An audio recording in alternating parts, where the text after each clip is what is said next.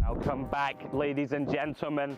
It is the Mediterranean Poker Party. I am Andrew Headley, joined on set here at the Merit Complex by Mr. Jay Harwood, making his debut in Cyprus. And we have more action for you today, the EAPT Grand Final Main Event Day 2. Before we jump into that, Jay, give us a reminder of what went down last night. Yeah, last night's final table, we had the 10K PLO FT. Everyone's favourite Scotsman, Ludo Geilich, taking that down for $149,000 on a stacked final table. Absolutely, Ludo crushed it. And today, as I already mentioned, we have that Grand Final Day 2 of the 2K. About to jump into that. Jay, can you give us a rundown of the prize pool? Yeah, it was $2 million guarantee on that. That has been smashed to $3 million, just north of $3 million in the prize pool. We got just over 1,500 players in the pool. Coming back to day 2 today in the booth. Looking forward to jumping into the action with yourself, Andrew. Brilliant stuff, guys. Well, with that, that's enough talk. Let's take it over and get into the action.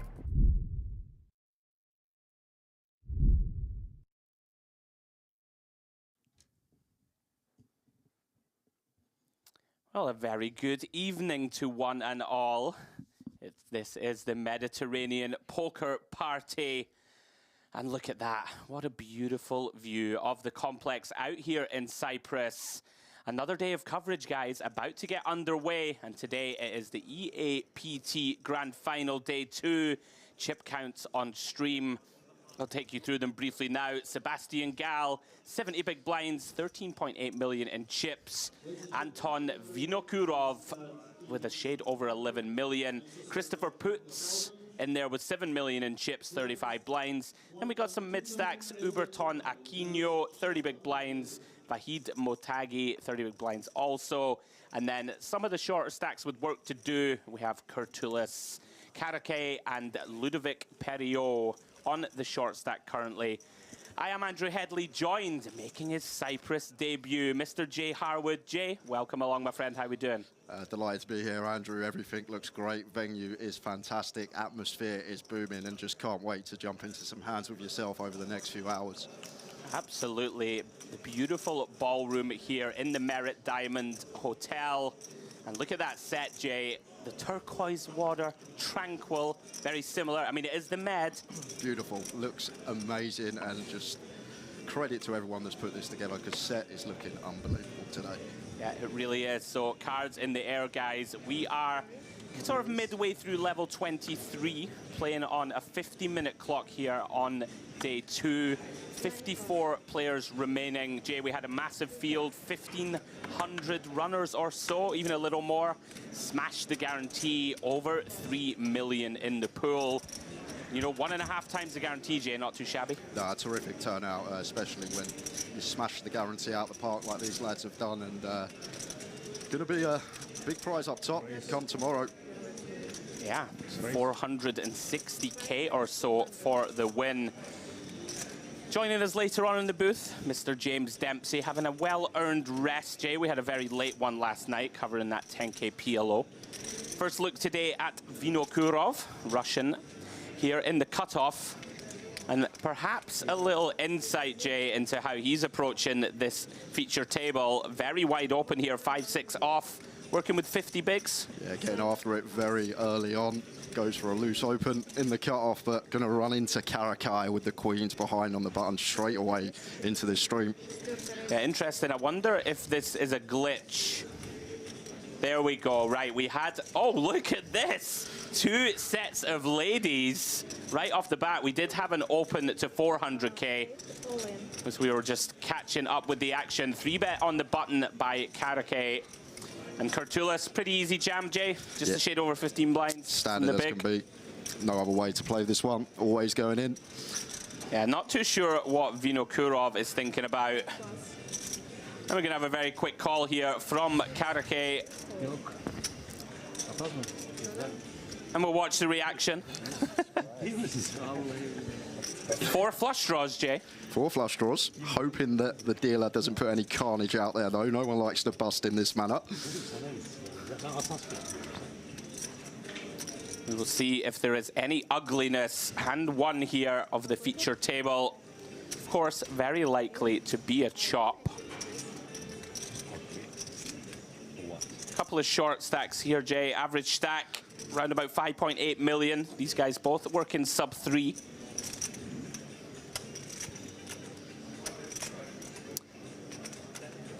Dealer just getting a countdown of the stacks, I believe. Hoping not to see any casualties for this one, but wouldn't mind seeing a sweat or two. Always nice to see 3 to a flush on the board. We want blood, right, in the booth. It's a first hand, Andrew. First hand.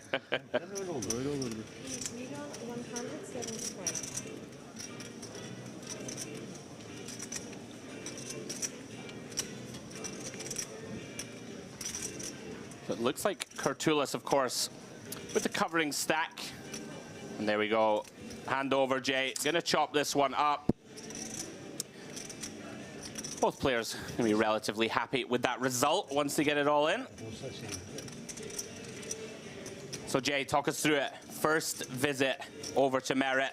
First impressions of the complex? Well, one thing I will say, the place on a whole is just fantastic. And I've been to a lot of places that I've heard good things about and got there and sort of was too overhyped for me. I got there and was a bit like meh, but this place, where it's situated, everything is just brilliant about the place. And you mentioned to myself before coming over, the food is unbelievable as well. The food, you cannot go wrong with the food here. See, it's a problem for me, Jay. I'm trying to go, I've been telling the viewers all week, I'm trying to go on a health kick. There's just desserts, right? Left, right, and center. There'll be no health kick here, I'll tell you that. There'll be no health kick going on this week. So they do chop this one up in the early going. One thing I'm looking forward to, Jay, we call it the Merit name roulette. Okay. Oh, there's some tough pronunciation going on in this part of the world. Do you want to have a go? I'll have a go. Go on then. There you go. There's the lineup. So in 1, we got Sebastian Peter goal, nice and easy. Christopher Putz in 2. Ludovic Georgios Perue in 4. Anton Vinokurov in 5. Kazim Ergin Karake in 6. Hubert and Christian Derquino in 7. Oh.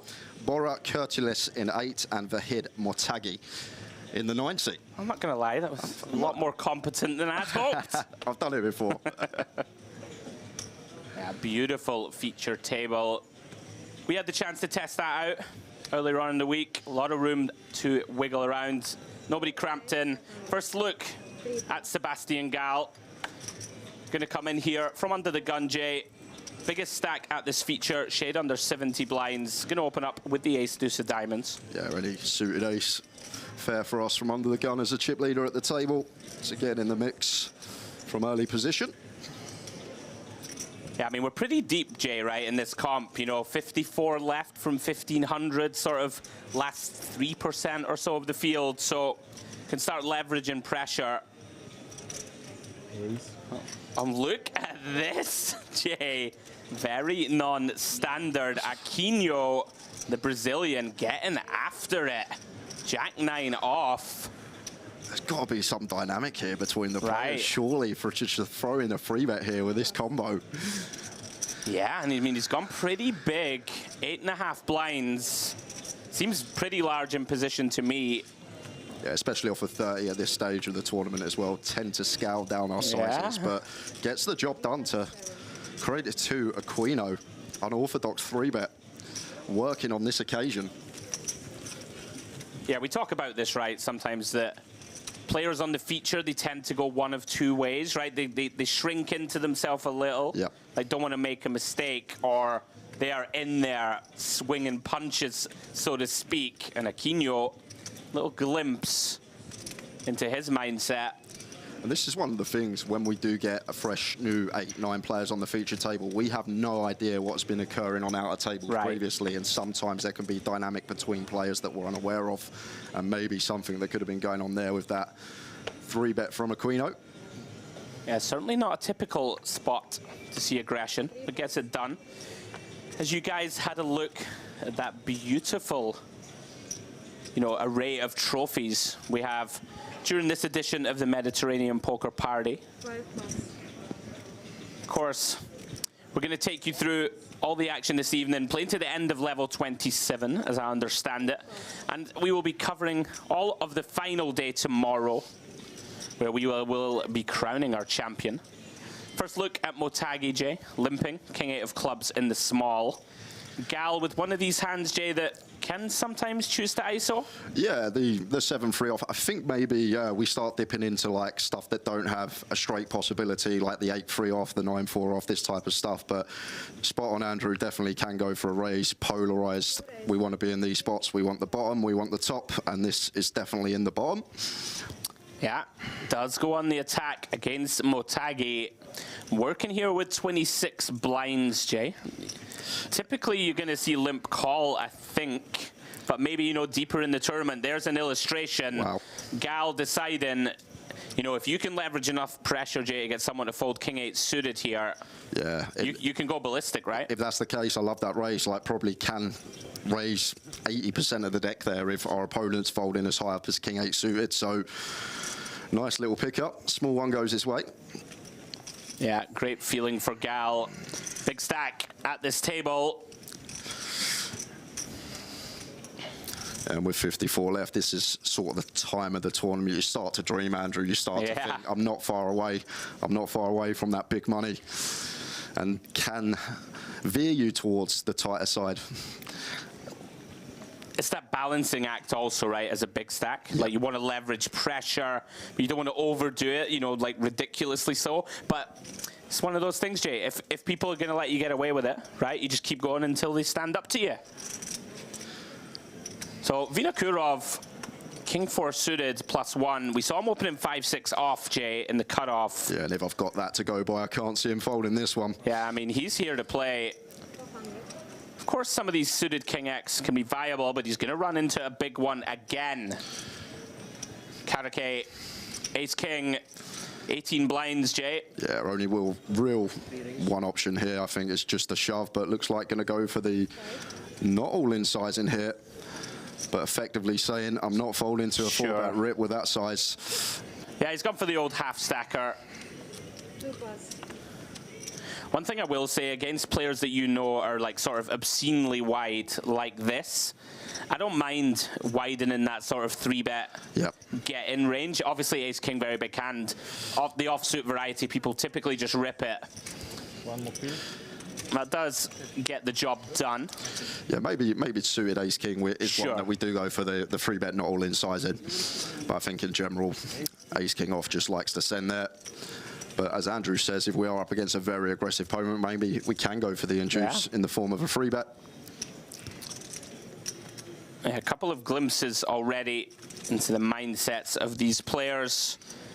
Aquino and Vinokurov, players to keep our eye on, seem to be getting right after it. For anyone just joining us, welcome along. EAPT Grand Final, Day 2. Myself, Andrew Headley, and Jay Harwood coming to you guys from the booth. And the wonderful Mr. James Dempsey will be joining us later on. He's got his feet up, Jay, at the moment. I know, he's probably listening right now. You reckon? He's probably watching. Who wouldn't be watching? I reckon we've sent him to sleep already. First time I've actually met James, some character. Really, really nice guy. And he's got some personality on him, I'll tell you that. If he's listening, he's the best guy in the world. If he's not listening, well, can take him or leave him. 2+. Only joking, Demps. Kurtulis in the hijack. Ace 10 off, Jay, in for the min raise. Puts now with the decision in the small. Yeah, it's a awkward one for Puts here. I think generally we do just like to flat this hand off a 30 just north of. But wouldn't be surprised to see aggressive action, but... Yeah, this is one of those... I wouldn't be shocked to see jam. It looks like he has, you know, with Perio behind, working with just 13. If you think that Kurtulis has enough raise folds, right, and you can get a hand like this that dominates us to fold, hand like a king-queen off, Jay, something like that. 8 fold. Oh, he flicks it in. Wow. Bravo to Kurtulis. Not having it, Jay. Wow, people typically lay that down. Has decided, I'm not folding, and what a situation to find himself in, Jay. Huge favourite here, crushing the Queen 10 of puts. Here we go. See if he can hold him off. 10, 3, 6. Ace 10 holding. Puts dead to one of the remaining 3 queens, Jay. Yeah, no runners for us here. Blank, 4 of clubs on the turn. Kurtulis now 1 card away from getting himself over 7 million. And he finds a blank, 3 of hearts on the river. Puts looks a little stunned. Yeah, one thing I will say, Kurtulis actually 17 bigs, although Puts' jam was just 32 big blinds. Kurtulis only had 17, and I actually missed the stack in the big. So if the big blind had effective of sub 20, then I actually really like jam with the Queen 10 suited, but thought he was effectively jamming for 33, but lovely double up for that man. Yeah, wasn't shocked to see it. One of the old modern theory, let's jam it in, did not count on his man Kurtulis. It was a very quick call, in fact. Ace 10 off. Bravo, sir. Sniffed it out. Gets an early double here on the feature table. Early blow for Puts.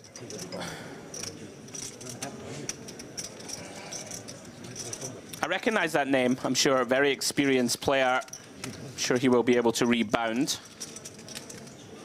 Yeah, it does look like from that shot, big blind was actually fairly short, so maybe the effective jam was for the opener stack. Yeah, he had 14 bigs in the big blind. It makes it so much more standard. Yeah, I thought it was effective 30 plus.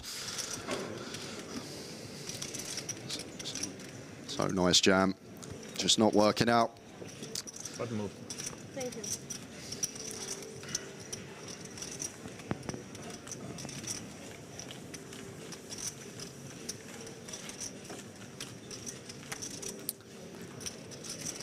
So Kurtulis there in shot, fresh off that big double. Gotta be a great feeling, Jay. You make that call, maybe kind of hoping you're flipping, occasionally dominate a suited ace type. Find himself in fantastic shape. As we approach the home straight, shall we say, of this tournament. Long way to go still, though. 53 still remain.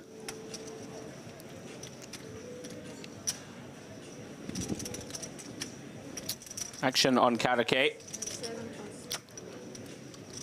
Back round to Kurtulis.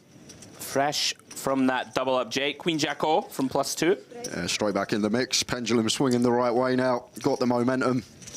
Going to open this one from EP.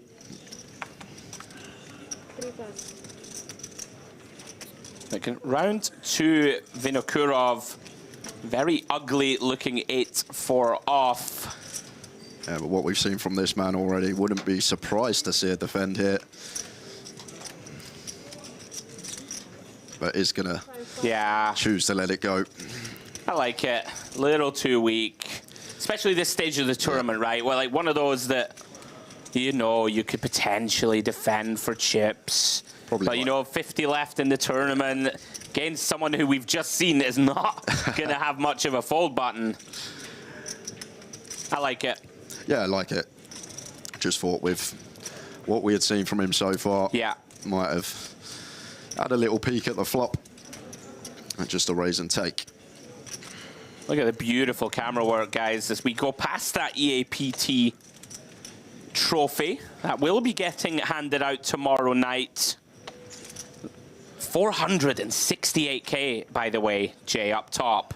Piles for a 2K. It's hard to find a tournament for 2K buy-in where you're going to have that top prize anywhere in the world. 7+,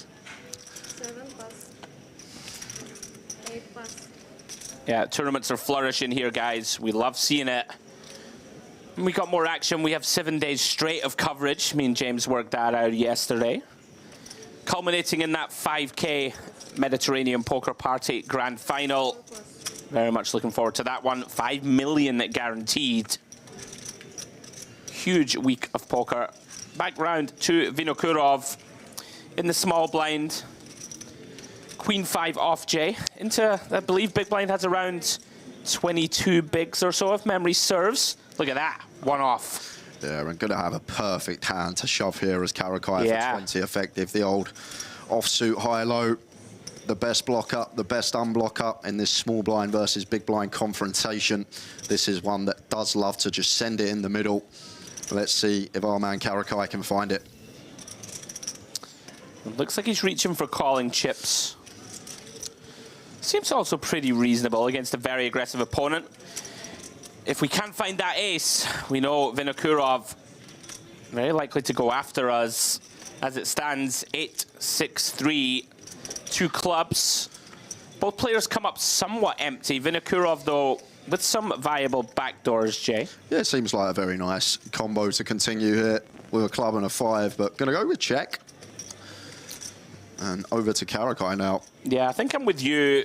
Can potentially dislodge, you know, some of the hands like this, some king highs. Yeah, like the Queen of Clubs and 5 of Diamonds, both really nice to have, blocking some continued range of our opponent, potential to turn some backdoor equity.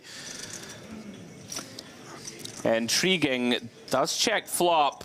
Turn is a deuce. Both players improve. Vinokurov now with a gut shot. Karakai pairing that deuce. Facing an opponent who's checked flop. Delayed c-bet turn. Round about 1/3. Yeah, Karakai not going anywhere just yet. Big river incoming. 2.3 million in the middle.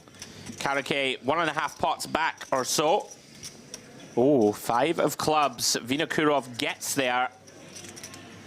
Does he know it, Jay, though? That's the big question. Probably gonna see a knuckle, just showdown R5, and I expect Karakai to do the same with the deuce. Very difficult to get called by worse here with the Queen 5 unless we specifically target a 3 or a 2, maybe some ace high non-believers, but be very surprised if this didn't go check, check. And Karakai about to get the bad news unless he does something funky. Yeah, it does go check, check. He's going to be very disheartened to see that river 5. Unfortunate for him. Turned down the option to put it in pre. Shake of the head. Nice pickup for Vinokurov. I heard a big sigh there at the table. Likely our man in the big blind.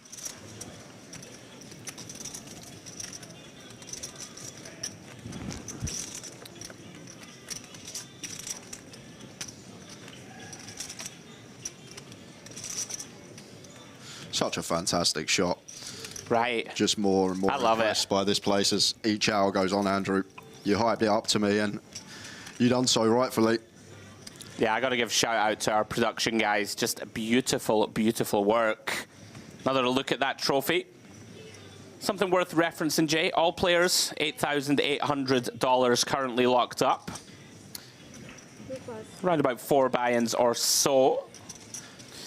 And here comes Puts in the hijack. Finds a real hand. Pocket jacks, 16 big blinds deep. Comes in for a raise to 400,000. Yeah, like it. Just going for open here. Such a strong hold in. Want someone to continue with worse. Want the big blind to defend light. 16, slightly too many to just be playing open jam. 5+.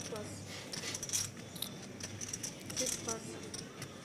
Yeah, round 2, that big blind, and Aquino finds a very playable 7-8 of diamonds. Yeah, great example as well as why we open the jacks here and we don't jam. Keep hands like this in with 2 undercards and slim equity even pre-flop. So expect to just see the defend from Aquino. 7+. And he does just that, Jay, defending as he should for the min raise. Coming up effectively empty. King, Queen 5, heart, heart, diamond. Does, of course, have some backdoors working, Jay, but at this sort of depth, it's going to be pretty difficult to continue. See how Puts proceeds here with the underpair to those 2 picture cards. Yeah, it looks like he's just going to bet range here. King, Queen, high as the opener. One we are going to have lots of bets on, and big fan of the sizing as well. Just shy of 20%er. Yeah, the old 1 big blind. Let's fold out 2 random cards. Look at Aquino. My goodness. We got 3 to a flush, 3 to a straight, Andrew. We're getting a nice price. Do. And look at this. Ace of diamonds rolls off on the turn. Compelling hand underway. Now the question, Jay, does Puts feel that he needs to turn this hand into a bluff? Would make some sense, right? Yeah, I guess we do block the Jack 10. We have potential to rep Heart and Diamond Rivers as well. One thing I will say, I'm not sure like this ace is ever really going to connect with Aquino though. There will be a fair amount of shoving from some ace X 16 effective pre. It doesn't like makes us more happy to bluff, right? I guess. Like target yeah. queen and a weak king maybe that didn't get it in. Yeah, part of the problem with this float, Jay, now what do? Facing a short stack who is double barreling.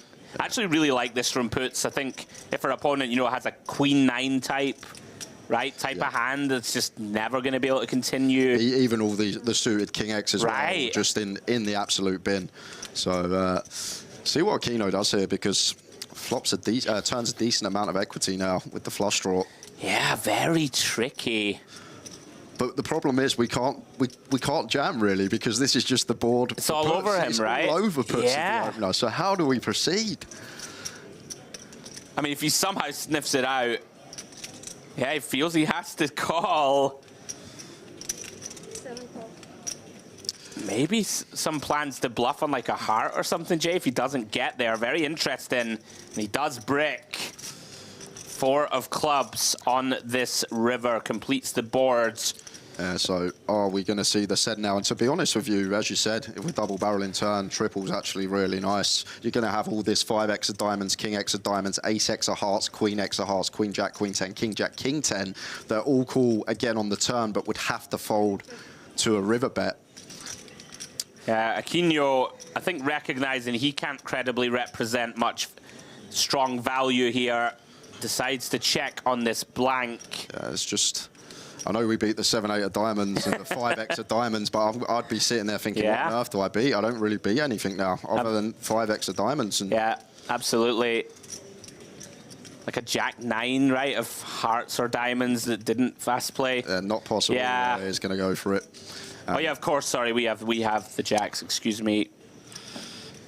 Yeah, really love this from Puts. We can see he's bluffing with the best hand, but in the long term, you know, even if our opponent has like ace 7 of hearts, Jay, right? It's pretty grim. You hate it. You absolutely hate it. Yeah. On 7 suited. Very well played from Puts.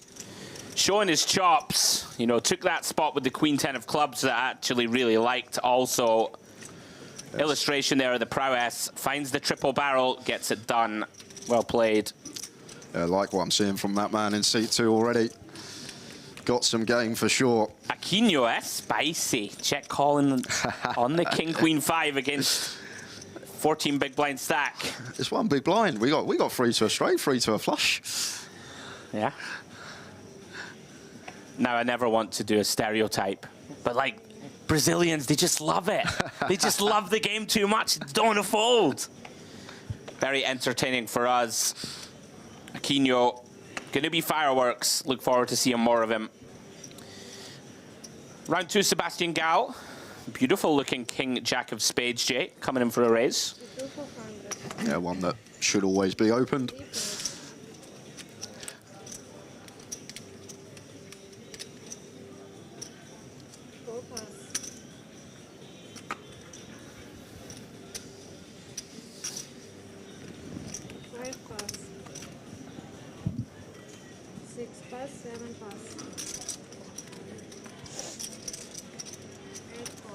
How much do you play? Like 6.5? 5. Thank you. 6 enough. 5. Round 2, Curtulus. Does defend. 6-3 of clubs. Versus min raise. Comes up completely empty. Gal now king high with that Broadway gut shot draw. Yeah, it seems like clear continue. Yeah. Our board is the open up. And 6 high, can't do anything from Curtulus into the muck.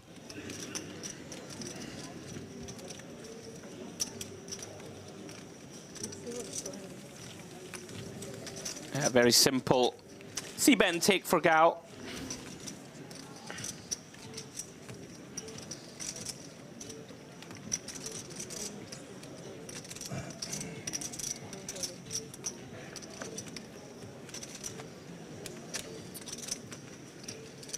Nonetheless, nice start for this feature for Kurtulis. And that big double up. Firmly in the hunt. So guys, we are down to 50. 50 runners remain. A few more bust outs on those outer tables. Now, Jay, I know you're like incredibly experienced, like commentator and broadcaster yourself. You know, when you get down to this business end of the tournament, do you find that people, you know, their demeanor and how they behave at the table, people get a lot quieter when the big money's coming, or like very business-like table this, right? And there's no real chat going on. I guess it depends on the characters you've got on the table, really. Maybe this 9 are just happy to sit there and get the job done, but you will come across some tables that are more lively. I guess it just depends on the players that we've got. Yeah. I don't tend to see it. Never really something that stood out to me. As we see, Vinokurov has a real hand this time. Pocket Jacks been moved from puts to him. Makes it 400k. Round to Matagi. 24 blinds. King 9 decides, got to defend this one. Makes the call. Check blind. The old dark check. And wow, Jack in the window. Followed by a 5 and a 3. Rainbow board. We're going to see bet a lot, Jay, right? But is this one that we can check behind? Like, so hard to get action from the big blind? Maybe we do just go for very small here versus the big. If we're up against like maybe button or small blind, then maybe more heavy check, but the big will have some more of this 3x, 5x, 6-4 stuff that we can get a street from. So I really like this from Vinokurov going for 1 BB. And yeah, but he's got top set, Jay. I know he's got top set, but you can see Matagi's cards. He's only got King Eye, but look at it from an overall spectrum. I know. And the other thing I just as well, want the fun stuff, right? I agree. I want the check and 10 turn. Okay. And Motagi to just go ballistic. And it's very difficult when we're at that SPR to get all the chips in by the river with a check back. So I guess it's better to just maybe build the pot by 2 BBs, the bet and the call. Reduce that SPR, easier to get all the money in by the river.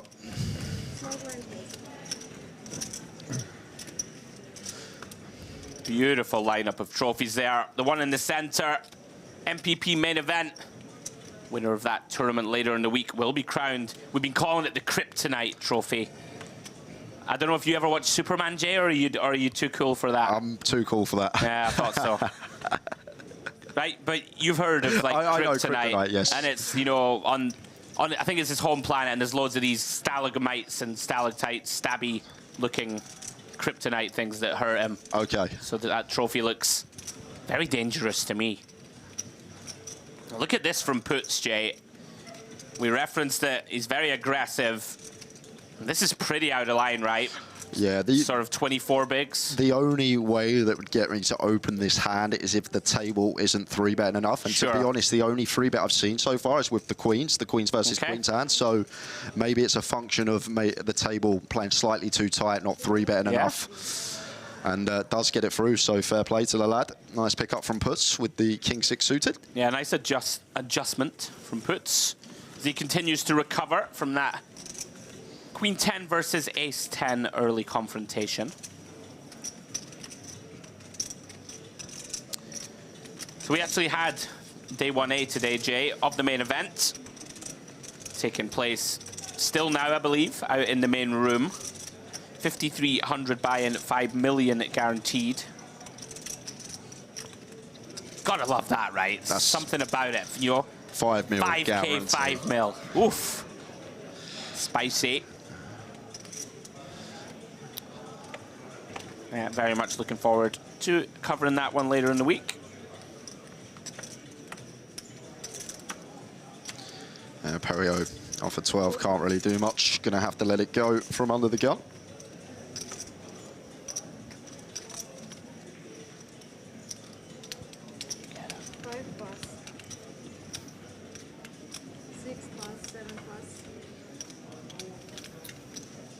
A very warm welcome to everybody railing along on YouTube.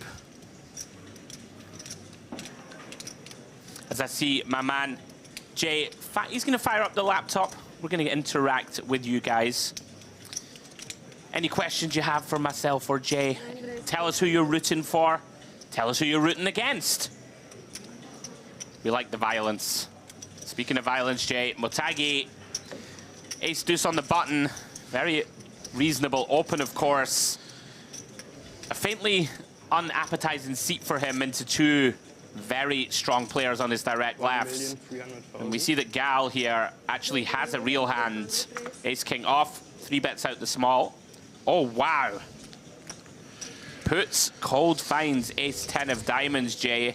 Yeah. Potential trouble. Yeah, big potential trouble here. It depends on how he perceives Gal. If he thinks Gal is a good, competent player and will find correct 3 bets in the small, could definitely get behind a 4-bet send here.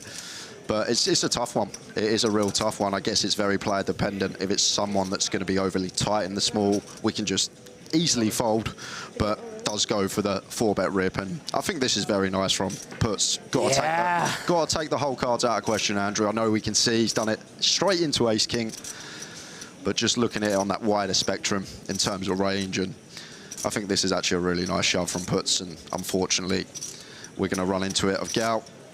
And it's a respectful jam to Gal as well, basically saying, I think you're good enough to 3-bet correct range, so I'm going to send this one in. And the ace-10 suited, one that does fare well equity-wise. Yeah, Puts, of course, a little disheartening to see your 4-bet jam get snapped. But he still has, if we look at the percentages, 39% to win this one. I believe taking into account folded cards. So he is a long way from dead. Here we go. And wow, spikes it. 10-5-6. What a flop for Puts. All of a sudden, big favorite here, Jay, to find that double up. Yeah, just fading the 3 kings. No change through the 4 of hearts turn. Gal now. 3 outs, 3 kings, 1 time. Oh, it is paint, but it is the jack of clubs. And sort of doubly painful, I believe, for Gal, Jay, in that Puts is very accomplished and aggressive, and he's on our direct left. Yeah, it's not makes good this to even see. worse.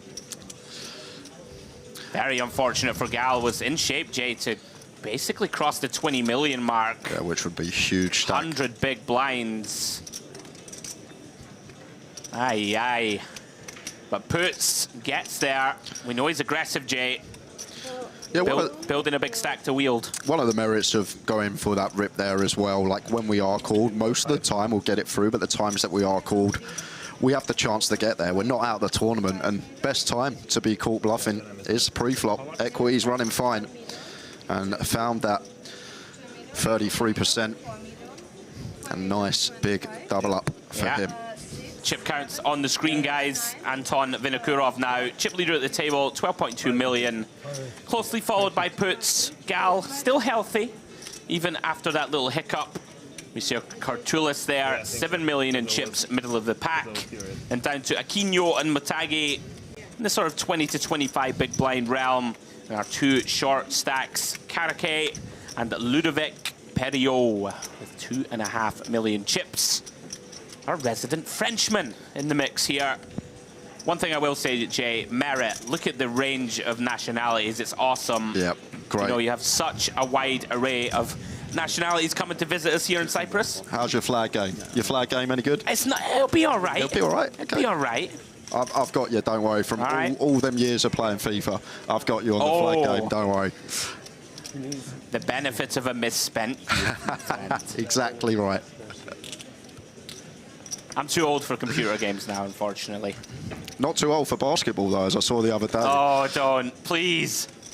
Although, I may have redeemed myself today. You may have. No spoilers, no spoilers. We did have another leg of the commentators' Merit Olympics today. No spoilers. I made my debut. It was about as good as Jonathan Woodgate's debut for Real Madrid. Oh. If you ever remember that. Oh, my goodness. Very niche comment.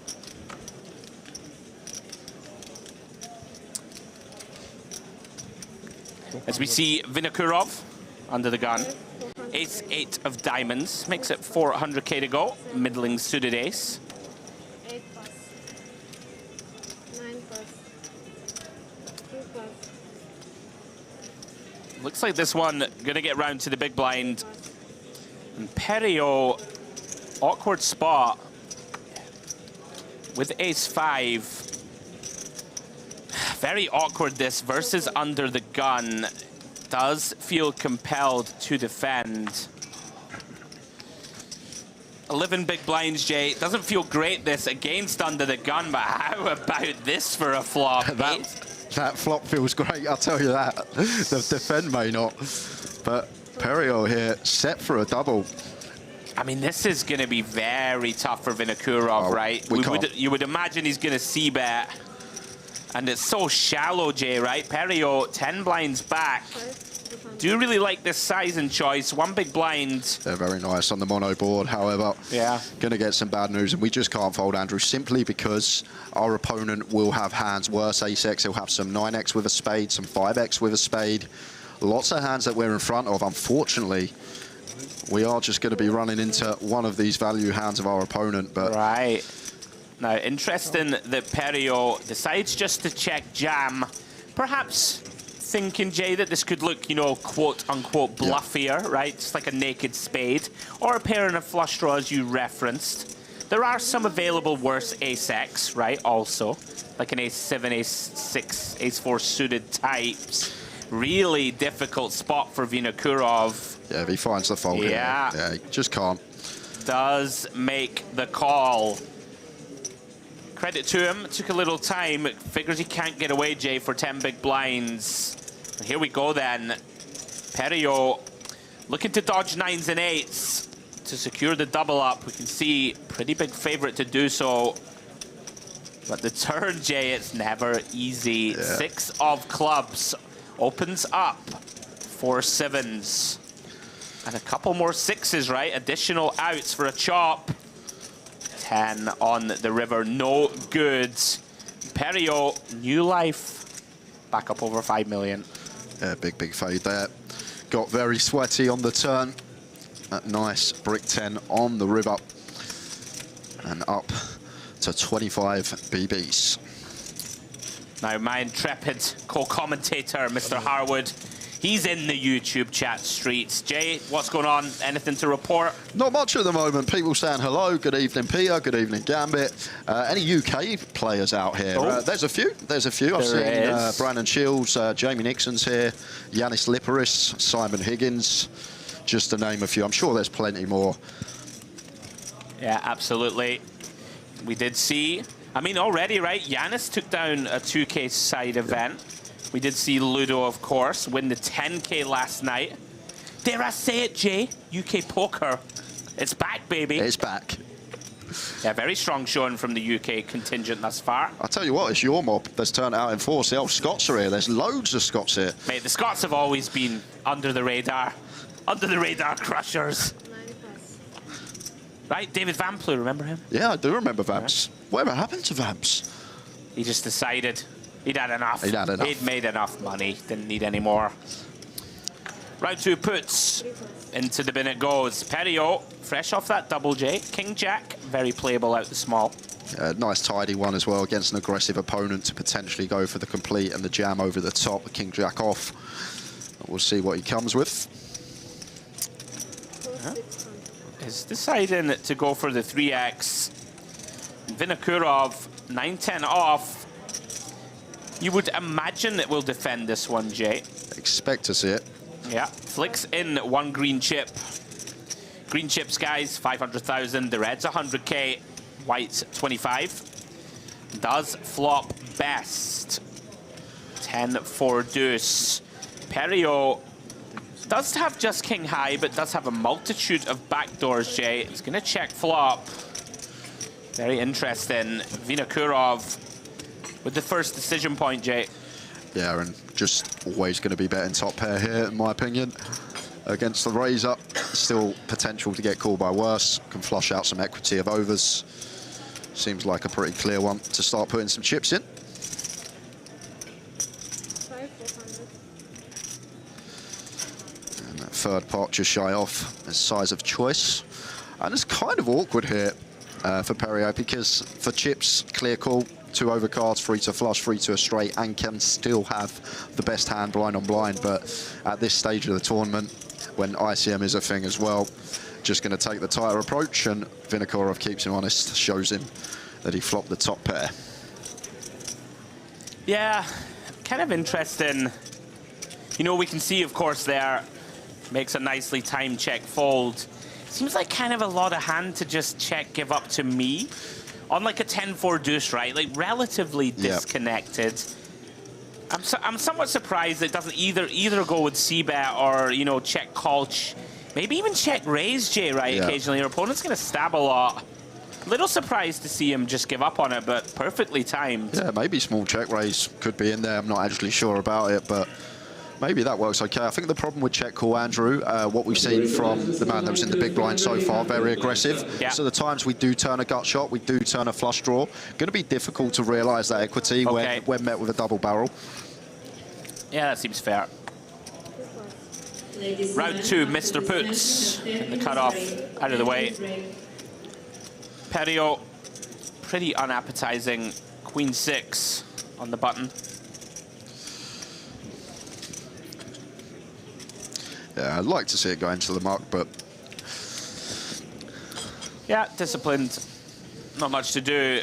Unfortunately for him, Vinokurov. Now, this is interesting. We've seen these two clash already. Last time, Vinokurov had the Queen 5 off when he opened the pot. This time, he has the goods. And this time, mixing in limp, Jay, going for the trap. Yeah, love it. Really good here from Vinokurov. Reason being, Karakai going to shove a lot of hands over off of 14 bigs once completed 2. And a lot of his check range has 2 undercards to our hand. Right. So therefore, we're not actually too fussed about going post-flop because the times... Oh, wow. Oh, wow. The times it comes ace high, there's not really any ace-X out there, but look at the flop. Goodness me. If Karakai could have drawn a flop onto the fell, it would have been very similar to this. And Vinokurov with the overpair. I mean, this looks like a stone cooler to me, Jay. In there for one big blind. Karakai loves his hand. Counting out raising chips. And here we go. Looks like 550.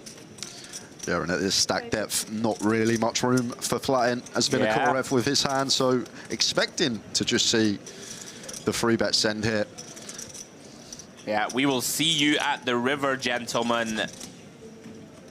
Vinokurov going to be pretty happy with this development in general. Just hoping now, though, when he gets snapped, not to have run into 2 pair. As it stands, runs into top pair with diamonds. Karakai, infinite outs, Jay. Infinite. Although, once again, we do have the benefit here at Merit of seeing cards that have been folded, and a lot of his outs are dead. That helps him. Picks up more. Adding 6s to those available outs. Can he find it? Oh. No, it doesn't do so. 9 of clubs, river. Very disappointing indeed to flop top pair with a flush draw and be out the door. Yeah, credit to Vinokurov for finding that complete pre rather than going for the jam. Would have lost his customer. But takes all of his chips and adds to his stack. Yeah, sometimes, Jay, nothing to be done. We do lose. Kazim Karakai. GG, sir. Very nice run. Out in 46th place. And we are down to 45 players here in this EAPT Grand Final. Vinokurov consolidates his position, top of the chip counts. 13.6 million, just a shade over 50 blinds. Christopher Putz and Sebastian Gall, the 2 Germans, in 2nd and 3rd in chips. Kurtulis and Aquino on the kind of mid-stacks. Perio and Motagi with work to do. Had you say about the Brazilian always being pretty aggressive, liking to get involved, what do you think about the German flag? When I always see the German flag, I'm like, this guy's good. He's always good. I don't know why, but the Germans are so good at poker. The old country assumptions, eh? It's like when you get jammed on and you're playing online. Quick country check. Brazilian. Oh, I will call. Scottish. Oh, fold, for sure. He's got it. Scots have got it. Yeah, pretty unlucky for Karake. What are you going to do, Jay? Sometimes the money's just going in. Exactly. Thing about this game, sometimes you're just destined to bust. Speaking of our resident Germans, puts King Jack in the hijack. More than enough artillery. Makes it 500k to go. Yeah, blinds up now, 250k big. Yeah, going to start putting pressure on these short stacks.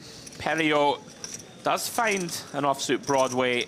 Yeah, gonna be a fold. Maybe once in a while we could make this like 4 BBs at a very small frequency, but I think that's the way we proceed. Just letting it go. Yeah, interesting decision now for Vinokurov. Do have position. 5-6 of diamonds. Although we are facing a very capable player. Yeah, don't hate this. Deciding, you know, so often here, get to play a pot in position. Somewhat problematic to have Aquino behind with a rejam stack. Whoa. Now this, oh, he's in the big, excuse me. I thought he was small blind. Even still, this feels pretty wide to me, Jay. Yeah, I think a 3-way one that could definitely just hit the mark. I think it's a big misconception made in the big. We'll jump back to that in a minute.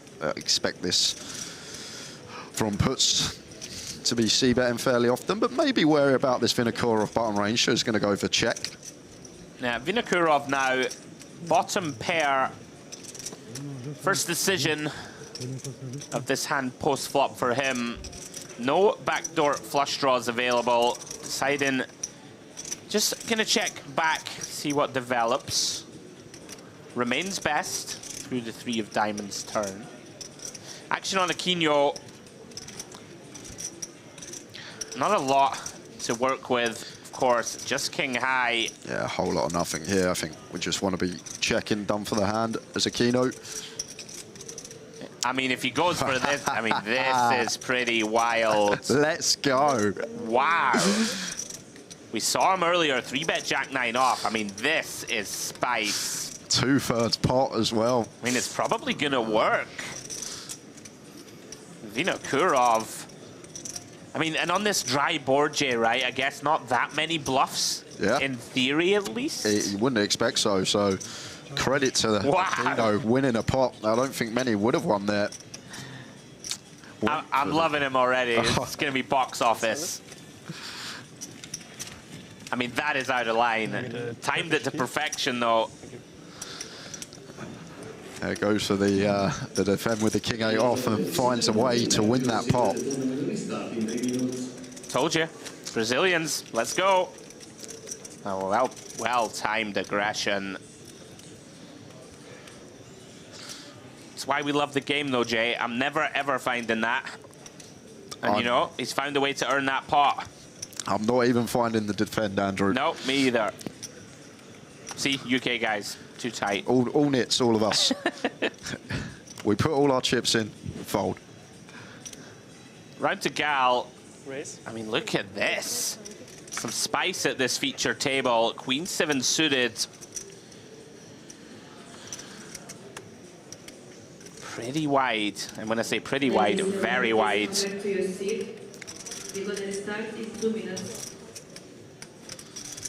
But once again, Andrew, maybe just aware of the situation. Absolutely no free betting going on this table other than the one we saw, which was a premium hand. So if Gal doesn't expect to get played back at, getting out of line from early position. All right, Aquino, you've had your fun. if he continues here, I'm leaving, I think. Now, Kurtulis, he decides King 7, good enough to continue. Very rare you have your opponent dominated with this holding, but he does. How many 100 cages? And we do see a 7 Sorry. Yeah, no worries. on the Jack-8-7 rainbow board. 5. Yeah, perfect. Thanks. Love that from Kurtulis. How many chips you got? I don't know, 5? You got 6.4, mate. Checks it over. Very tricky spot now, post-flop for Gal. Jay, bottom pair. Let's have some backdoors. Find these boards difficult to navigate, EP versus big blind. Whether to check, whether to bet, difficult to know, but it's going to go for the small continue. quickly called from Curtulis. Does indeed have the best of it. Now, Gal improves to a queen-high flush draw. Yeah, but it does seem like one, Andrew, that we're probably not going to turn into a bluff here. Horrific if we get jammed on if we bet. So seems like a nice one to check behind, still beating some worse 7x, some 9x, 10x. We can still occasionally win, right? And you've called it. Does check back. Board completing 6 of spades. And I think both just happy to showdown now. Both high enough up showdown. Beating enough hands. Check, check. Yeah, Gal hoping to see a hand like a 7-9, 7-10. Something like this, an ace-10, ace-9. Unfortunately for him, he is pipped. Curtulis, great start for him at this feature. And we got the legend that is the poker tourist in the chat. Oh, Mr. Azif Juarez. Hello, mate. How are we doing at CFO? You know what? Poker tourist, you know, like people have nicknames and stuff. His really is applicable, right? Yeah. Sifo, he's everywhere. He's everywhere. He's everywhere. There's photos of him in Madrid, in Barcelona, in Paris, down the local in Bolton or wherever it is. The funniest thing is when you speak to him, you go, how'd you get on out there? He goes, oh, I didn't play anything. I was just out there to see everyone. He never plays anything. Welcome along, buddy. And for everyone else just joining us, hope you're having a good evening. Hope you're enjoying the coverage. EAPT Grand Final, Day 2. Well, before I schmooze you any further, under the gun open from Gal once more. Queen 9 of clubs, and Perio finds the butchers. Just shy of 18 big blinds here. And 2 options available. Free bet, not all in sizing, or just go in for the lot here. I think one that we could potentially just make this like 1.2. Yeah, we'll see what he lands on, Jay. It's made a 1.7. Feature of what we've seen so far, people not really employing these like very small sort of in fashion 3 bets off the shallow stack. All it is, Andrew, all it comes down to is we want to choose a size that if our opponent jams on us, we're not getting that 2-to-1 price, effectively pricing ourselves in. And we want to do this both with our bluffs and our value, so that where our opponent does have the potential to shove an ace-5 suited, to shove a king-queen, and we can snap it off. But once we go this size, our opponent just becomes aware we're not folding whatever we free bet, so can't play back at us light. But does the trick, does get it through. I'm with you. And it's something to keep your eye on the rail. You know, some of these sub-20 big blind sort of confrontations, you want to give, you know, throw your opponent a little rope. And like Gal, right? Aggressive guy, if you give him a price with Queen 9 of clubs, probably comes along. Yeah, agree. Right? Either might call, might do something crazy.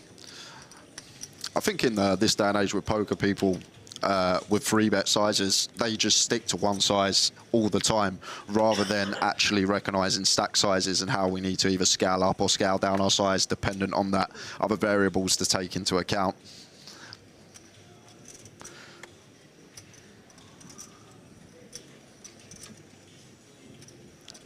As it stands, Perio takes that one down.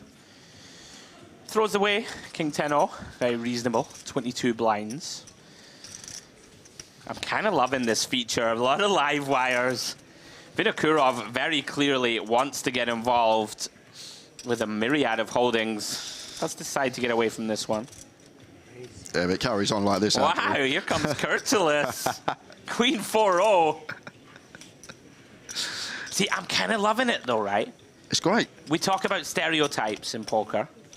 If you'll permit me to throw one out there. Oh, older gentleman. It's going to be tight. Right, so Curtulis, I mean, I'd imagine his opponents probably don't give him Queen 4-0 on the button. He's like, whatever, boys, come on. Great start for him. Effectively trebled since arriving at this feature.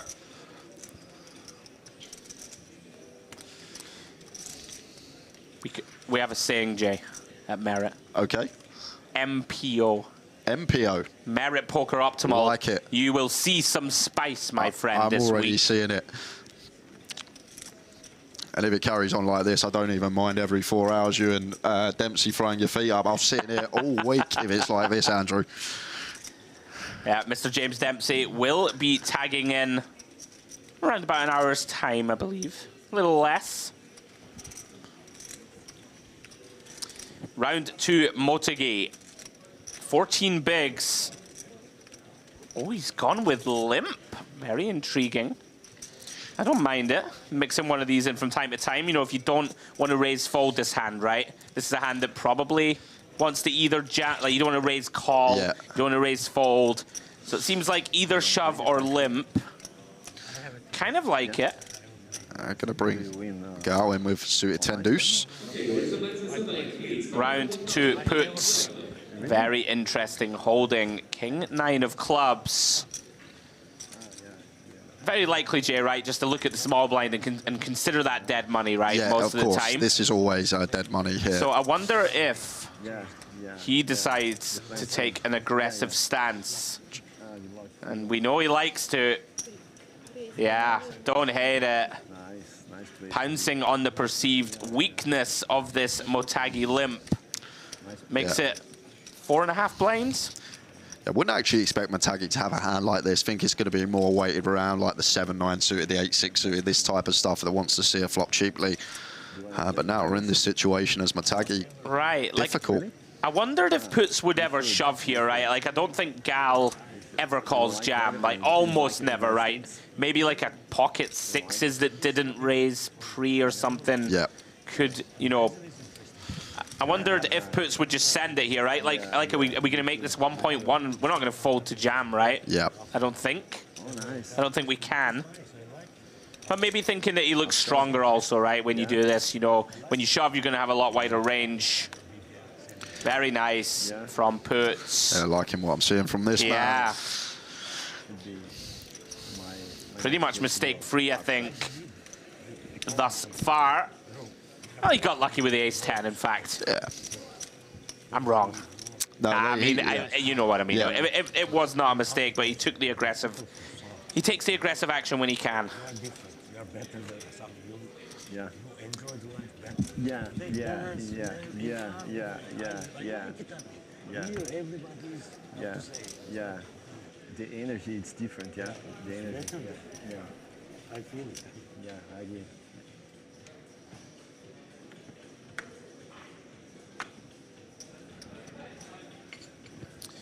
Cards back in the air. Round to Motegi. Now he's going to limp again, so employing this limping strategy off the shallow stack. Yeah, and off 2 hands that both could have plausibly gone for jam, the ace-4 suited and the queen-jack off from late position. Now, of course, worth us discussing, Jay, that before these guys came to the feature, very possible that these guys played, you know, a bunch of hands together already.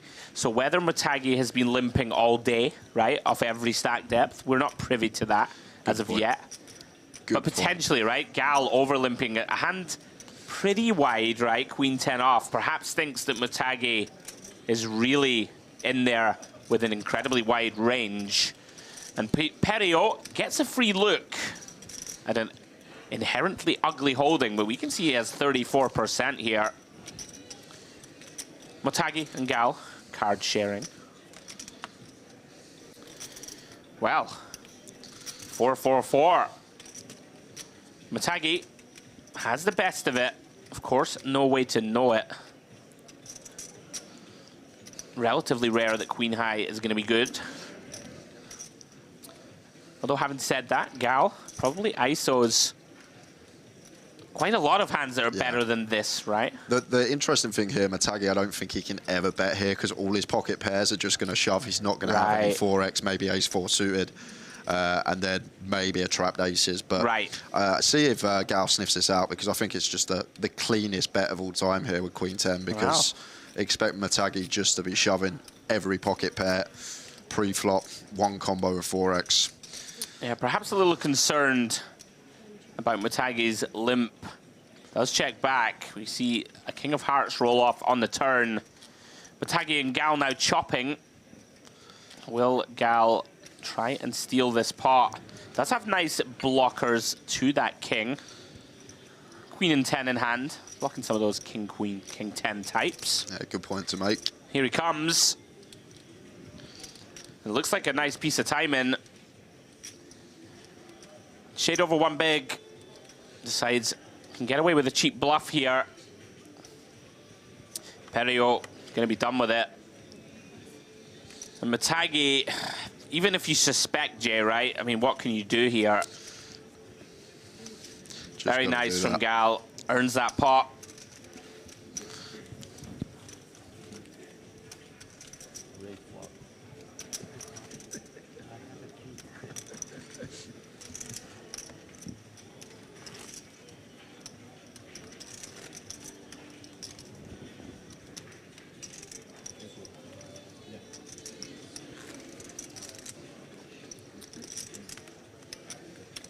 We've got some very stylish dealers here, right? Yeah. Have you noticed? Everybody all pristine. Well put together. Not just stylish, but top notch as well. They Very really good are. dealers. They really are very good.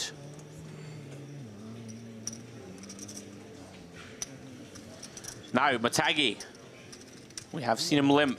Back-to-back hands, and look at this. Well, I take that back, saying that all pairs would shove from late position. Like, theoretically, yes, but Matagi's got other ideas. That kind of feels to me like a dangerous strategy in terms of eventually your opponents, I mean, they may already have clicked, right? We're seeing over limps from Gal. You know, he doesn't seem at all concerned that he's being trapped, just deciding, well, if I get to play hands in position against you, I'm going to do it. And now puts with the decision point, we know he's aggressive. I feel like he's going to go after it again here, Andrew. Same reasoning, like Gal. If Gal's got a strong hand here, he's never limping. So he's just going to make it like 3 BB. So Gal's effectively dead money. We've already seen that Matagi has a tendency to do a lot of limp folding. So taking another lovely spot here puts and expecting it to work yet again. Yeah. And this is what very good players do. They sort of miss all these confrontations, the big pots. They're just winning small pots from time to time. Nice little pickups, building that stack. Yeah, very impressed with puts thus far. Now Matagi, does he ever say, I've had enough? You wouldn't rule it out. Action back on him. No, out of the way. And Gal now, in this kind of grim spot, Jay, where we haven't really defined Puts' range of hands that are going to do this, right, when we overlimp. Like, we do have a very playable holding.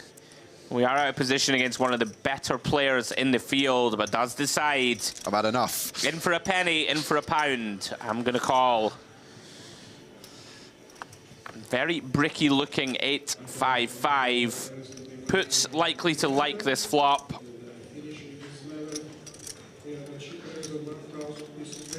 You know, you already referenced it. If Gal had, you know, 9s, 10s, jacks, queens through aces, they're all going to raise pre. Faintly unlikely to ever have a 5. 8, 9 suited, really. Like, it's really tough for him to have any of this. Agree, Andrew. Just seems like a nice one to put some chips in, flush out some equity. Hands like Jack 10, King Queen, Queen Jack, still going to have 30%. So nice to get those out of there. Wow, he's gone pretty big. Maybe looking to just maximize. Maybe this is just equity. Leveraging the range that you just mentioned, Andrew, when it's very difficult for Gal to have anything here the way that the pre-flop action has gone down. And maybe just leveraging that with a larger size. And yeah, I mean, Gal here in no man's land. Even if you suspect, wow, he's not, is he? He's not, is he? Glance at the chips. Yeah. Really can't do much. That would have been wild. Well, Puts, loving how he's approaching this feature. Puts the pressure on. Oh, beautiful. I mean, there's so many puns available. There's so many. Hey, licking your lips, absolutely brilliant. Puts him in the bin. Puts it in. Puts on a show.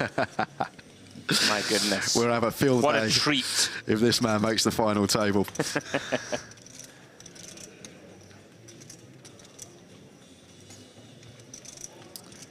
Yeah, very good spell at the table for Puts.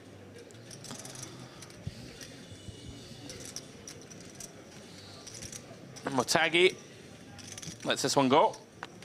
And Gal, in one of these spots, Jay, right, where essentially lost ace-king versus ace-10 for 20 million, and not to say the wheels are coming off, but he is opening very wide still, right, off the sort of shallow stack. And look at this, his nemesis. This is one of the worst things at the poker I mean, this table. is max tilt, right? You absolutely hate it. When you're sat there and the same guy constantly 3-bet shoot, time and time again. But we can see, actually with the goods this time, puts nice size of choice, 3x on the nose at this stack depth. But this is just infuriating, isn't it, Andrew? Yeah, like I said, like didn't want to say the wheels are coming off, but Gal, he hasn't downshifted. You know, maybe sometimes, Jay, right, your stack's dwindling, you've got a very tough opponent on your left. We saw him open Queen 7 of Hearts, lose that one. You know, now we're opening the Queen 8 suited. Yeah. Of course, it's not an unreasonable open, I guess. You know, I'm probably nitpicking a little. Yeah, I think it's fine from the hijack. Just think it's annoying that the same guy goes after us yet again.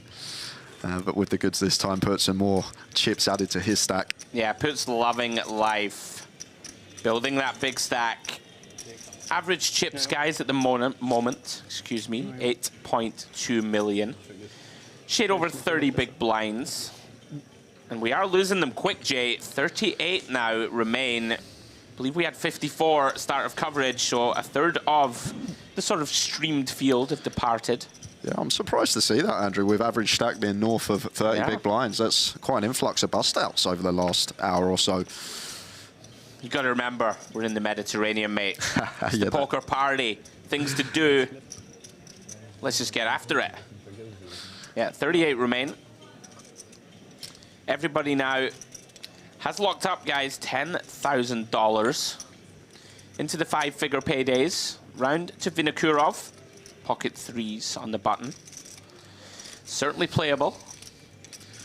Yeah, always going to be in the mix. Expect to see open if there is a situation of the two stacks in the blinds being sub 20. Could even be one that we go with jam with.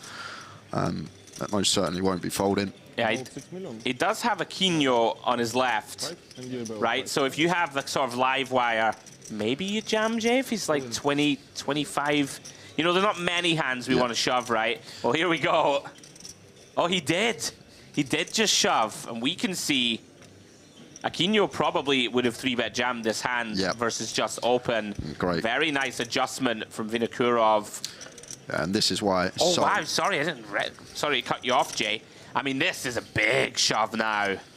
33 effective. They're going to be working, though. Yeah.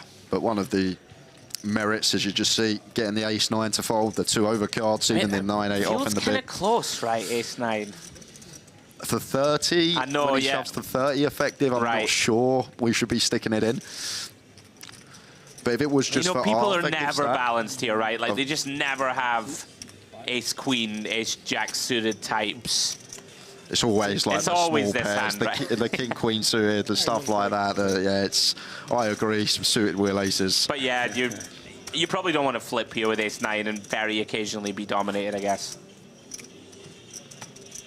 I like that adjustment, though, from Vinokurov, thinking Aquino is going to stick it in my eye a lot. I'm just going to put it in and make him find it. I think another merit is at this stage of the tournament, people don't tend to call off correctly. They tend to go a few pips tighter. That's fair. So maybe making it even more viable in that situation. Such a sweat for these guys. 37 remaining from a field of 1565. They are deep. They really are. Round to Perio. Queen 8 off into the muck. You would imagine Vinokurov to follow suit. I feel like he just wants to be in every pot. I like, you know, we talk about table presence. Here we go. I do like how he's looking around, surveying the stacks every time, right? Sometimes players sort of autopilot. Aquino, jack 8 off. Yeah, Vinokurov, I mean, this is so wide again. Oh, Aquino. We know you love the game. Oh, he loves the game, word, all right. Really? And this is just seeing Vinokurov. This guy, I'm loving him. I'm loving them both. Oh my goodness. 3-bets, Jack 8 off. We got the Germans battling in 2 and 3. We got the Russian and the Brazilian going at it against each other. I am loving this. I mean, it's kind of like old school street poker, Jay, in a way, right? Like, you're in a cutoff. I know you're at it. I don't care what my hand is. I'm going for you. Taking it back to like 2012. Yeah. I'm here for it. And surely this is going to be working. One thing I will say, love the size from Aquino that he's chose here. Right. Just going for the 2.5x, not the full 3x off of this stack depth. And gets it done. I mean, this is like 3 pots we've seen Aquino play. And he basically had no right to win any of the 3. And he's won all 3 of them. Yeah. Keep your eye on this man. This is the thing about the Brazilians sometimes, Andrew. So unpredictable, so hard to put them on a range. Like, when you're in a pot, 3-bet coup, you're not even going to think about the Jack 8 off being in there. Nah. I'm loving it. Give that man a stack. Let us enjoy him for a little longer. I guess it's the playing style, right, that is genius and insanity, right? It's like always, they're very close together. I mean, so far his timing has been perfect. At some point, he's going to run into resistance. He's on the genius side of the line at the moment. He is at the moment. I mean, you know, 3 for 3. Credit to him. Perio finds the ladies. +1. 20 blinds, Jay, to start. It should just see open. Way too many to be shoving it in. Yeah, that's coming for shade over min. Vinokurov now. Yeah, recognizes my opponent has 20 blinds. And look at that, Aquino. Tell you something, his timing. Perfect so far. I mean, I would fold this hand anyway, right? But, you know, there's obviously method to the madness is what I'm getting at. It's not just saying I'm going to play every hand I can. Thank you. Gal, things have gone against him thus far. Feels as if he has to defend. Once again, up against a much better holding than his. Does have that overcard, and there it is, Jay. Ace, 8, deuce. Outflops the ladies of Perio. Checks it over. Let's see if Perio's going to go for the range bet here. Ace high, it should be small size if he elects to. Does come with 400k. And just shy of 30% and clear check call for Gal. Not going to do any raising. Obviously never folding. Does commit those chips. Perio going to be fairly unhappy with that. Of course, though, can still beat some ATEX, some sort of wheel-type draws. Not going to be too many of those. Some suited deuce X, some sort of pocket pairs that decide to take a turn. Yeah, and for those reasons, does make for a viable check now, but not having it. Wow. Looks like he's going to go for the second bet after glancing at his chips. I think it's a hand a lot of people are going to check back. Does check. Did consider it, Jay. Perhaps thinking I can charge an 8 again. Probably won't get raised, right? Set my own price. Thing about these spots are, got to start running through your head. What are the bluffs of Gal? Exactly. Because you would imagine he's going to seek value here, facing turn check. Yeah, I think we have to as Gal, because at that stack there for Perio, just expect him to continue barreling all better ace X. Yeah, really like this choice. Just south of quarter. Looking to get heroed, Jay, right, by all of the pocket pairs. A hand like an 8-9 suited, Perio probably not got many of them from +1. You know, induce some crying calls. Yeah, I think that's what it is. Getting such an attractive price, Perio, but it's so difficult for our opponent to have a bluff here, Andrew, just simply because Gal would probably check all his 8x, the 4-5, the 4-3, this stuff. It in. Gets called. Yeah, I think you occasionally see some like one big blind bets from an 8, something like that. You know, like tiny. Maybe not quarter, maybe it does go for the 1BB, but difficult to find some bluffs there. It is. Have to be like the 4-5, turning the 5 into a bluff, maybe the deuce 3 suited, which probably isn't even going to defend it the big, so. Some kind of king 3, king 4 that decided it's going to call bluff later. It's just when you have that price, Andrew, it's just so difficult not to throw a chip in and see what your opponent's working with. Yeah, and Gal stops the bleeding. And good for him. He's had a rough ride of it so far on this feature. Still right in the hunt though, roundabout average stack. Vinokurov, 3-4 off.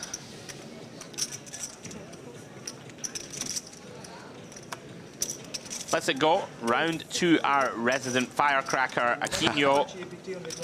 And here we go, 650. Deciding to go for the old 2.5x. Because we need some lottery for this year. An interesting spot for Kurtulis. Just trying to listen in there. Couldn't hear what the floorman was saying. He's obviously given some information. Maybe we're on break in 15 minutes, so maybe just letting the players know. Are we getting a new feature, or do we? Yeah, we will. We will. Maybe just making them aware that we'll be switching back to the action. Yeah, Kurtulis got out of the way with the ace-10. Fair enough. Close one from the cutoff against an aggressive opponent.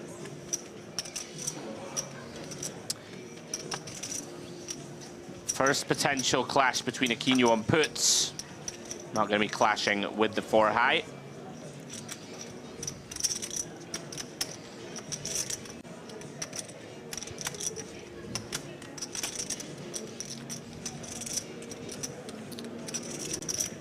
Been a very entertaining first frame for us.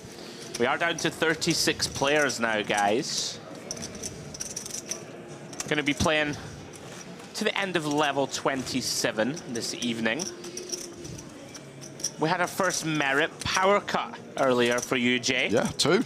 2. It's 2 blackouts. Does happen often in this part of the world.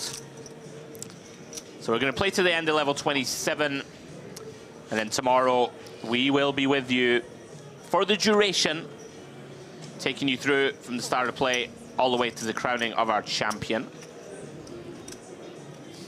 Round 2, Aquino, +1. Never rule anything out with this man. Jack 7 of spades. Does lay it down. As he should, but you never want to predict anything at this table, especially Jay. Just be prepared to look foolish a lot, I would say. Ace-Queen, Kurtulis, and Motagi. Pretty frustrating spot for your opponent to raise 1 seat in front. Probably sends this in unopened. Yeah, room 4, 8 bigs. May just wait another orbit, see if we can find a better spot. Does burn 1 time bank. Only has 2 remaining, as you can see on your screen. Each of those time banks gives the players an additional 30 seconds to act. We are, of course, playing on a shot clock. iPad there to the right, the dealer. He's had some interesting spots, Motagi. He looks very annoyed.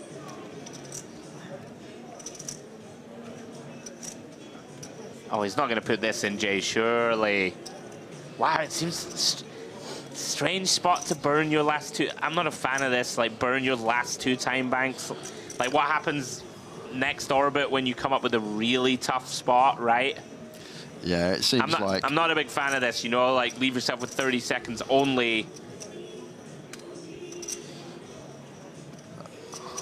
I think like 6s I go with, 6s plus for sure. Sure. But like the deuces here, it's just always flipping or dominated. Yeah, I mean, come to the lay down. You know, I don't like to be too critical, but that seems like a real waste of your, you know, that's 1 minute of thinking time you've just sort of thrown away just to tank with deuces. Not a fan. In any case, Perio, king 8 off. Another one of these hands that you don't really love to defend, Jay. We are, again, an attractive price. We are short. Yeah, one multi-way I'd always fold. Heads up does become a bit closer at this stage of the tournament, though. As you said, Andrew, maybe one that we can just send straight into the muck. Yeah. Perio looks like he disagrees with both of us. Much better to defend like a 5-6 off, 7-8 off, this type of stuff that's not going to have sort of interaction with the opening range. But this sort of hand has a lot of reverse implied odds. Times it comes king high, times it comes 8 high up against an overpair. Sure. As it stands, 7-4-3, Curtulis. Ace high still best. He's not going to love this texture. Perio does get a look at a free turn, which is the jack of clubs. Alex, check again. Curtulis allows Perio to get there. River is the king of spades. Probably checking down. Curtulis gonna be very frustrated to see you let him get there. Yeah, I think it's nice from Curtulis, though. Check flop, check turn, just on the hunt for showdown. Yeah. On a board that slightly better for the big blind defender. Yeah, sometimes you get outdrawn.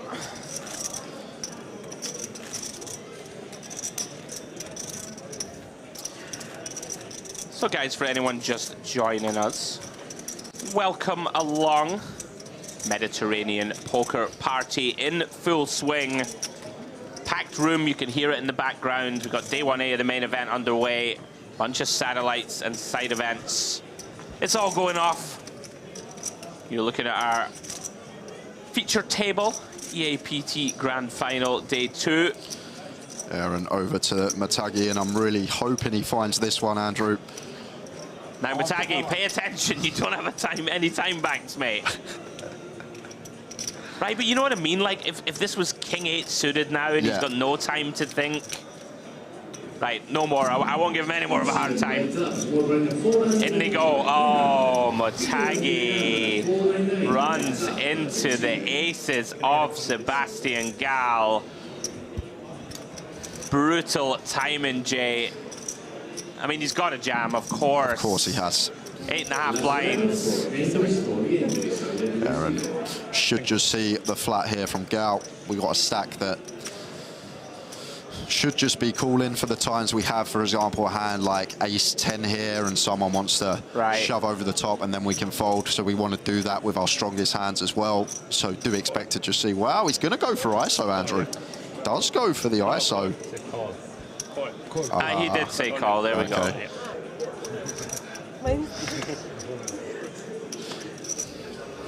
Always cracks me up there when he's like, no, I said call.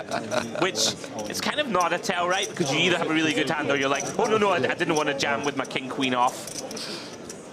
Anyway, does make the call. Yeah, nice call from Gall.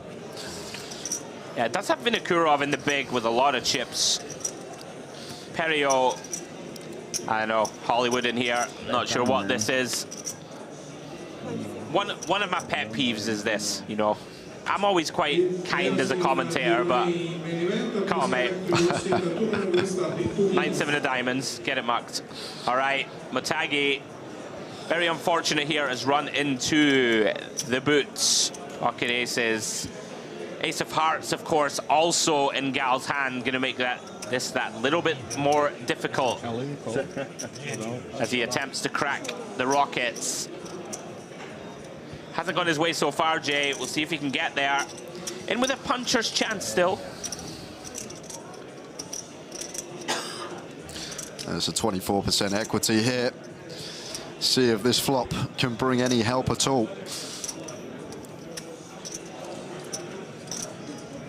After the break, it's going to be our last level, 25. Yeah, 25 is the last level today. King in the window, Jay, followed by the jack of spades. How has he found that flop? My goodness. King Jack 7, Matagi, all of a sudden, 68% to hold. Wow. Oh my word. Queen of spades on the turn. The sweatiest in the deck rolls off, and now he's got some fading to do. I mean, we have a coin flip here with one card to come. So many outs. Can he find it? Doesn't get there. And Matagi on the verge of being out the door, Jay. Just like that, finds the full double up. And Gal, horror show of a feature table for him so far. My goodness, Matagi. Wow. It's like he knew as well. When he saw the aces span over, he just sat there all calm, all chilled. I'm going to get there. And got there, he did. See, burning those time banks, genius move, Jay. Absolutely genius. A man underappreciated in his own time. Oh, poor Sebastian Gal.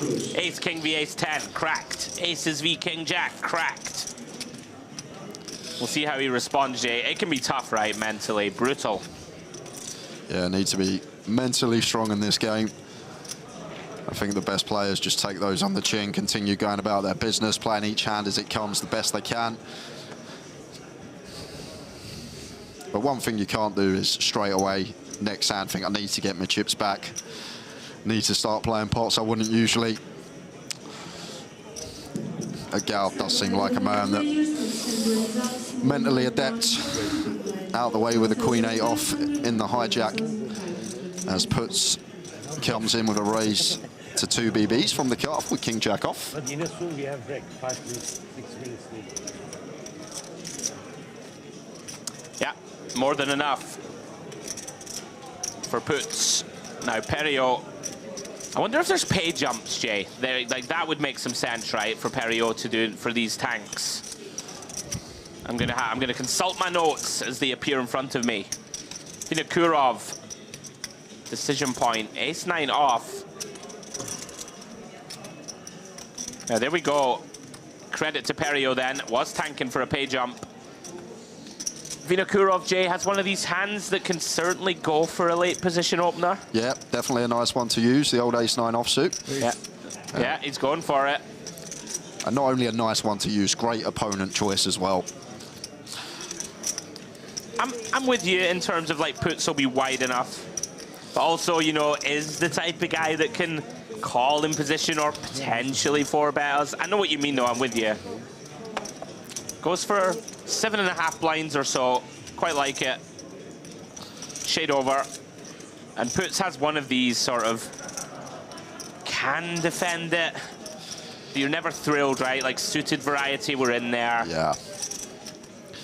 Wonder if he ever decides to 4-bet, it would be spicy.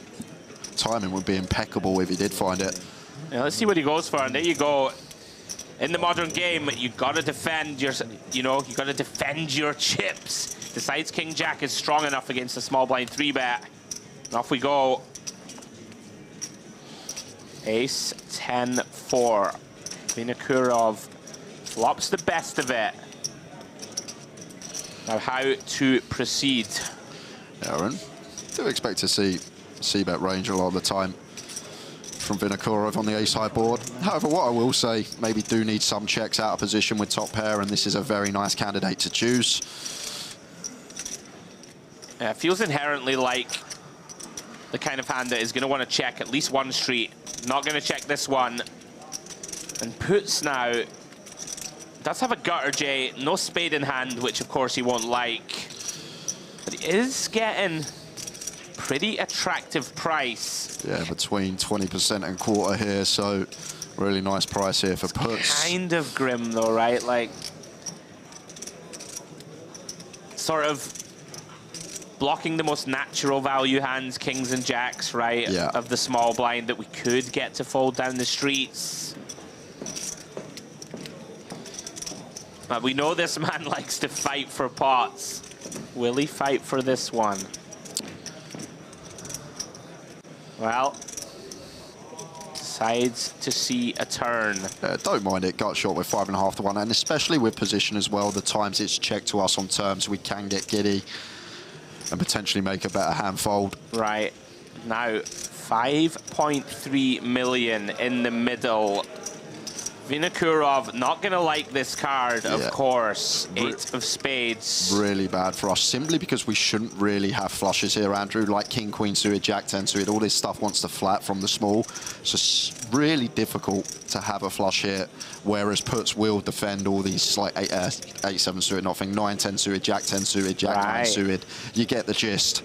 So loving the check. And now then, puts. Obviously, in an ideal world, Jay, we have a spade in hand. Agreed. But you know, sometimes you don't have the perfect combo, and here he comes. Loving this drama developing. Big pot. And puts deciding. Don't have to bet huge here. You know, we can elicit turn folds occasionally. Yeah, from hands like king, queen that's given up, hand like queens, jacks, 9s are in there as well. Definitely some hands we can target if Vinokurov was just messing about pre. I mean, even hands like this, right? Like, I don't expect Vinokurov to fold to this size, but it's kind of getting grim already, right? Like, of course, puts is going to have Broadway combos, right? If we give him all of them. I mean, if he's defending this, he's going to defend king, queen off, pure, I'd imagine, all this type of stuff. So we can, of course, be good against hands like this. We want our opponent maybe to turn a pair with a spade into a bluff, right? Something like this. Do they all call flop? Like sevens with a spade? Is it coming in? Probably not. Yeah. Oh, and does get it through. Wow. Puts. Go on, Jay, give us a pun. Puts on a show. Yeah, again. Oh, it's so bad. It is bad. I love it. This man's the one to watch for me. Yeah. And if our opponent is happily check folding top pair, then it makes the barrel very, very nice. Gets him off an ace.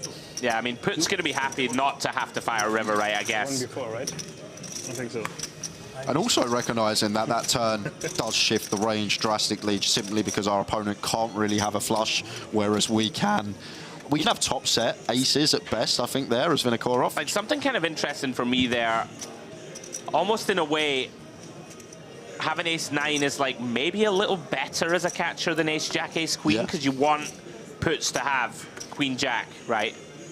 King-jack, king. I'm blocking kind of the bluffs. interesting, like, I don't want to call it weak, but it feels a little tight to fold to 1 quarter pot bet on that turn, you know. But it sucks, right? It's not a nice position to be in, right? Very uncomfortable.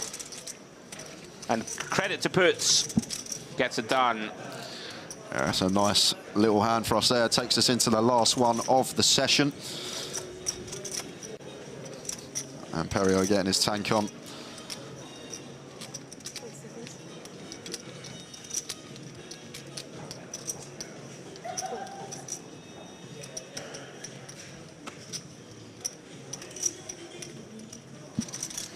Round to Vinokurov, 9-4-0. Wouldn't imagine he attacks this one. Let's go.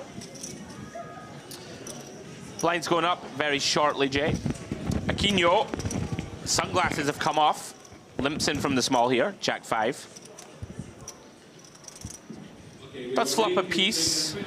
We're going to sweat with Aquino. Cartulis, unknown holding. Very interesting here, Aquino. I mean, this board, I think we're going to want to check a lot, but does stab 1 big blind. Cartulis defending. Deuce of diamonds on the turn. It seems like our hand now does want to do a bit of checking out of position as Aquino. Look on the hunt for showdown with a 5 here. Still one that could plausibly check call if met with a bet from Cartulis. Going for another barrel. He is spice. Really is. Aquino. I'm gonna put it out there. I'm not predicting what this man does at all for the rest of the stream. I think we're 4 out of 4 hands. We got them all wrong. Anyway, last hand, guys, has just concluded, and we are going to be heading very shortly for our first break of the day. Mr. James Dempsey strolls into the booth. Here we go as we see our players packing up. Quick look at the leaderboard, Jay. Want to take us through it? Yeah, Christopher puts up top, and he has put on a show this session. I thoroughly enjoy watching him play. Very aggressive, but aggressive in good spots. Vinokurov, second in chips, been a good session for him as well. Up and down, swingy stack. Aquino, the Brazilian, we've loved watching him play. And then Kurtulis, Gal, Matagi, Peru, down at the bottom of the pack. Yeah, very nice. Guys, we are going to go on our first break of the coverage this evening. So that's going to be, you know, around about 20-minute break, guys. So please, don't go too far. Come back, where Mr. James Dempsey will be joining us in the booth. See you guys in about 20 minutes' time. See you soon.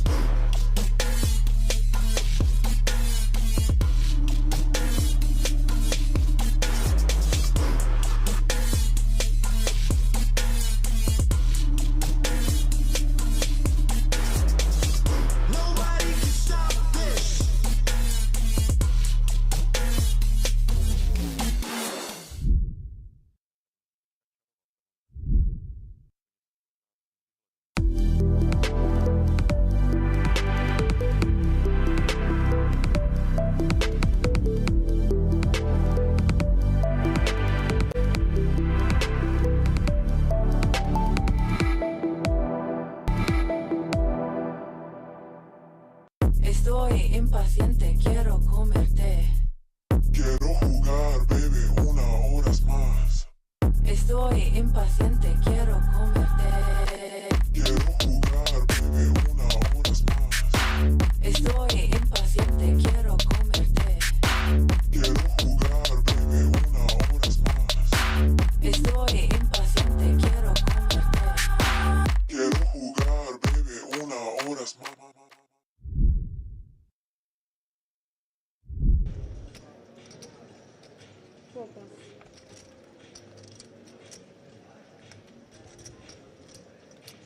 Action back round to Burton. Yeah, loving it, isn't he?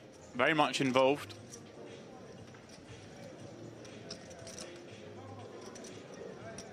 Raising this one up with an unknown hand until now. But it is the ladies. We'll see how to raise fold the last hand. Here's the man who 3-bet him. Oh, and he's sent it in, Demps. Yeah, he's got him. Whoa, I say he's got him. Don't know what he has yet. Oh. Oh, my goodness. Oh, the same action as the last hand. Look at this. We see the open from Burton with 2 queens. Melchizedek with a very, very reasonable 3-bet jam him. Slam dunk with ace-king. And given that he did this last hand with king-queen-o, now waiting behind, wondering. My goodness, you would imagine this is not Hollywood. This stage of the tournament. It does get out of the way, Demps. 7 plus. Is that a call? No, call. Here we go. Horst snaps it off. 2 top-of-range hands, James. Top of range. Absolutely. Cutoff versus button. 2 monster holdings. This is pretty sick for Melchizedek that he could be 1-2 punch out of this one, having had 16 million 2 hands ago. Big flip developing. And it is the classic. Yeah, this is the flippier flips.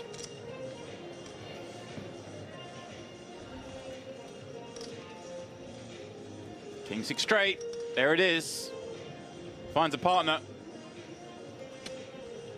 No diamond. Backdoor joy for Burton. Just the queen will do it. With 1 pull to come.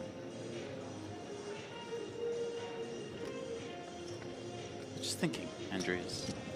We hear the music. I know, I'm jiving in the background.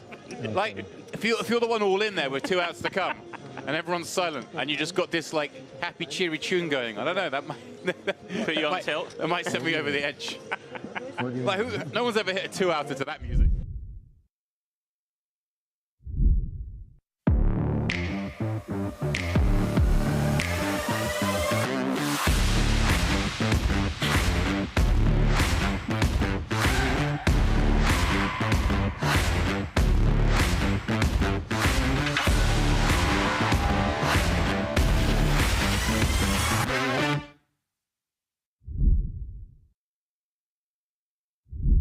based in Grenoble, I believe.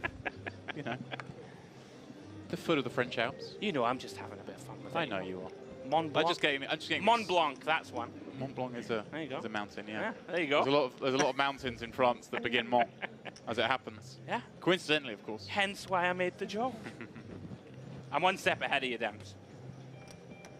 Speaking of being one step ahead, Melkosetian has been one step ahead of the competition so far. Getting after it, ace-9 under the gun. Fairly reasonable, you know, to open here. Lots of sort of medium to short stacks that will only have one move. So using that ace blocker, going to come in for an open. In a fold round to the big blind. Burton. Lots of shallow stacks now, in fact, Demps, with that blind jump. You know, 5 or 6 players at the table working with 24 bigs or below. Burton, we get to sweat with Melkosetian. Burton with an unknown hand. 9-7-6. Very much a texture that connects with the big. And you will see some donking. Does look at his chips, James. Yeah, and here it comes. Certainly a trend in modern poker. You will see a lot of leading here on these 3-card straight completing boards. Melkosetian might rip it here, Demps. I could see it. Backdoor nut flush draw, top pair, top kicker, very vulnerable holding. Right, it's a situation where he just doesn't know what the bad cards are on the turn, does he? Yeah, there are a lot of them. Hand rates to be the best right now, but I think it does make the committing raise. Really impressed with him so far. Just seems super attuned to what's going on. Has decided to go for the raise call, James, instead of shove. It's effectively the same thing, right? When we're talking about this stack depth, isn't it? Making it 5 million. I mean, oh wow. Here we go. Here we go. Burton tables what looks to be he might have 8-9. Is that 8-9? I think he might. Oh, it's top pair with an open ender. Yeah, it is. So Melkosetian has got his man to stick it in here with effectively just the straight draw on the live card, looking to pair up for the 2-pair. So again, in the best spot, in a monster pot. There's 26 million chips in this one. Huge. As we see the 8 roll off.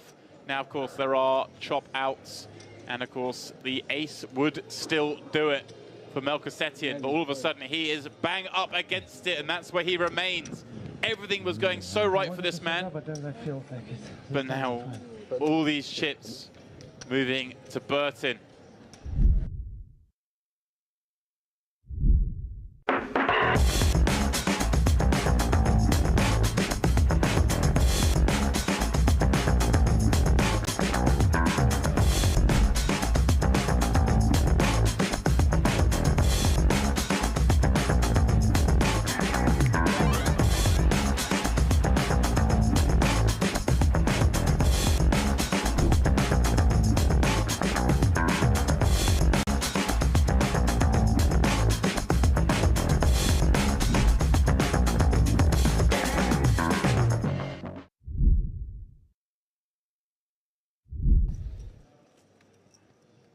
Always frustrating, of course, when you try and execute said limp.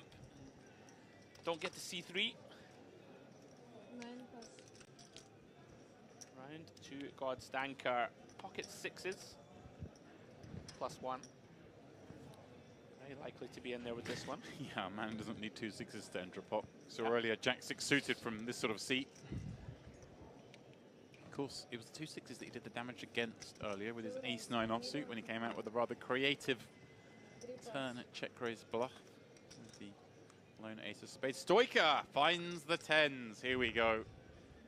Gonna get to rip this one in for 11 blinds.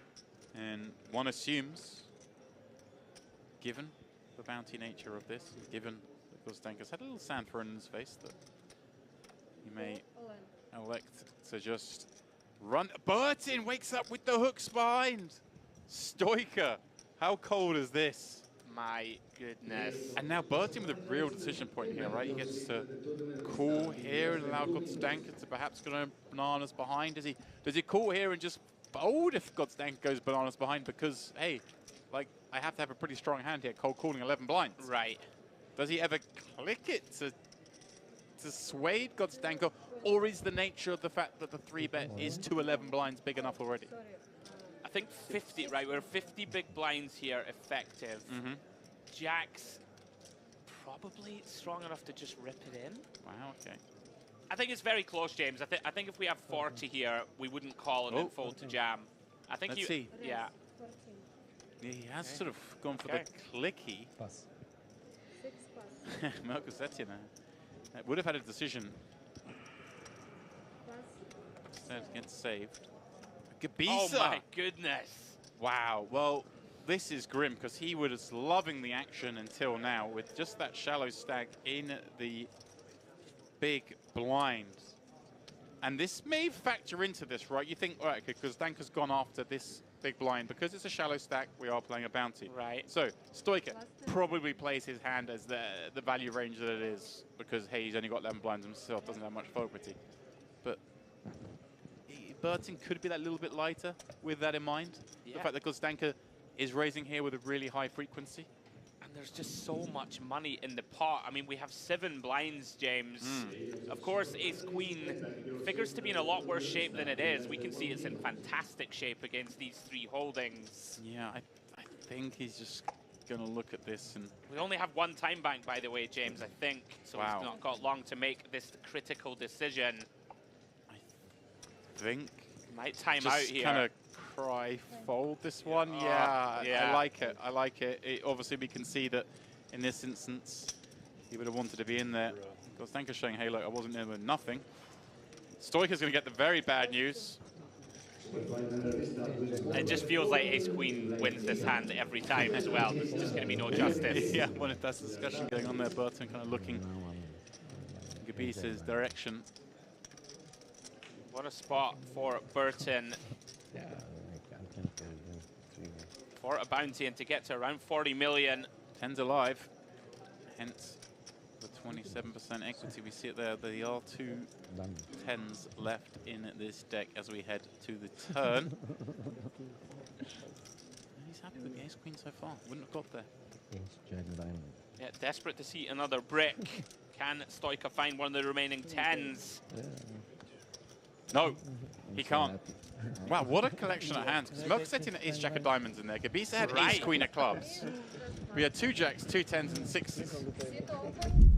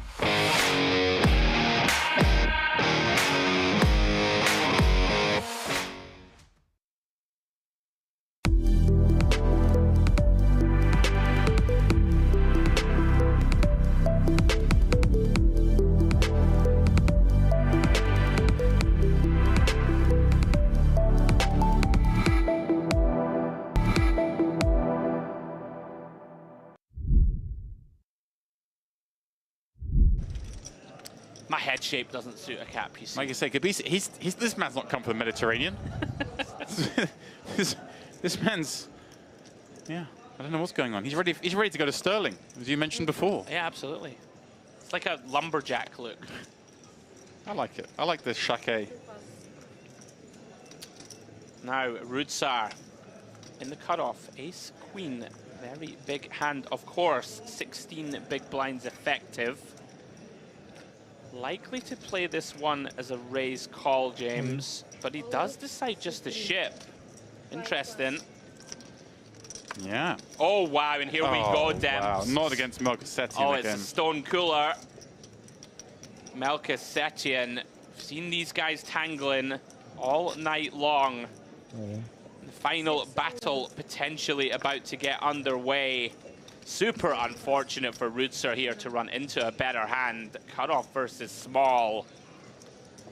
And if he does not improve, James, gonna be out of here in 13th place. Yeah, this is just cruel on Rudsar that it's gonna potentially finish this way. He's been dealt a couple of rough spots. One hand, maybe, we feel, was of his own making, but this is a tough one. Nothing on the board. Of course, not to overlook the fact that Melchizedek only has 1.9 million back himself. This is effectively the pair of them all in.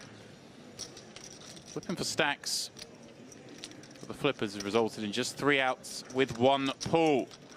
Can Raudzar find it? He can't. Queen, not enough. Melchizedek with another big all-in pot.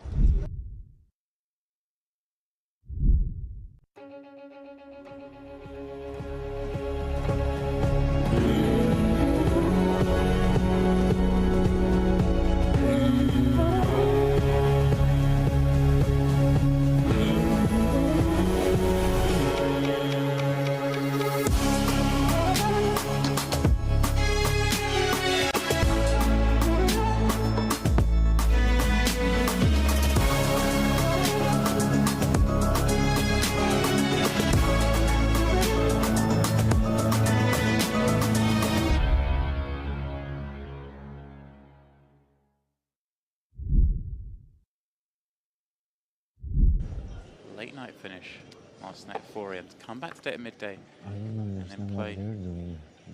No, they're just cheap giving. Round to Constantine. Cheap dumping. Another one of these mediocre hands, Demps, but is openable. We have seen these sort of 20 big blind stacks shy away from these sort of weak mid-range ace-X. Problematic that you are raising into the chip leader's big blind, right? Something to consider. They put 2 here, actually. Yeah, let's get out of the way. First and second. Oh, one. We were 3 tables back then. Another big hand in the small blind. Yeah. Now, can God's Danker find the trickiness? I would like to see limp here a lot, Demps. I think the big blind we've seen, he's going to attack very aggressively. Whether God's Danker agrees with my appraisal. He does. It would appear that he does. Oh, wow. My goodness. Wow, wow, wow, wow, wow. They needed far less hand than this to get these in.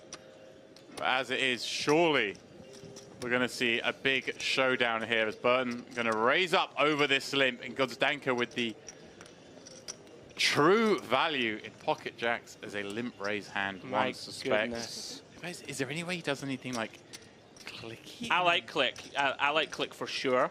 This is one of these, you know, where Burton is going to isolate lots of trash Demps, right? And lots of hands, you know, that are strong. And that could, he's gone very big. He's gone big, yeah. 5.5x. Wow. Okay, probably no clicking now. Don't think we're going to click over this size too often. All in a snap, and we have the biggest pot we've seen thus far. 44 million chips in the middle. In the most classic of scenarios, Ace-King versus the 2 jacks. Obviously, we're cheating a little bit today, Andrew. We see the percentages down to just 41 for Burton by virtue of some of the folded cards. So God's Danker in great shape here to double up and basically switch stacks. Here we go. Does not want to make a set, Demps. Blank 3 of clubs turn. Does cancel those jacks as outs for Burton. Looking for an ace or a king. Not to be. The 10 pairing the river. We'll see God's Danker retake the chip lead here at our feature table.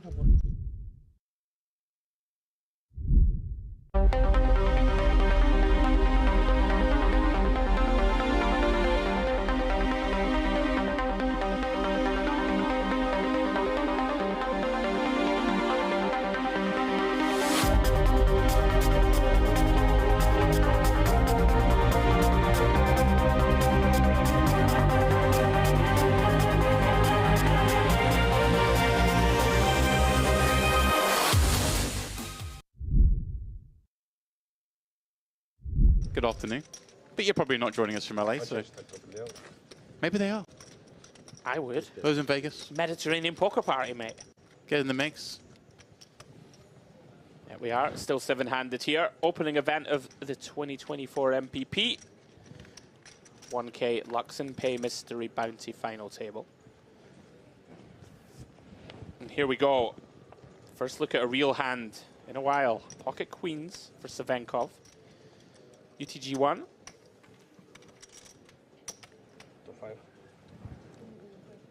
They're coming for the race to 2.5.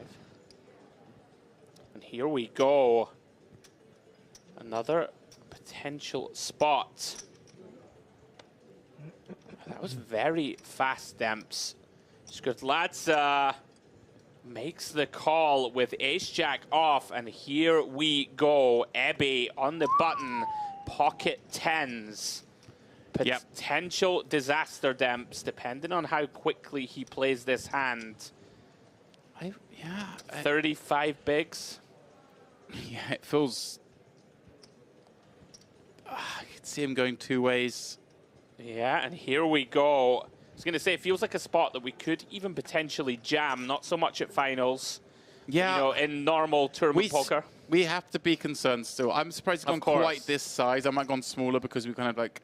Yeah, this is you want to hear, you can ask a question of Savenkov for far fewer chips than this. Agreed. And then maybe you still, like, maybe get Skutladze to do something crazy with 8s or 9s. I don't know. I think I'd rather just see this be like a 7.5, 8, but we're nitpicking here. Yeah.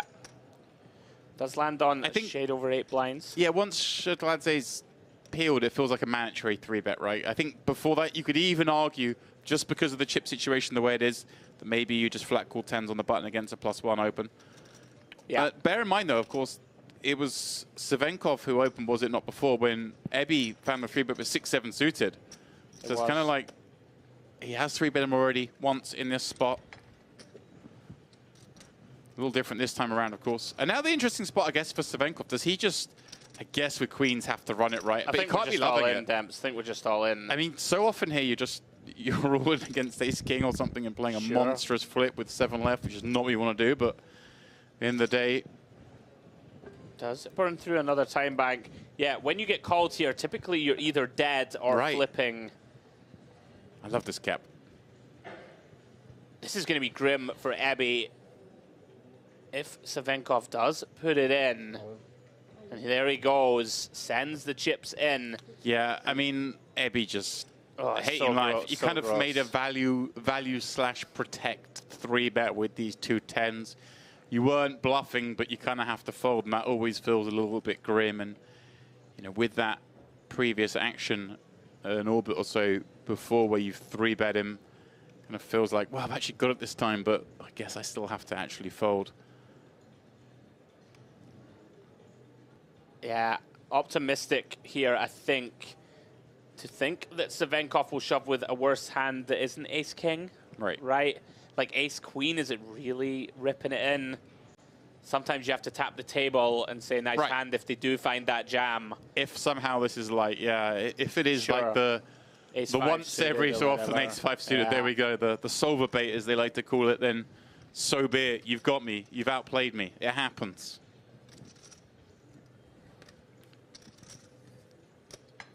A faintly grim spot indeed for Ebby. Yeah, it does make the right decision. Well played hand by all. What a huge pickup for Savenkov. Yeah.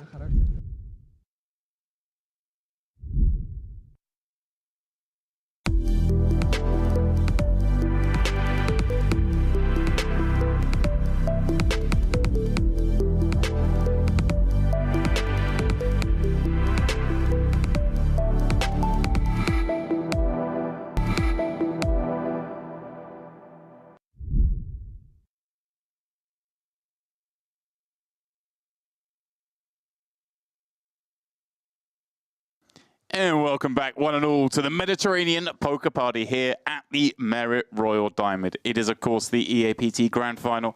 It is day 2. We are down to the final 35. Everyone guaranteed $11,500. I am James Dempsey and joined by Mr. Jay Howard for the first time. Pleasure to be here, James, and looking forward to doing some commentary with yourself, one of the legends of poker commentary. There we go. And what a table we have here. A couple of names jumping right out at me there. Boris Kolev, Andrei Petachuk, 2 of the sort of long-time crushers in our game, very well respected. Maybe Kolev more recently, but one of the biggest names in the game at the moment. And for me, I'm always nice to see these locals. Recep Aydemir, a player I've called the action a lot in merit events in the past. And nice to see him making a showing here. But as always, the star of this table is probably going to come from somewhere else. We will see. We'll see how here, it goes. right? These guys do love the action, and we love streaming it to you. Welcome, everyone who is watching. Myself and Jay have got a keen eye on the YouTube chat over on the DTD Player channel.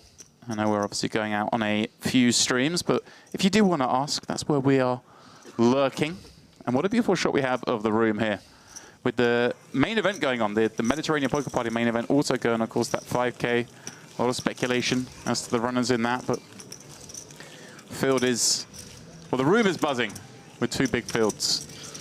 And looking forward to another couple of hours of poker. If the first session's anything to go by, there was some madness going on. I don't know if you caught any, James, but there was some fruity play, let's say. Saw little bits. Welcome to Merit, Jay. Yeah. You know, I tell everyone when they first come here, I'm like, just, you're going to see some stuff. I've already learned about MPO. Andrew's already told me about that, so I'm set, I'm ready.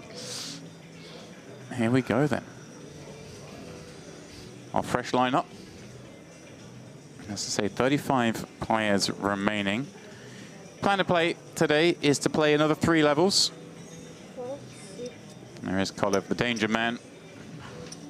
Player on quite a come up over the last few years. You're going to know a lot more about these players than myself, James, so maybe you can talk me through some tendencies when we get into hands.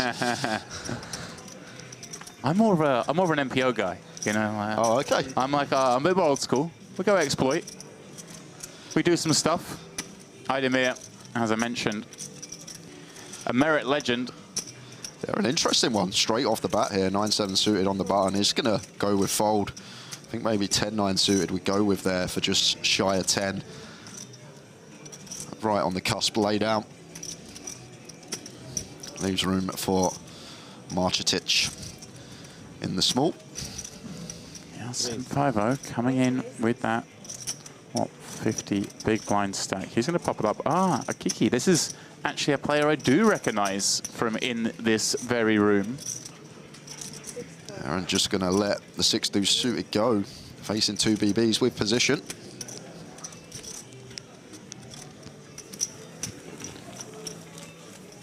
Yeah, that'll be why. Kiki finishing second in the Merit Poker Retro Series back in 2022.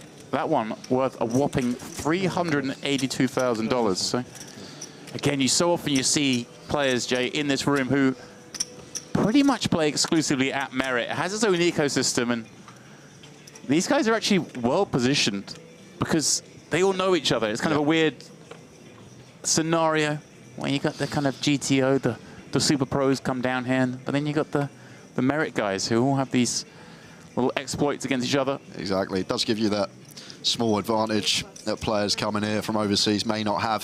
Yeah. And Patachuk, what a sight to look down at. Yeah. Let's see. Another player so well known in this game of ours. 20 blinds in the hijack. As you say, nothing better than a couple of aces. Comes in for the minimum raise. Desperate for action behind.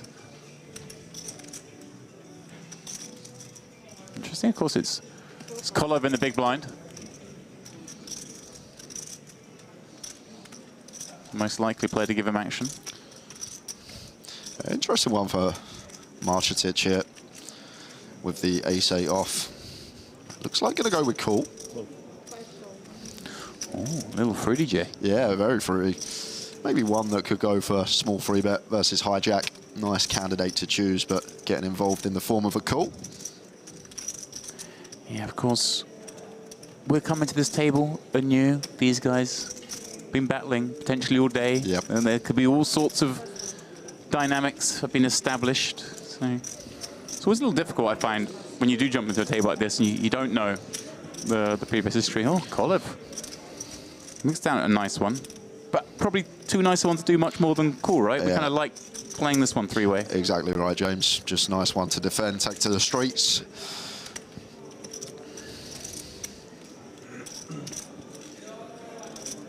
Three-way action here, heading to the flop. Wow, here we go. Action upon action. Top two for Koloff out of the big blind. Patacek with those two black aces, not loving it, but aces are aces at the end of the day. Marshasic, as you say, like getting fruity with the ace of hearts, but what a flop he's found here. Yeah, so everyone with a decent piece, and do expect to see some chips flying in. So Patacek going with a well-timed check. Assume kind of you're up against a lot of King X, Queen X on the button. Big blind can flop flushes. Kind of makes sense, I guess, to kind of slow down with a lot of hands in Patacek's seat. He does check it through, and of course, the dynamic's so different between those two because look at the chip stacks at play here. 13 million effective. Koloff facing a bet, but facing a bet where he blocks kind of the pair side of the value range. So is he kind of a little bit maybe more concerned that there are some flushes here? There will be a few, but from Marshasic on the button, not really too many other than ace X of hearts and then the Jack 10 suited in there. So not too many flushes. There's going to be a lot of this King Jack, King 10, Queen Jack, Queen 10 that might want to go for a bet here. Or a hand like this, Ace Jack, Ace 10 with the ace of hearts. Don't expect him to be as wide as Ace 8 here. Well, as played, obviously just gonna call, and that makes this an interesting spot for Andrei Patacek here with the boots. I'm kind of a little concerned, I'd imagine, with the call from the big blind. Yeah, definitely in the back of our head, but too good a hand to be folding just yet. Overcall comes in and head to the 3 of diamonds turn. They do indeed. 4 million chips in there. Patacek with just a little over that. Sees a nice card in the form of the 3 of diamonds. And I expect this one to check through here, James. Don't think Patacek should have any leads. And Marshasic, it's just a disaster for us to bet our hand and potentially get jammed on. So I think we just want to realise our equity and check back in position and see a rib up. But I say that. Looks like Patacek is finding the lead. Just showing his class. And maybe, again, what I was saying, maybe he's seen Marshasic flat a lot of kind of weak hands that have got the showdown in this kind of spot and thinks he's going to have a lot of check backs. Could be in there with these kind of lone heart combos. Yeah, I agree, James, because like King Jack, King 10 once getting called in 2 spots here, probably wants to be checking, so just taking that option out of there. Small size, of course, gonna pick up a customer.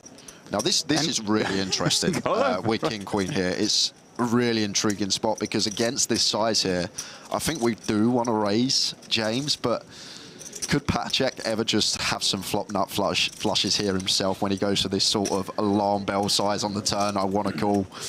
Is this a case though, hey, look, if Patacek's got it, we're going to double up anyway, and maybe I want to charge the button a little bit? Does Electrica just call? I think against that particular size, it seems like a really nice spot to go for raise. But then Marshasic can still have some nut flushes of his own on the button. Well, as played, Patacek gets 2 callers. He gets a pretty nice looking river. But surely we can't go for value now. James getting called in 2 spots on the turn after flop goes check, check, bet, call, call. It's a bizarre one. Like how can we go for value? If you're just tuning in, you're certainly at merit. Patacek and Koloff in this one. Both check it over to Marshasic on the button, who, well, he just has the ace of hearts. Knows he can't win this one at showdown, and he's reaching for chips. Let's go, this man. And maybe a good argument again for Patacek checking this, kind of a nice bluff catch, but one assumes Koloff with a hand that isn't going to fold. And I'm not loving this though. With King Queen, you're hating it really. You need it to be kind of this hand, right? The ace of hearts. That's all it can be. Ace Jack, Ace 10 with the ace of hearts. That's what you expect. Right, and like, as you mentioned, there's going to be wow, he does fold it. I think I like it. I know we can see it would have been. Yeah, I'm with you. You have to give him some really offsuit ace-X combo that's got the ace of hearts. And then he's got all ace-2 suited up to ace Jack suited, Jack 10 of hearts, Jack 9 of hearts, 9, 10 of hearts, flop set of 4s in there as well. Let's see if Patacek he has a weaker hand than King-Queen, but with one player fewer in the pot, certainly maybe a more attractive spot to make this call. But he also folds. Wow. I think I like the fold from both, James. I'm not going to lie. I know we can see they both would have won, but what a move there from Marcetic on the river, finds it, and does look very strong there. Once he bets flop, cool, just flats the turn probe, and now wants to bet river. Like, what does King-Queen beat other than a bluff, James? Right. What do we beat? There's no other value than flushes. Or the same hand, maybe. Maybe the same hand. I mean, he's sitting there. Do you think he's got any clue that he made King, Queen, and Ace as well? I don't think so. I don't think so. What a hand to kick us off for the session. An absolute corker to kick off this penultimate frame of the evening here at the EAPT Grand Final. And try not to be results orientated. I think that's a very good fold from both there. I think more often than not, they're just going to run into value.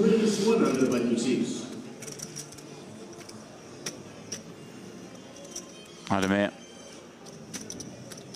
just over 9 blinds, 10-5 offsuit. Won't be one he elects to play.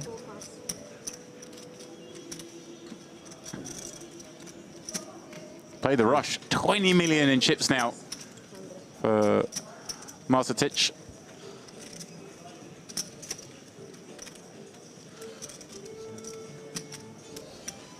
Collapsed, I think, still thinking about that last hand. A head scratcher.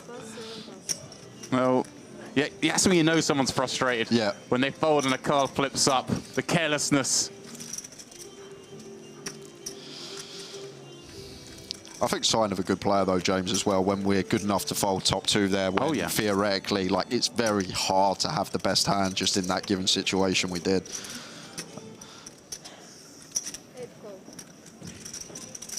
So Sebastian, suited 7-3, does defend off of his 10 BBs. And flops the flush draw on ace, queen, 5, 2 diamonds. Marcetic with middle pair, backdoor hearts. Yeah, another interesting one. And seems like a nice one to check back middle pair here, but may just go for the range bet, as this is our board as the opener. Right, yeah, it's one of those, isn't it? We expect to see the opener bet this kind of board, but if everyone would check back a hand, it does tend to be these sort of second pair with a backdoor flush draw type holdings, but he's going to play this one as expected. Goes for the reasonably larger sizing, just given the depth of stack behind, right? Yeah, just south of 40%. And Sebastian shouldn't be going anywhere. You can look down at that 7 high flush draw. Obviously would have much preferred to see a real small sizing. Oh, and he's coming out with the check raise. Yeah, I'm a big fan of this. Do you see a lot more of this, like in this day and age in poker, James? Because people are aware that people basically see about 100% of range on the ace-high boards, especially against late position. So we just fold out all these like 10 highs, jack highs, king high type stuff, start putting some pressure on some queen X and 1 pair ace X potential to fold out by a river. And also we're free to a straight, so can pick up some equity on a 4 or a 6. Marcetic going nowhere for now. Makes the call with that second pair. And as you mentioned, Jay, of course, he's going to bet so much of his range here that he kind of can't be folding second pair. 4.45 in there, and a good-looking river, pardon me, turn card for Marcetic, in that it removes some of the hands he's beaten to, and even if he was unlucky to be up against a queen 5 type hand. Not only that, it's also a great hand. It's a card that makes our opponent shut down with their bluffs of very high frequency, simply because we're not folding out ace X or queen X now with a second barrel. So very difficult for Sebastian to be continuing here, but he does not care. Yeah, decided perhaps, hey, look, I've got a flush draw. I want to run it. Yeah, I've just actually realised the stack as well here, James. Yeah, only 1.4 back. Third pot. And again, I hate to say the same thing I said in the last hand, but I wonder how much this is down to what these players have seen Marcetic do up to now. We've only seen him play 2 hands. He's been in there, though. And imagine he's been very active. It's a regrettable call, isn't it? It's a call you don't expect to win too often.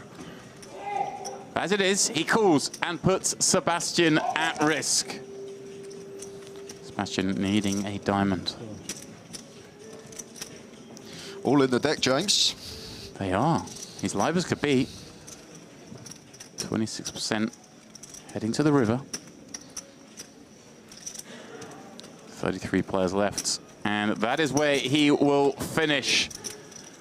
Sebastian picking up $11,500 for his efforts. Yeah, goes for the raise on the flop. Don't mind it at all. I just think maybe a turn that... It's hard to shut down, though, when we got that SPI. It's so hard. I actually didn't see the stack on the flop, and maybe does make more of a call on the flop for that reason. If we're deeper, yeah, I can get behind the raise, but at that stack depth, gets after it, but not working out. This is the last level for today, EK18. This is the last level for today. No.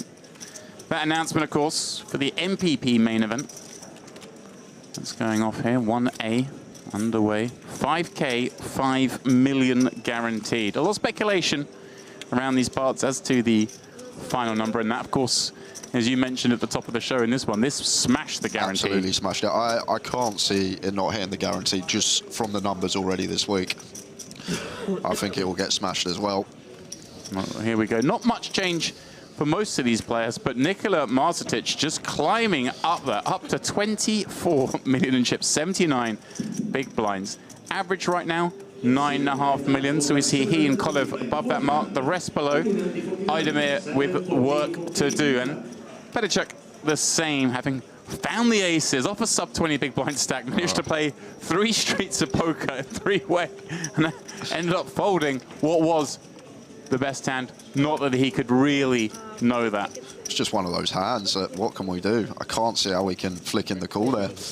Just ran into a hand that we were actually ahead of. Yeah, as the saying goes, if you don't get bluffed every now and again, then you're making too many calls. That felt like one. Alexei Naski joining us as the field whittles down.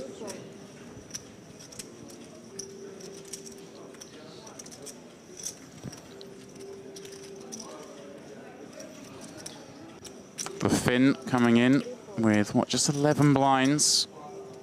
Idemir, he's going to look down at 1. He's happy to see with 9, Jay. Yep, nice, easy shove for us as Idemir.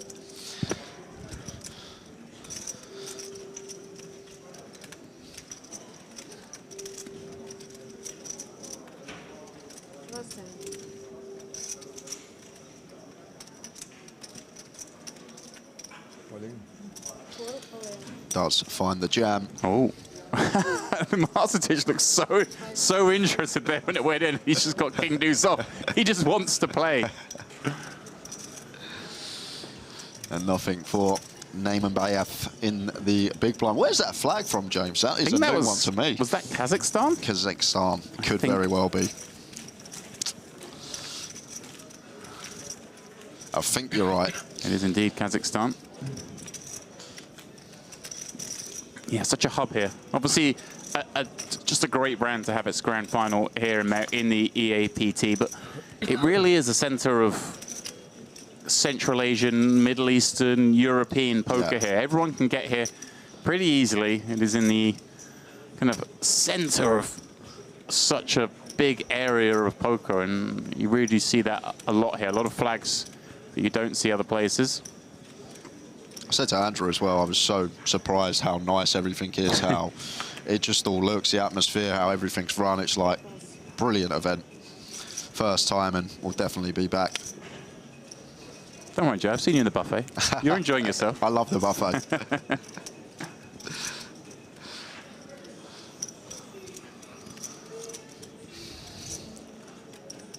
Idemir, this time under the gun. Just taking a moment every now and again.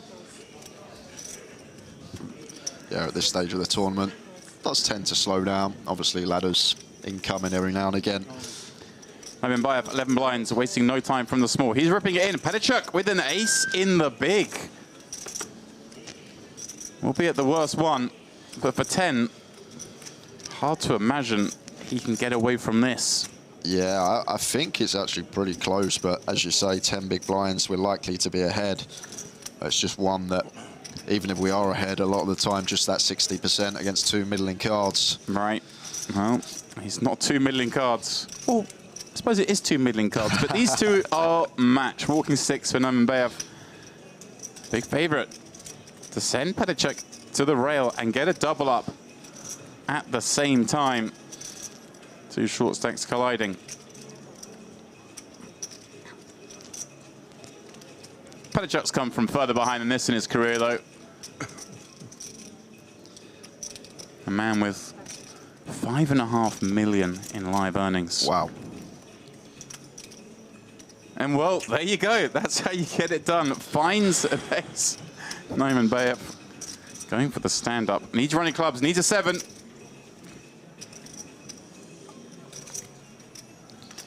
And that is just going to leave him with 2 outs. Got to do it the hard way.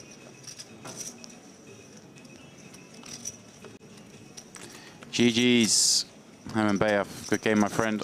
Is it GG's or is it 50k spin? You're quite correct. 50k spin with the big blind ante.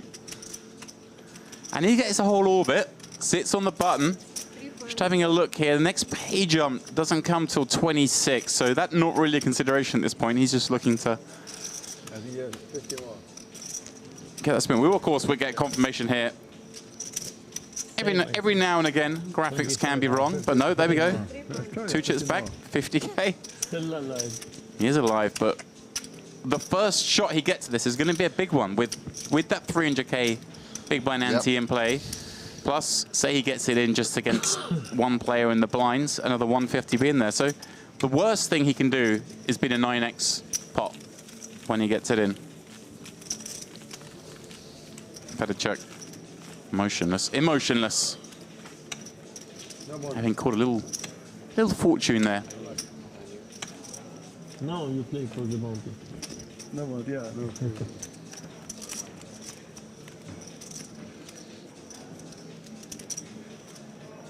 Petacek, of course, both an EPT and WPT champion, and just last year had a very deep run in the World Series main event, finishing 17th place, which is got to be a galling one. Finishing 17th any poker tournament always feels like you were close, but the World Series main event when it was $12 million up top, that's got to hurt more than most.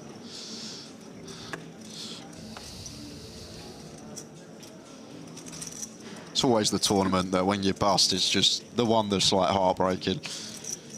You always go in, this year's my year, I'm going to have that deep run. Yeah. Well, I wouldn't know. 5 plus.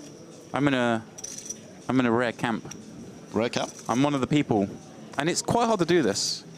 I'm over $100,000 down in the main event lifetime. Really? It's pretty tough to do that. Is that 0 in 10? No, it's 1 from 12, and the one was sub 20k. So yeah, I am over 100k down in the main event. But there we go.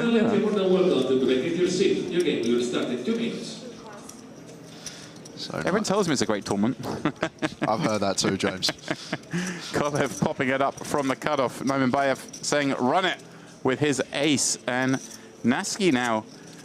Kind of obviously the situation gets a little different. He does decide to rip it. Obviously, I guess the open range of Kolev slightly reduced with Nurmanbayev on 50k. Yeah, I think so as well, especially from cutoff. Like if this was just a cutoff open, we'd be sending this anyway from the 4s from the big blind. So I think this is nice from Nasky. Yeah. For 10. And obviously, anytime your opponent asks for a count, good news when you're holding 2 fools. 3,050. Kolev will make way, and here we go. Nurmanbayev with a chance to spin. Ooh, strong card here. Can he turn 50 into 500? 3,050. 50 above. 3,050,000. He's going to enjoy seeing that he is racing, getting that incredible price.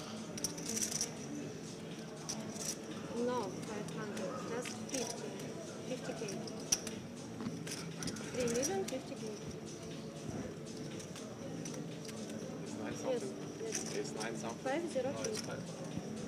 It's 5. I'm taking a moment to sort this one out. Here we go then. King, Queen, Deuce. Naski holding for now. You have like 7 now. Goulding in these tournaments, over 1,500 entries. You get down to the final 30. He finds a 6. Is the spin on? It's looking very likely, just fading that 2 out and out. Doesn't want to see a 4.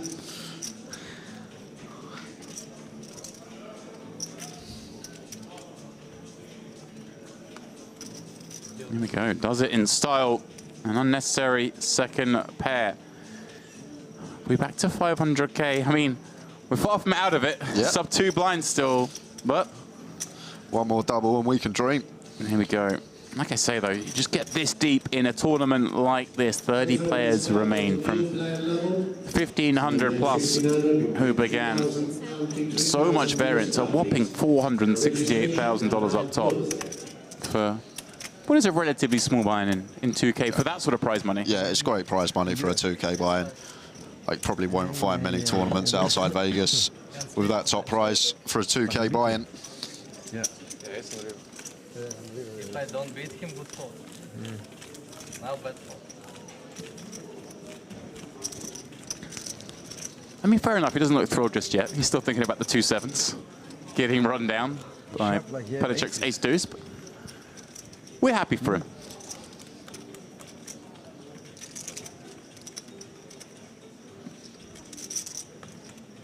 Big blind.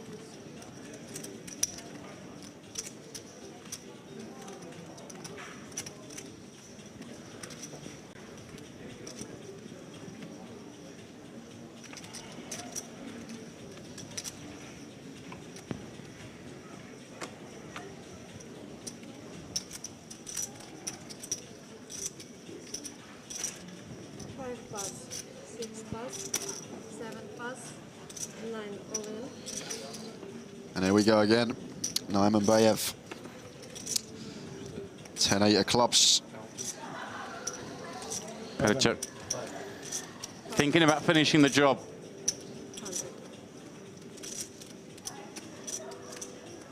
It's Idemir behind in the big, isn't it, who's on sub 10, and then Naski is also sub 10, so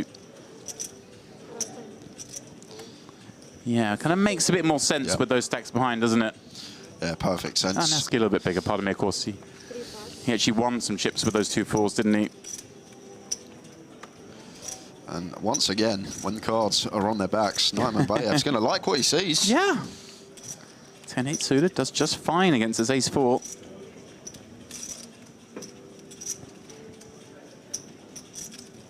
I think may just see for a bit of TV time.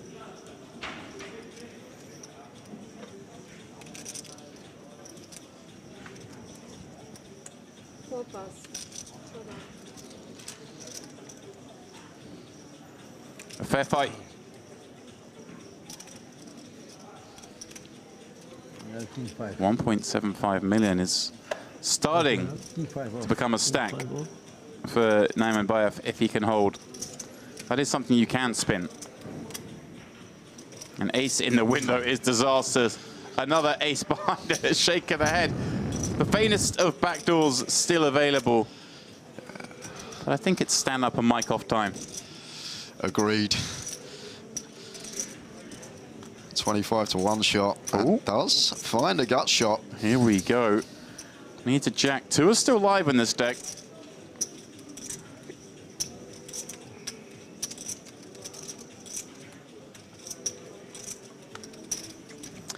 Not to be for the man from Kazakhstan. $11,500 going his way. Again, obviously, every time you register 2K, they tell you you're going to win 11.5. You're happy, but of course you would be.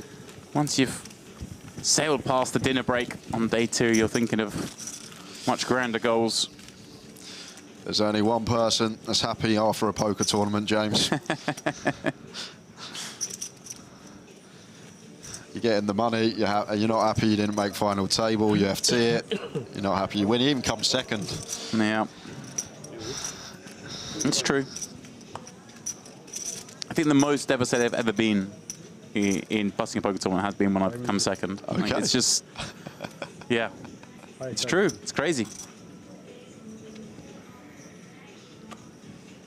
We're emotional beings. We are. It's an emotional game.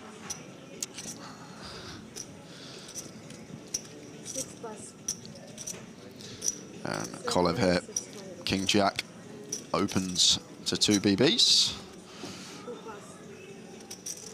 And they're going to run right into it. And that Nasky off of 12.5. Going to have a nice, easy all-in. These are the spots we like. No stress.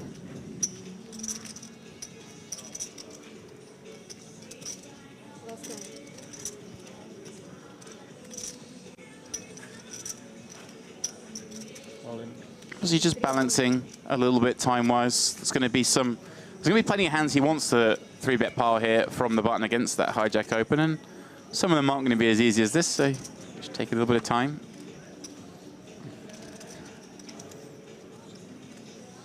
I'd admit, certainly been taking his time. I'm kind of curious as to why. We're not on a direct pay jump.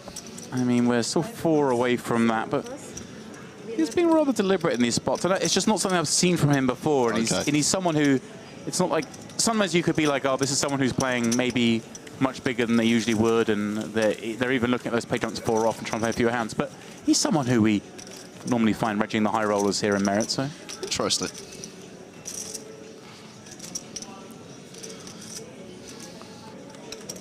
Well, it's my turn. I didn't play any hand.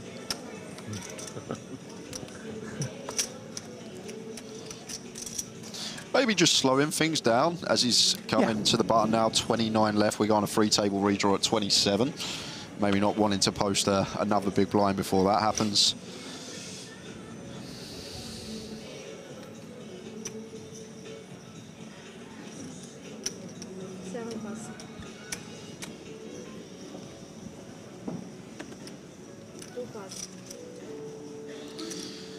Nasky going to be getting amongst it again. This time, do just expect an open.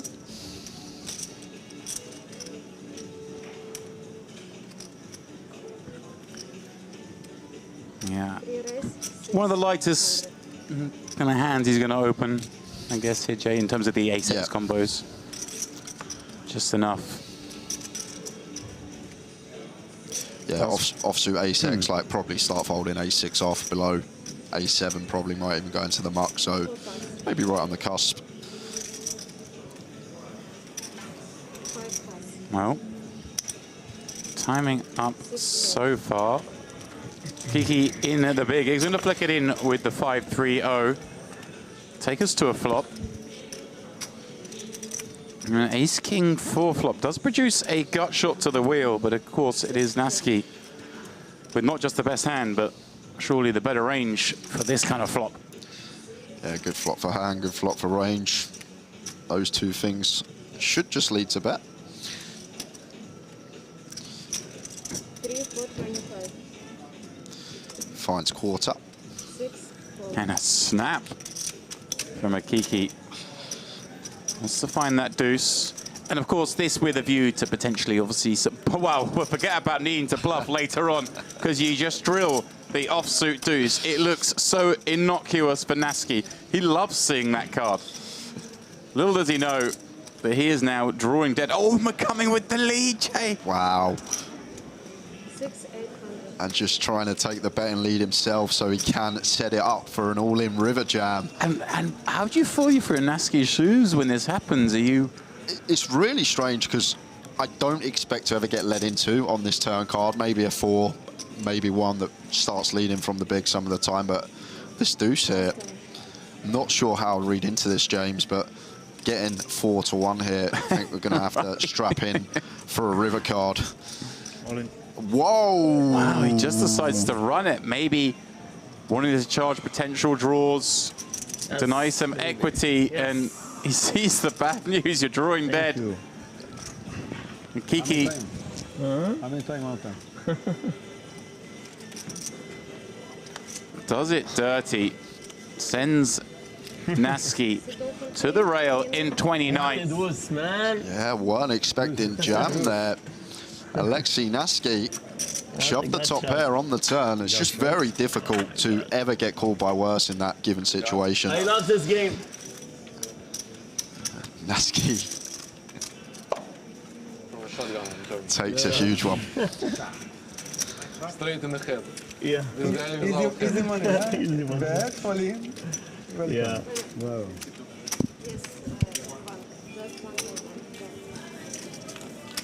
I love this game. It's my game. Sometimes you get angry. Huh? Suhada, you say. Suhada. Sometimes you get angry.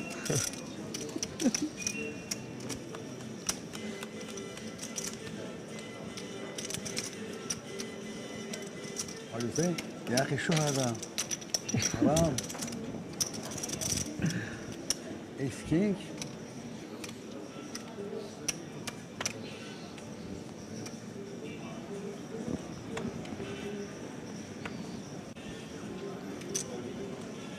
Sit, 8. All in? All in. You saw your card? And Kurtulus comes back to the table. Saw a lot of this man in the first session. Oh, yeah? And straight in with a jam. Ooh. A feisty one, and he's going to find a customer in Andrei Petachuk. You're down a big slick in the hijack.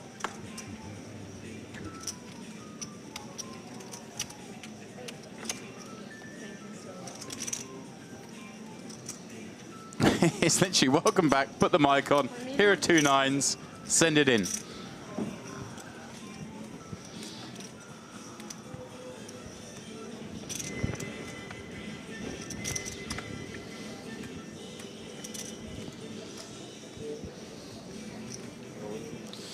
And eventually the all-in does come from Palachuk. Isolating for 8.2 million. Palachuk's been in it this frame. He had the aces, forced to fold. Ran the ace deuce, through the ace 7, spiking. 6 pass, 7. Finishes man off with ace 4. Now finds ace king up against 2 9s, and with a chance to get up to sort of 12, 13 million, will become a force in this tournament if he can pair up here. If he doesn't, he's back to basically where he was before all that drama. And Kurtulus will be the one wielding the far healthier stack.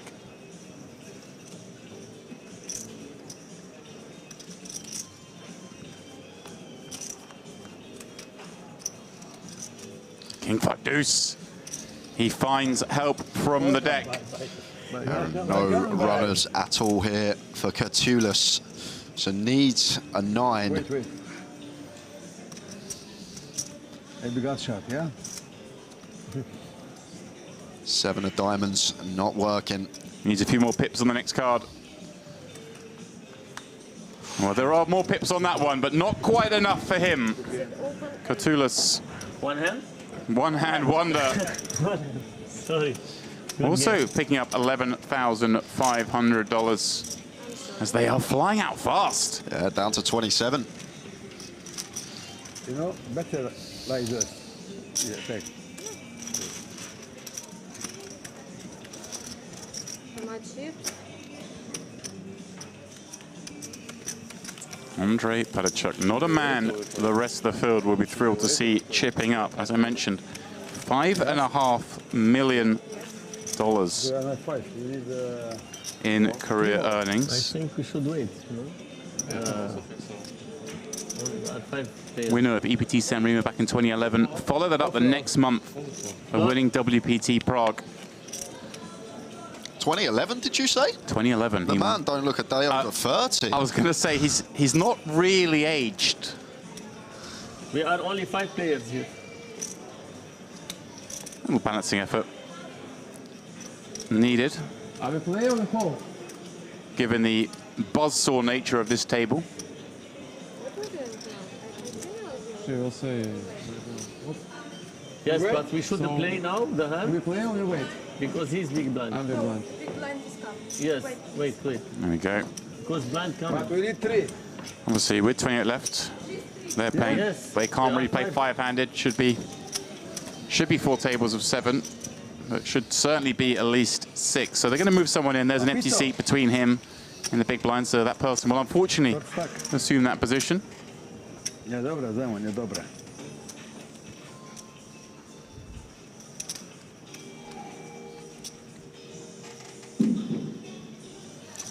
And whilst that takes place, we'll have a quick look at our feature table counts. It is Kolev, the man who was kind of a big stack as we came to this frame, has dropped down to 30 blinds, but 30 blinds is a lot of chips in a poker tournament, especially this deep.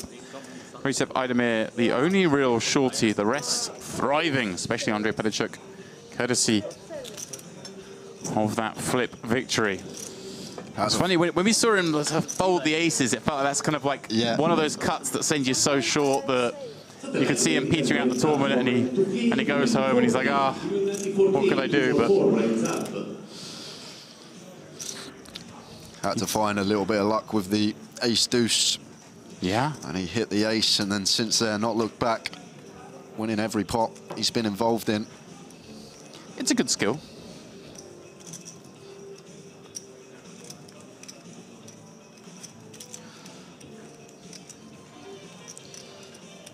Just awaiting some outer table hands to finish, and we'll get a new player coming to the table. I'm driving with this music, Jay. I don't know. I mean, it's, some people maybe argue a little loud for a poker tournament room. I don't know whether we're just picking it up, but it's cool. We get a very playlist here. Very jazzy. Yeah. Yesterday we had all sorts going on as we moved through the wee hours.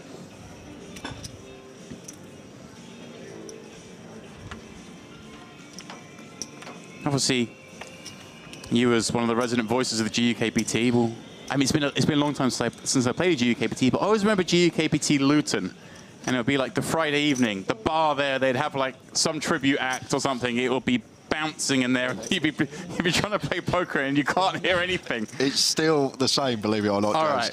Right. Believe it or not, that is the best place to go on a Friday or Saturday night. In Luton. I was going to say, let's caveat that in Luton. I mean, maybe the second best, maybe the best is the train station or the airport. You can leave Luton. Don't come at me, Luton people. Ticket on the pocket. Always been a hub of poker in the UK, Luton. It has. It has. But yeah, there was always the fun GUKPT. It's like, okay, some people will lose their minds when it's all going off like that. I always saw it as an advantage. Yeah, we're going to jump straight back to the action because should be having an all-in and a call yet again. Yeah, Aydemir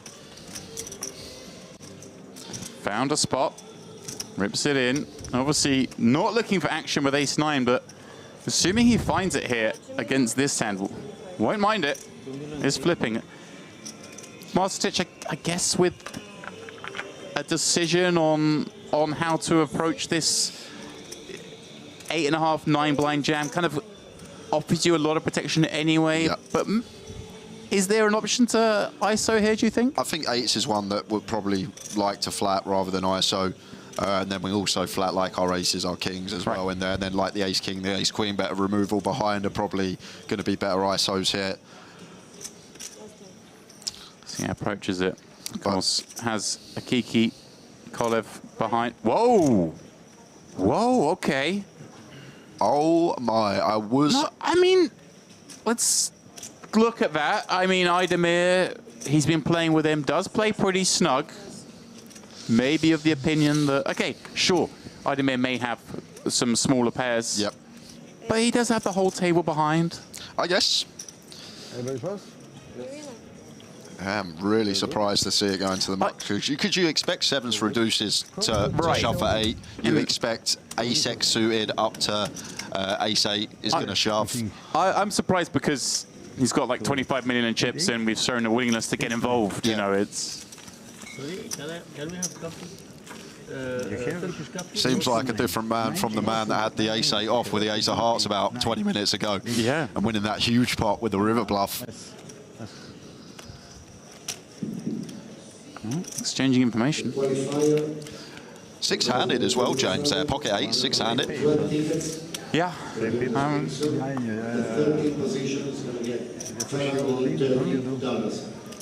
Once again, 20 tickets. If you are last one, you call, of course. Small blind, all in, big blind, go. Yeah, of course. Idemir saying, I get it, you folded. All those players stacked behind. But he'll be a little relieved to hear that. Survives a little longer.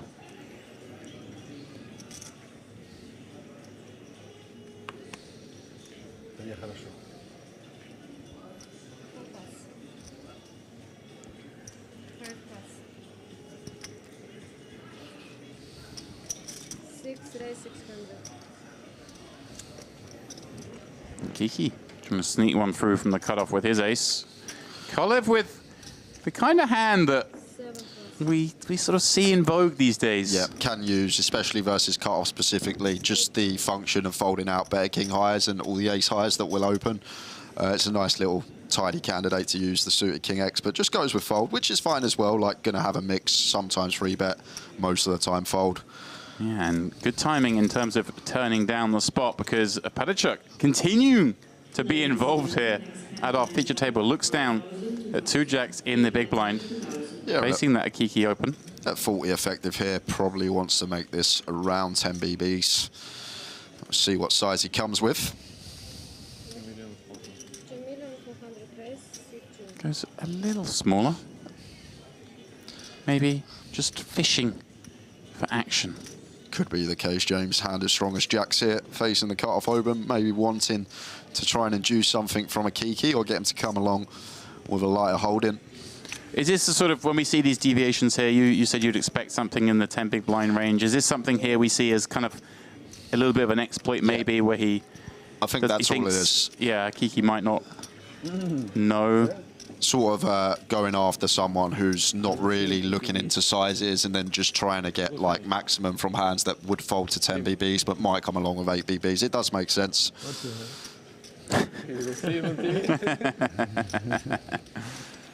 I think he is better here. And the other thing, as you mentioned James, Petchuk had terrific results in these events in this casino, and maybe he has his own strategy of how to navigate through the field in the best possible way because of what he's seen throughout the years at the poker tables here. Yep, someone who has... Like, if you've got a strat that's been working for years and years, why would you deviate away from it? Yeah, he's someone, obviously, he's played all around the world, but he has caches going back. I'm just scrolling through here at Mera. I'm back to 2013, he was here grinding. So, in fact, Andrei Pedashuk's first recorded live cache was here in 2010. 2010. So there you go. It's where the man became the beast. So yeah, 2010. 14 years ago. That man that you just saw there, 14 years ago was playing poker in this venue. When he was 3 years old. Must have been 18. He's got to be 32 now. So a Kiki back in the mix this time with a legitimate holding. Goes for a different size in here. Goes for 2.5 BBs instead of the 2 BBs that we saw previously. And maybe just a function of the big blind sitting with just 9 BBs as Idemir. Defends with the deuces. One assumes not just looking to find a deuce, but kind of a low broken board would do the trick. Maybe a board like 9-3-5. He does check to allow a Kiki to maybe put some more in. 600-700. And now decision point here for Idemir, because it's one that we just can't call with our stack. With the SPR, it would leave us have to make the choice if we want to go with it now. We are ahead of all these ace high, king high, stuff like jack 10, queen jack that would open. I guess the problem being, you know we don't get folds, and if we are beat, we're almost dead. Yep. And when we are ahead, we're 75%. So it's still always a little bit scary in these spots, but you jam and hope to not get snapped. Yeah, and I think here as a key, ace-king would be a call in theory, James, just reason being the times we're up against the one pairs, we're going to have 30%. And then the times there's 6-7s double gutted, 6-4s up and down, 4 deuce suited in there up and down. So... yeah, even those sort of ace-4, ace deuces, they're going to want to play. Can you bring me a water? Again, I mean, these two, I know for sure, have logged many hands against each other here at Merit down the years. We're not always privy to all the information here. That does have to get factored in. Really tough one for a Kiki here, because we do beat some hands, and even against the one pair holdings, still going to win the hand just under 1 in 3 times with our backdoor wheel and 2 clean overcards. Yeah, it does make the call. Nice to see, because we see here, even against his hand, getting the right price. Factor in, as you mentioned, there are a fair number of hands we do beat. A delayed race. Deuces. Looking good for now.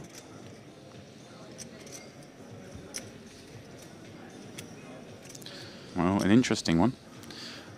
Does rob a Kiki of an out. Yeah. Only had 3 out. Loses an ace. Loses the aces, pardon me. Picks up the deuces. 5 out and 2 juice. Queen, a safe one. Full double up. Recep Aydemir. And it's all smiles. For the Merit reg. Just imagine how it changes. A Kiki was all smiles 10 minutes ago, and now it's doom and gloom after losing that one with the ace-king. Why? You don't have pair. Introduces, you call? 800 on the top? Yeah, big blind. Blind. Yeah, I put that. That's one big problem. This is my cut, this is. I mean, I've heard these sort of lines for 20 years, but they still make me chuckle. You good, call mate. no pair? Like, what are you doing? Nikola Marcetic, the one leading the way on our feature table. As the blinds increase, we're going up to 200, 400. Recep Aydemir just found that double, but with the blind level change, back below 20 blinds he goes. Kolev a little ahead of him. Akiki now not far above the Bulgarian after losing that one.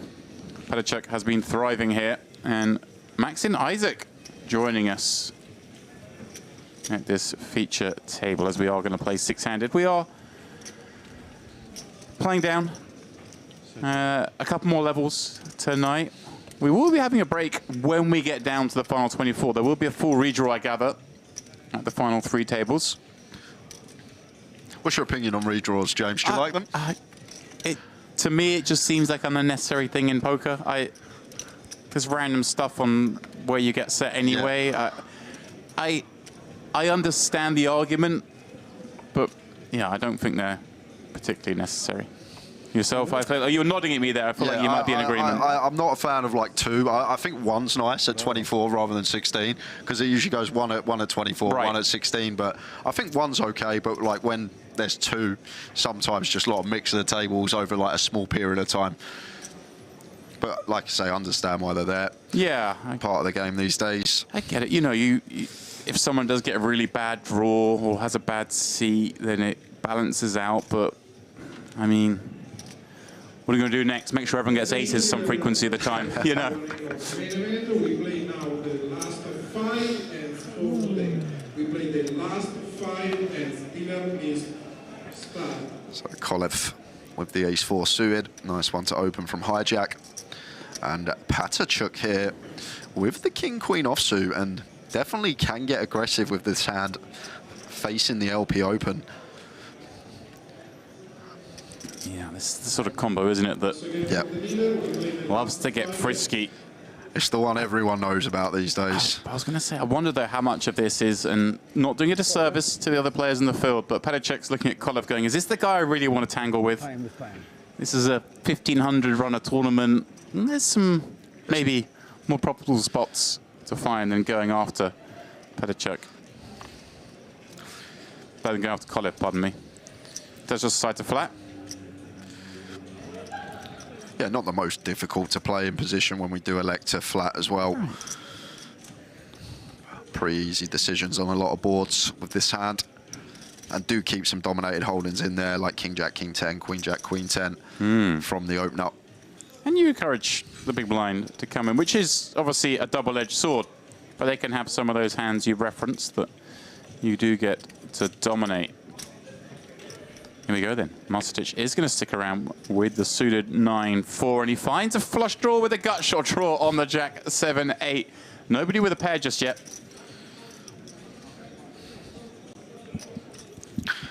Yeah, it seems like on first glance one that we expect to check through multi-way here. Patter check, maybe King Queen with a diamond could be one that likes to bluff, but seems like a flop that everyone wants to do a lot of checking on with their particular holdings. Yep, Kolev hoping to see if 3-1 maybe find another heart. Patter check looking for a high card. Has to be concerned about the kind of hands that peel from the big. This kind of board. Ah, okay, look, he is going to get a little frisky here. Bets 800k. And now, Mastertich with a big draw, but just 9 high at the end of the day.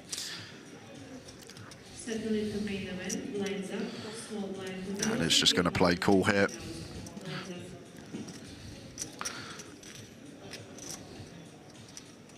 No, neither player with a hand as we head to the turn.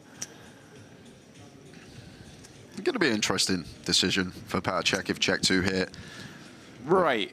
Whether to keep running it. And I suppose, you know, we can be up against, I mean, the 9x and 10x less likely, but certainly some of those diamond draws, and the 8x and 7x going to find it really hard to cling on. If they cling on, on the flop, which isn't necessarily a given, certainly I assume for the 7x, but the 8x type hands would struggle, would they not, to a second barrel?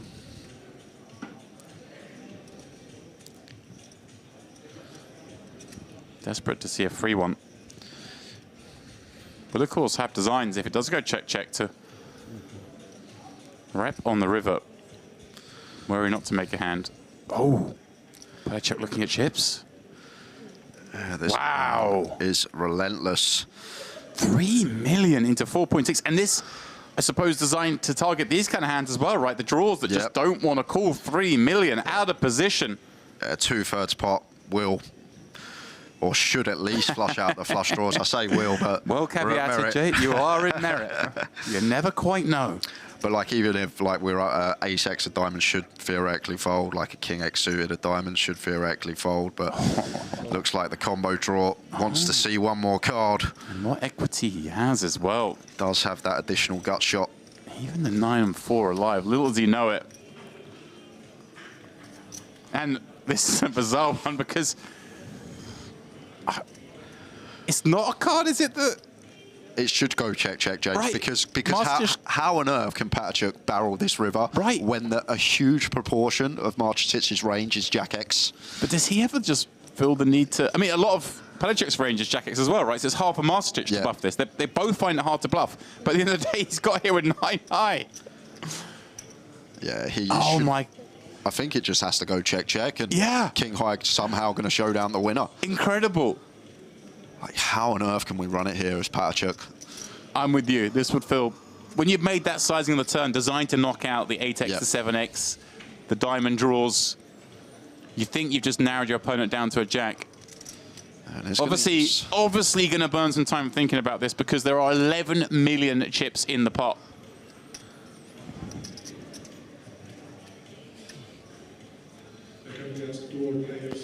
I think it would be a crazy jam.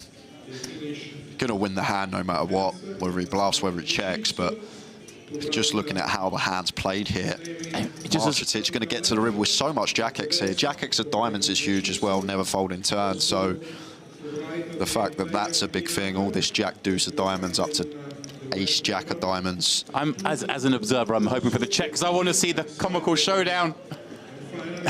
This is going to be great. And Patachuk's thinking, how on earth am I taking this pot here? 11 milli with the king-queen high. King-queen, no business on this board. Barreled off twice, got called twice. And somehow he's stacking up 11 million chips to throw on top of the 9 he had behind, and he suddenly has 20 million, Jay. What is going on? I have no idea. And I'm not sure about the barrel there, the double barrel. Not sure. Maybe we want a diamond in our hand, but that was some crazy hand for king-queen high to win a pot of that magnitude. Incredible stuff. But maybe, as you said earlier, James, he's on the exploit train and maybe thinking that people just raise their strong hands too often from the big blind on the flop. So maybe just going after all these one-pair holdings on the turn as a bit of exploit, which makes sense. We saw the 9-4 diamonds call. That has a lot of future chances, right? It can make a big hand. But the AX and the 7X that would have stuck around surely would have folded, I think, there. Agreed. So almost like a kind of a merge in that he can get some draws to, well, in this case, got some draws to call, but also knocks out all those big hands. But I'm with you. I like the no bluff on the river, as grim as it sounds, to just check back with king high and 11 million chip pot. Well, well, well. I wonder how Marcetic feels about that one. Aaron Idemir here off of 16. I just heard the announcement in the background. We are about to go on that full redraw, which means, of course, we're down to 24, which means we've actually found a pay jump as well, which is something here when you're Idemir popping it up with your ace-3 suited and finding a flush draw on the 10-7 deuce. Loving the dynamic between these two. Gole's laughing, looking at Petachuk going, how have you got away with that one, pal?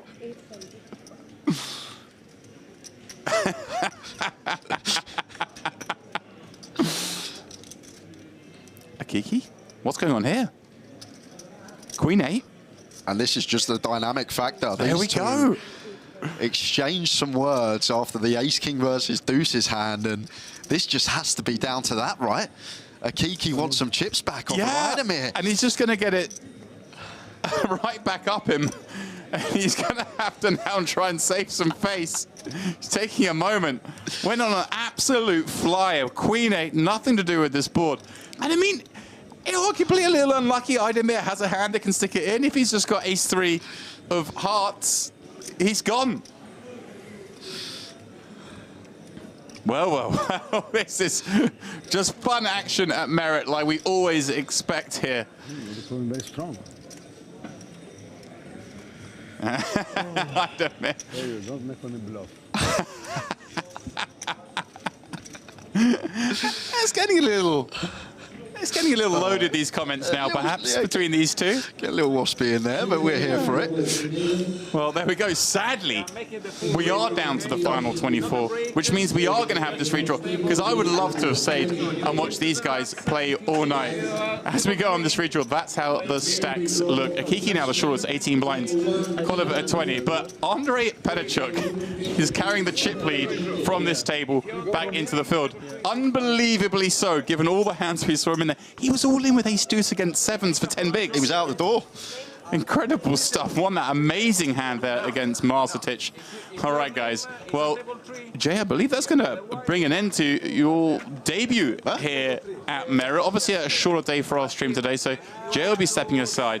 Andrew will be stepping back in, and we'll be back in around about 20 minutes. Don't go far. Ace-3.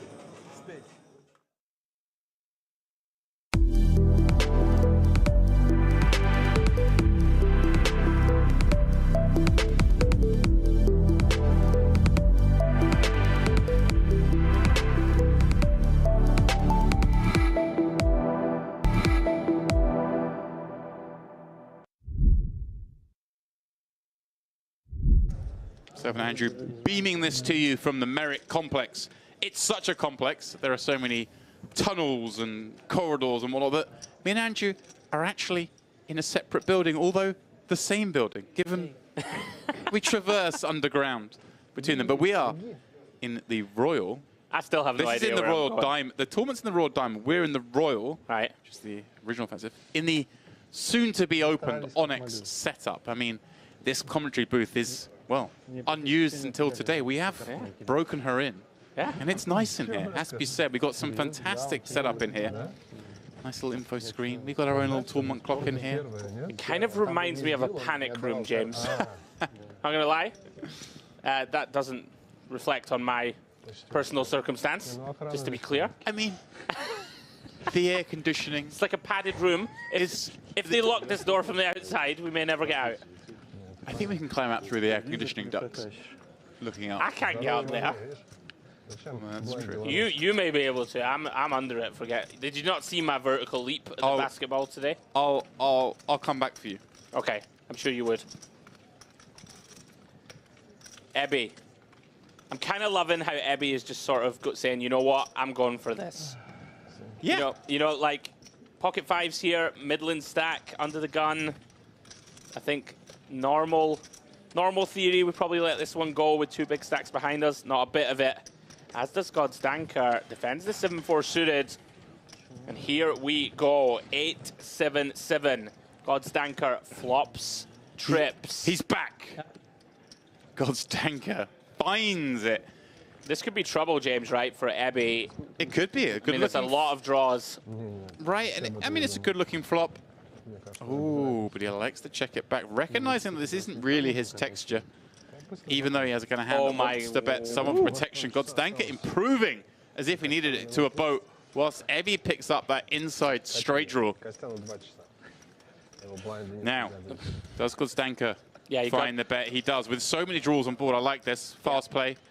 Ebby going to have either a hand that just folds, or a lot of hands are going to want to call at least one, and potentially 2 on brick rivers. Here we go. The call is made. 2.5 more. Finds the middle. We've got 13 million chip pot. Heading to a brick river. That is about as good as it gets for God's Danker.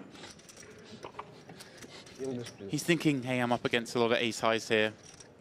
And maybe some of these pocket pairs, even some over pairs that want to check back on this flop for deception. Absolutely. How big will he go, James? Pretty big. Yeah, about half pot. Yeah, quite like this. You know, we can get some hero calls. Hasn't gone too greedy. Very easy here to really bloat this river. It's kind of fun because he does get to have a lot of those bluffs. Like a lot of gut shots, open-ended, missed heart draws. I mean, I think as played, Demps, we have a pretty clean bluff catch. Don't hold a 9 or a 10 or a jack. Don't hold a heart. Right. We have gotten to this river, you know, with a pretty, like we're relatively high up our check back range, right? Check back, call turn, get to the river with a pair. It's going to be very difficult to fold here for the price. Doesn't feel great. Yeah. There are so many misdraws that we do unblock all of them. Very tough spot for him. I'm with you. I wouldn't be surprised at all to see a call, and I wouldn't fault it either. I think you'll call here. I think we can fold now. Obviously, the missed hearts we might have had, and like the ace highs can fold. But yeah, especially if we're like c-betting like the 9s plus at a really high frequency, then suddenly what other weak hands we have? Like maybe we have some 8x that checks back. Yeah, he has made the call, and like I say, I don't hate it at all. Gets shown the boat. A little overkill. Cards find the muck. Here we go. God's Danker joins the big boys with 45 million in chips.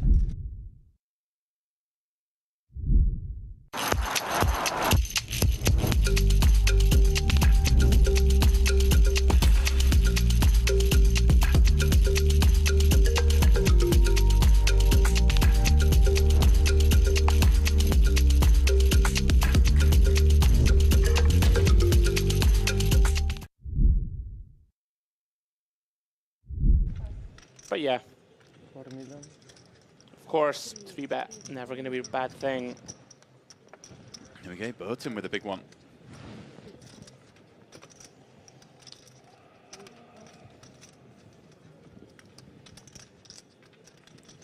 All of a sudden, Ebby did make that magnificent raise fold, but we are left with 6 BBs.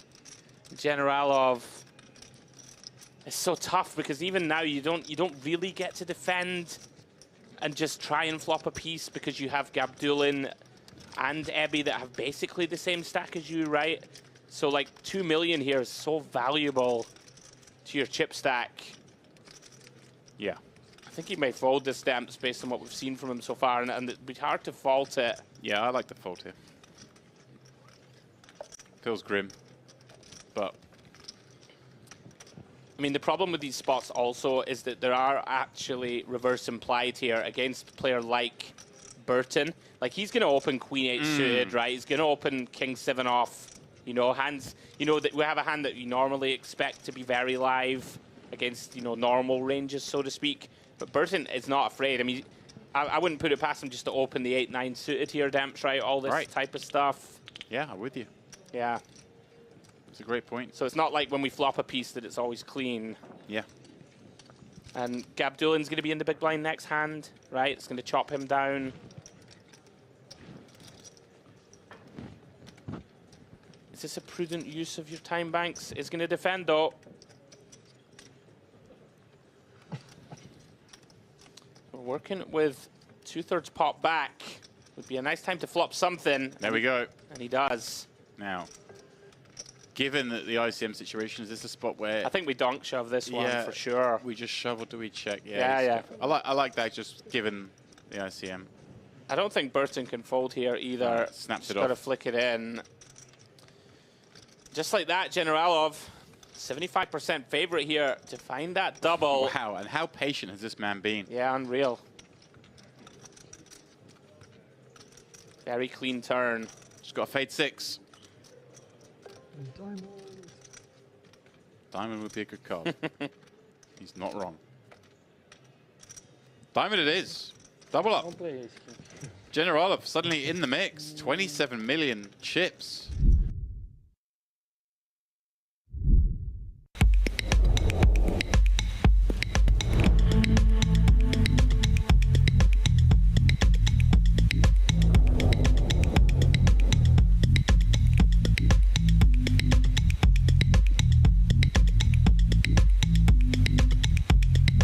Welcome to Mediterranean Poker Party.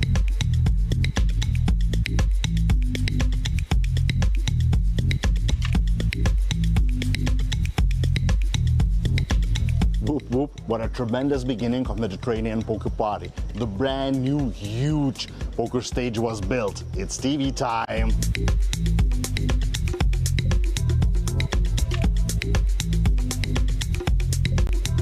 Don't forget the main thing that unites nation. A bunch of poker events running now. And I'm from Norway. Turkey, Australia, the Netherlands, Lebanon, France, Bulgaria, Venezuela, Belarus, Iran, Ukraine, Austria, Serbia, Russia, Germany, Armenia, Hungary, Kazakhstan, Italy, Greece, Romania, Moldova, Scotland, Poland, China, Spain, Sweden, England, Georgia, Mexico, Croatia, USA, Lithuania.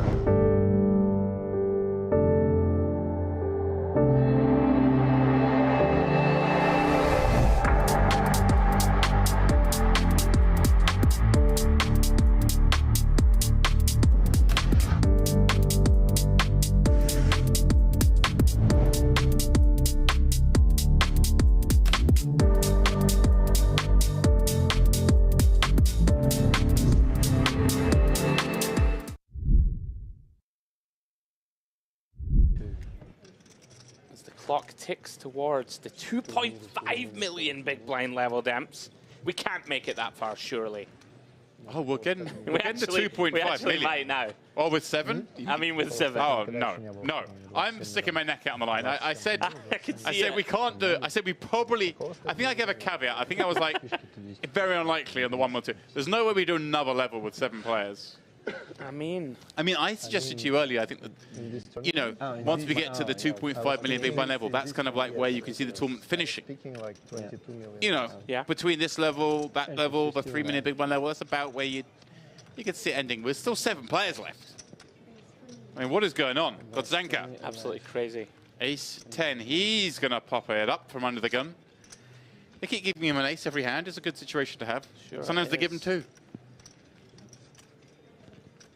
Oh, Gabdulin now with 2 jacks. Here we go. Just got the double up. now gets a 3-bet jam spot. He's going to be very happy to take. Yeah, these jacks going to look like aces. It's been that card dead. Very nice spot to find. Yeah, I mean, 13.5 blind, they are aces. I like this little difference to the we saw before where we saw a snap 3-bet jam. He does burn the time bank, even though he knows full well he will be jamming. There is no other course of action here. 14 million. Okay, the committal. It's the same thing. Just in case we find a jam behind. Yeah, you get a rejam behind, and then the original razor sticks it in, and same thing. Oh! Well, here we go. We are going to find the jam behind. Wow. Cervenkov being dealt the goods. 2 queens up against the 2 jacks of Gabdulin, the man he just doubled up, looking for instant redemption. Wow. Here we go. Going to do some posturing as well, of course, himself. And he is going to raise it up again himself, clicking it, making it 24. We've got some cutesy stuff going on here. But of course, Kodstanka now could only ever put this in with the absolute top of top. And that's not what he has. Very unlucky here for Gabdulin. Well, let's see. Insanely though, Demps, if he wins this pot, finds a jack, he's going to take the chip lead. There is just 1 jack remaining. You see that reflected in the stats here. Down to just 13%. Stand-up equity has been activated. Yeah, this is a good time to do that, I think. In this long 7-handed battle, we see a king 8-6 board. No, we need to say GG, guys. Clubs, No, we need to say no GG, use to Gabdulin as both hold 1. For keep the jack. We are in the Mediterranean. He needs to find that fish hook. Deuce of hearts.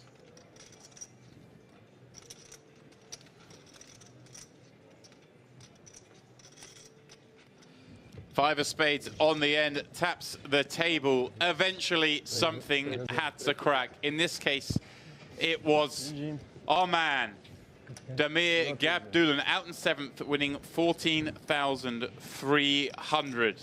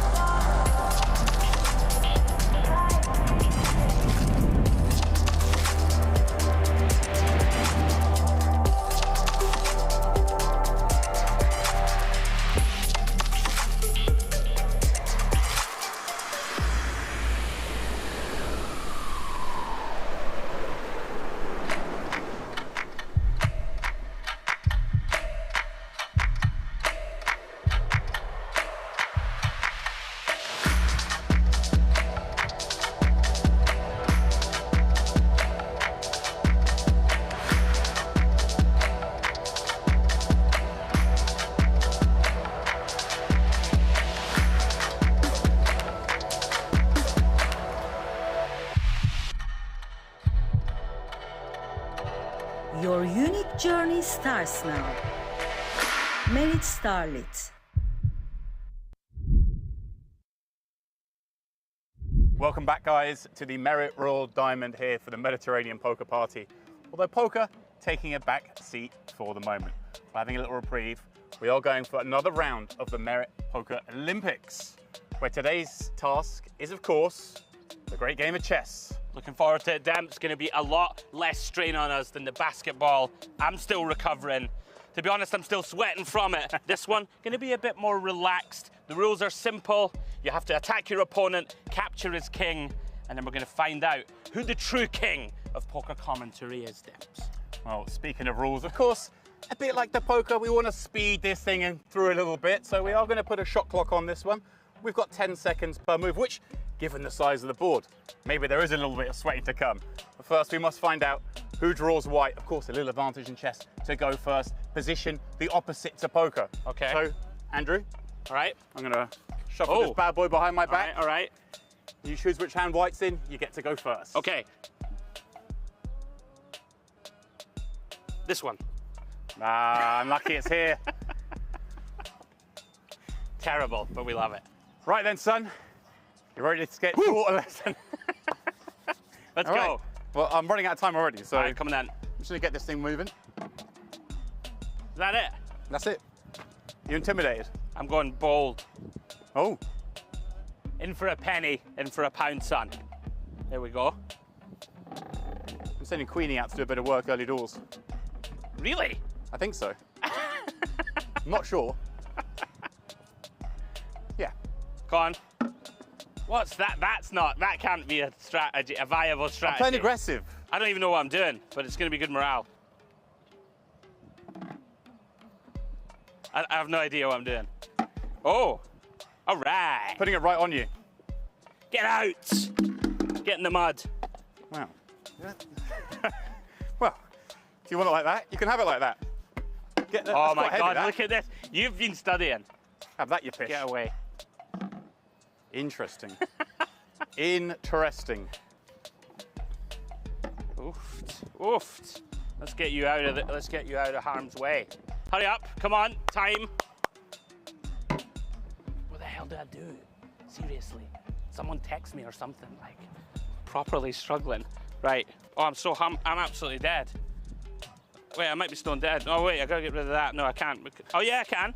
Because that'll take you. Get it around you. Oh, it's okay, I'm back. Get it around you. It's all right, I'm back. I'm heavily in the mud. Unlucky horsey. You're off to pasture. You're going to the glue factory. There's nothing for you. There's nothing left for you in this world. There's nothing for you in this world. There's nothing left for you. You're finished. Come back here, my love. Yeah. I don't know what to do. Let's get the first check of the game. Oh no, that means I'm absolutely humped. Okay. You're going to have to go there. Otherwise I was dead. Right?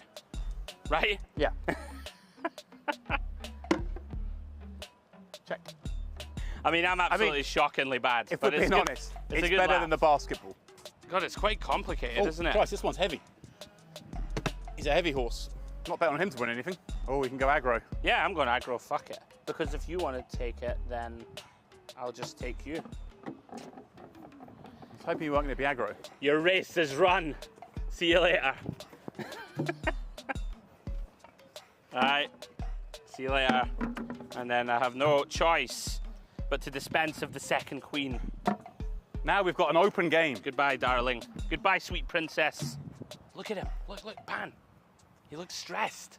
Come on. You know, poker, you pop a set, you look a bit nervous. Oh, a check. That's what's going on here. Why have you done that? Because I'm just aggressive. There's no logic to this. Why would you do that? Dun, dun, dun, dun, dun, dun, dun, dun, dun, dun, dun. Oh, that's okay. Oh, no, that's not really great. Protect the king.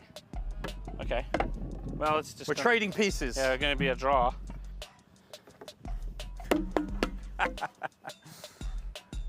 This is a very aggressive game, it has to be said. I foresaw this move. My heavy horse. I foresaw this move. It's very heavy, that horse. In fact, I did not foresee that exact move. Well done. I'm officially back. Oh, no. It was a failed move. Okay. You must retreat. Brilliant. All right, then. The poor bastard. But there's always a plan B. That's interesting. Nay bother, pal. We'll see you later.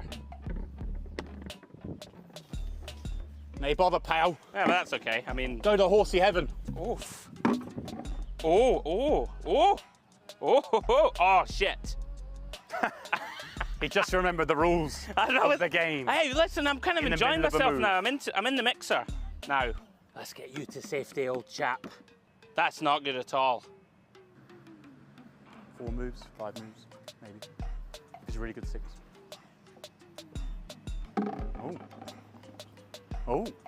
I saw you chirping to the camera. 4 moves or 5 moves, guys. I'm not gonna lie, it might be 4. All right, then, nothing to be done. Nothing to be done, but take that, little fella. Get out. The moment is upon us. We're getting this game. If I get him to the back line becomes a queen. What? Yeah. No, it doesn't. Yeah. You get a pawn to the You're back at line. it. So just, you know. At it, man. Let's get after it then. Good move, good move. Thank you. I do know what to do. Big genius move coming. Oh, hang on. Check. But can't I just take it? Well, you could if that was. I would have saw it, don't worry. Very sharky indeed. We're now in the final throws. Oh shit, right. If I go there, you go there, and I'm dead. Very final throws. No, I wouldn't be dead. No, you wouldn't be dead just yet. You just get closer to death. Yeah, I'm feeling threatened. I think I have to go there. Oh.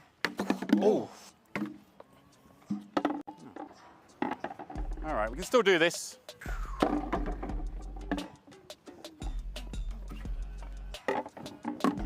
right. It's all speed now. It's all systems go.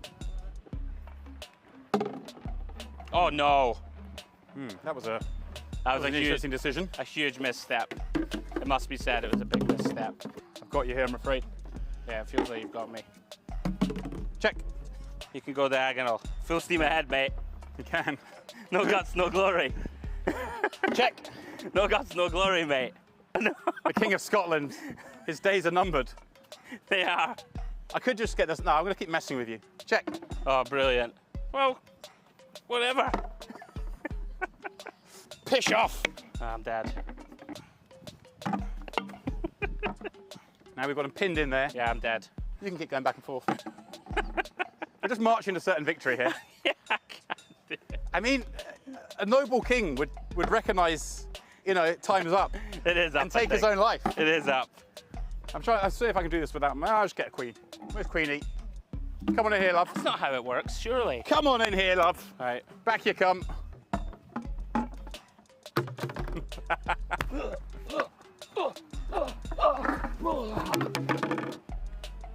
Well done, James. So, winner. I'm not having that. I've got my pride. Good game, my friend. GG's. I did well for the first half. You did very well. You did a lot better than I expected him to do. It took a little bit longer than we expected to do as well. You can't see the whole crew behind here in their black jeans and black t-shirts. They're sweating a little bit. Nearly as much as this man. You've gone it's as red as he was at the basketball.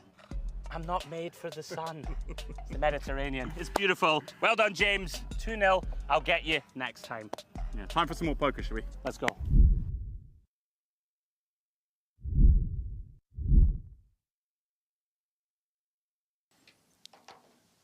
Welcome back to the Mediterranean poker party here at the glamorous Merit Royal Diamond. And glamorous, not an adjective that's often used to describe my co-commentator, but today I'm going to use it. Andrew Headley, back in the booth. You had a brief break. Thanks, James. Glamorous, eh? I've been called many things in my 39 3/4 years on this planet. Glamorous rarely won. But thank you, James. It only took about, I don't know, the bones of 10 years of knowing you for you to give me any sort of compliment, so thank you. Now, when are you going to transfer that money? Later on. That's what we got coming up for you guys. Of course, tomorrow, the EAPT Grand Final. Final day of the EAPT Grand Final. It's not on there. It should be EAPT Grand Final, final day. Right. That's a lot of finals, a lot of days, a lot of E's, a lot of A's, P's, T's, Grands. I don't know. That's what we got tomorrow. But first, we've got to get there because we currently have 24 players left. We just done our full redraw. 3 tables of 8. I'm going to bring back some number of players tomorrow. They will, of course, battle it down to a winner. But we still got some fun going on. And I have to say, myself and Jay had a hell of a table. Oh, you did? Before the one on the break. The viewers who are with us would have seen that as well. There was some bizarre stuff, including an 11 million chip pot. Ooh. That was won at Showdown with King High. Oh. Pipping the 9 high. There was all sorts going on. Somewhat unexpected. People were giving it a go. All right, this is our new table. Almas Umarov. He is the one leading it. Look at that, 25.5 million. Nikola Mazetic, the man who lost that hand with 9 high, but had previously made both top 2 and aces fold with a river bluff in a fun spot. So he was getting amongst it. And Gabriel Akiki, who of course was on our previous table, he was battling with our friend Recep Aydemir, the kind of 2 regular players here at Mera were battling off. He came out with a check raise bluff on the last hand before the break, but got it stuck back up and by a 3-bet on the flop. So Some action players, certainly, and I know you had some of these players before, right? You had Perot, I believe, was on your We did original have Perot. table. He was kind of handcuffed, basically with exactly the same stack he has now, basically having to tread cautiously, but showed good patience. He seems pretty relaxed out there, making sure that he's not making missteps. He's looking to get some upward momentum. Look at that. The room is pretty empty now. Day 1A of the MPP main event. That 5K 5 mil now in the bag. Yeah. So the only players left here are gladiators. And, of course, it seems like something else is going on from there. Is there some sort of side event? I know there's a Daily Ladies event. Maybe that's going on. Yeah, it looks like a heads-up going on over there. All right. I did, though, James, run into several players in the hotel lobby having a little celebratory vino, having bagged 1A of the main. I saw a picture from said bar of everyone sitting there, and I saw lots of glasses of wine, but... Giving you a rub down because you wanted one. No, but it was more, you know, you're keeping true to it. You were just sitting there, sans wine. Orange juice only, my friend. There we go. Shout out to you. Thank you. Keeping things dry. Not very glamorous, you know, an orange juice, but it was served in a very tall crystal glass. Of course it was. Yes. Because that's the sort of venue we're at. Yeah, I did run into a couple of our UK luminaries. Dean Hutchison through to day 2 with a very nice stack. Steve Warburton bagged a short one, but threw on 1 bullet, not to be sniffed at. So another couple of day 1s still active. I believe they got almost 400 runners today, Demps, so that is chunky. Wow, for a 5K. Wow, wow, wow, wow, wow.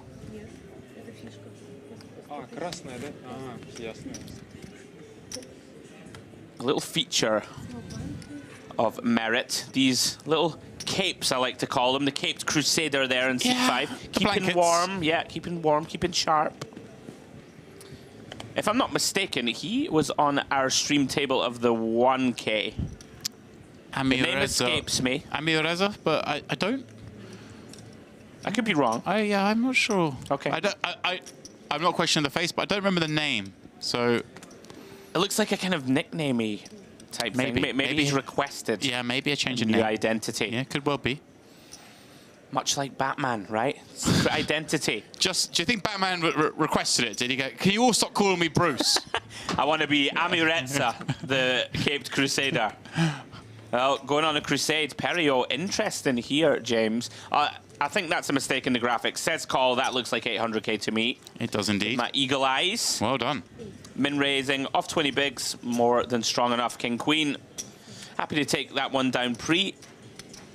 Akiki out of the way, queen 8 off, was dominated. Yeah, a little unfortunate. Just the last hand before the break, Akiki was in the big blind, defended, check raise, folded, then he comes back, redraw. Oh, you're straight back in the big blind again. Nothing worse. Needles. Yeah. It must be getting cold in there. Look at this. We have the full-on buttoned-up jacket affair going on. You just mentioned a few hundred players in that 5K. Yeah. They suddenly all leave the room at the same time. Going to lower the temperature. Oh. Just is. I used to know. Oh, I had the number in my head. I know the number for the heat rating of a person in a room, but I've forgotten it now. Mm. A friend of mine, you know, works in restaurants and stuff like that. It's kind of stuff you have to know if you're designing a restaurant. Very technical. People actively respirating and perspiring. Yeah. Well, Bala is the man who looks pretty cold. He has a very warm and healthy stack. 15 mil. Shade under 40 bigs. We are down to 24 players, guys. Last 3 tables. We're getting to the business end, James. Slowly but surely. Vinokurov was also on the table that me and Jay covered earlier. Round 2, the Caped Crusader. Amireza, what a beautiful name. Ace 3 off on the button. 18 million in front of him. Plenty of blinds to be getting involved with, scouting around behind. Of course, Kiki in the small, and Marsic, of course, in the big. An action player with a big stack. So not quite the plain sailing it might always be from the seat, but we're still going to raise an ace on the button. Yeah, you're never thrilled when you've got a rejam stack in the small. Obviously, we would not be able to call. And someone who's going to aggressively defend. It makes it a little tricky, but got to get in there.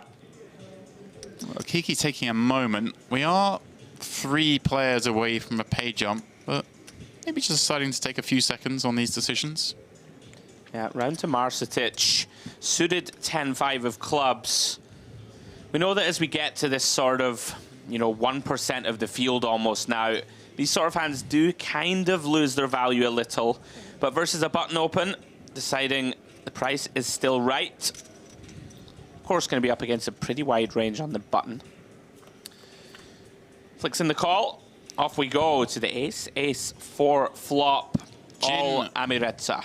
Yeah, Jim for him. Obviously, as we always say, the pre-flop raiser has somewhat of a range advantage, especially here where the big blind may 3-bet with some of those ace-x combos. Certainly the best of them. Yeah. But in this instance, actually has the best hand. And assume we're going to see a very small bet here. That's what the book likes to tell us. Yeah, has the classic shade over 1 big blind. And you would imagine, action player or not, this is not a hand that we particularly want to continue with. Easy.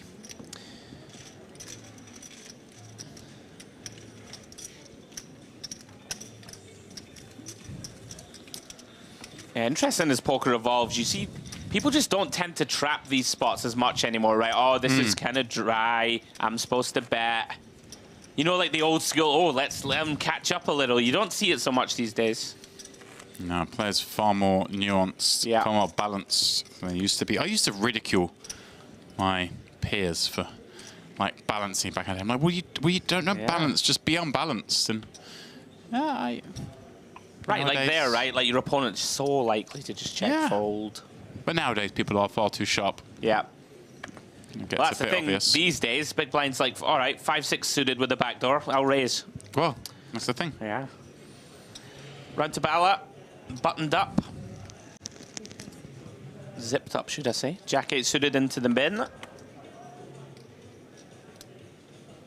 Very 9-3-0. Not going to play that either. But again, as mentioned, those pay jumps coming up soon. It just serves when you're on these kind of stacks to waste a little bit of time.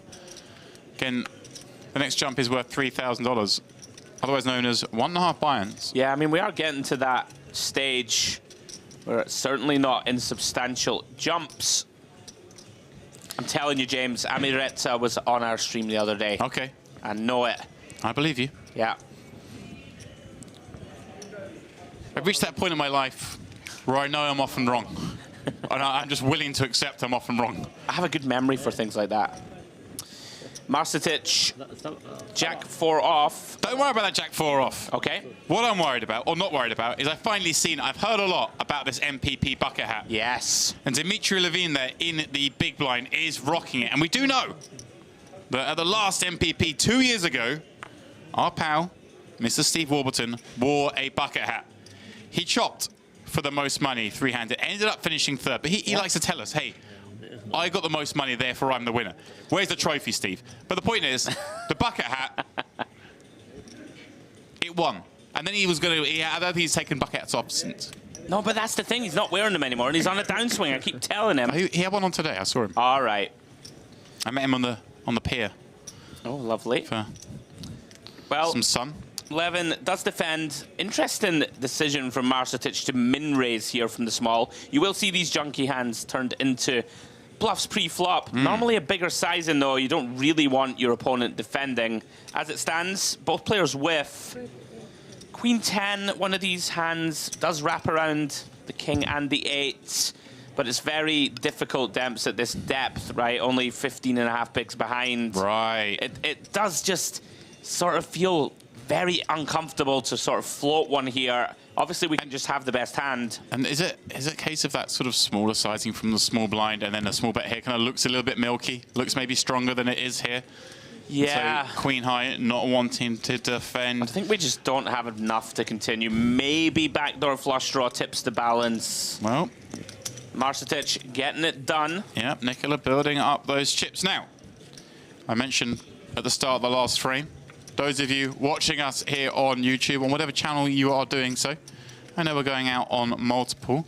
Myself and Andrew keeping a keen eye on the chat, on the DTD player. So if you do want to ask something and you're on another stream, you will have to just mosey on over to DTD player, type your questions in the chat. And I see there's a Nathan Slater in the chat who just shouts, Picasso. He's just happy to see you. You know what, Nathan? We love the lad. Absolute gent.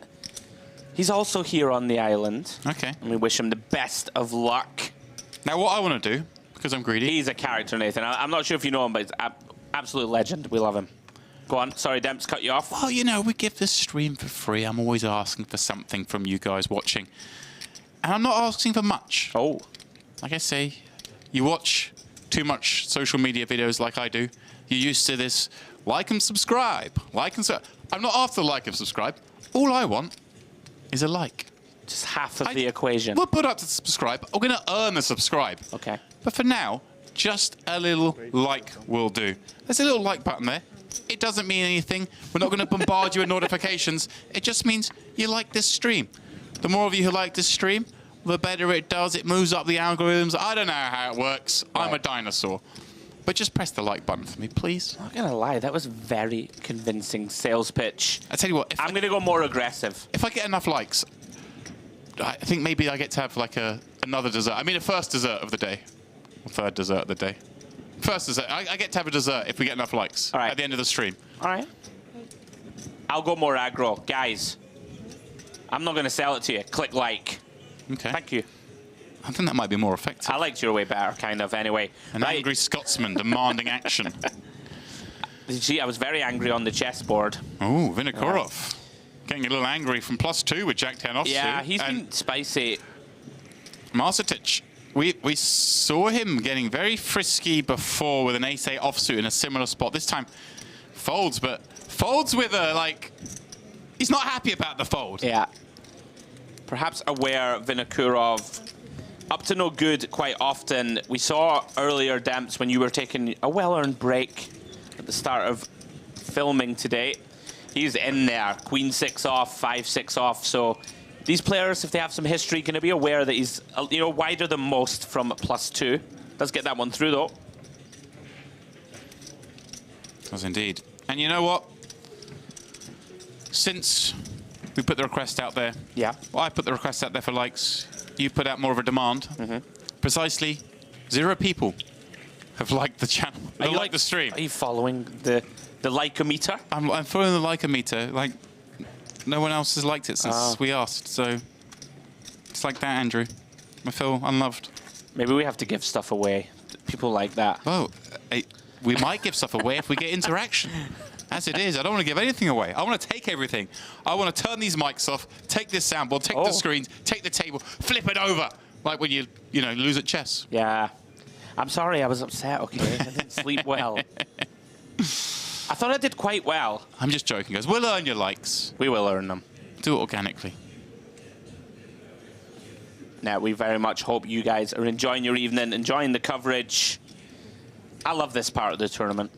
24 left. This is fun. We've got final tables kind of creeping into sight over the horizon. We've got a good period coming up now here for the last couple of levels of the night, and then of course tomorrow as we work our way down to that final table. So much can change, so much happens. Huge equity spots. Yeah. It's where we know ICM really starts to build from here. 24 down to the final 9.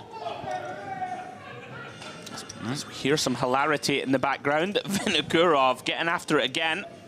Queen Jack suited this time. Yeah, that much more viable open than the J10-0.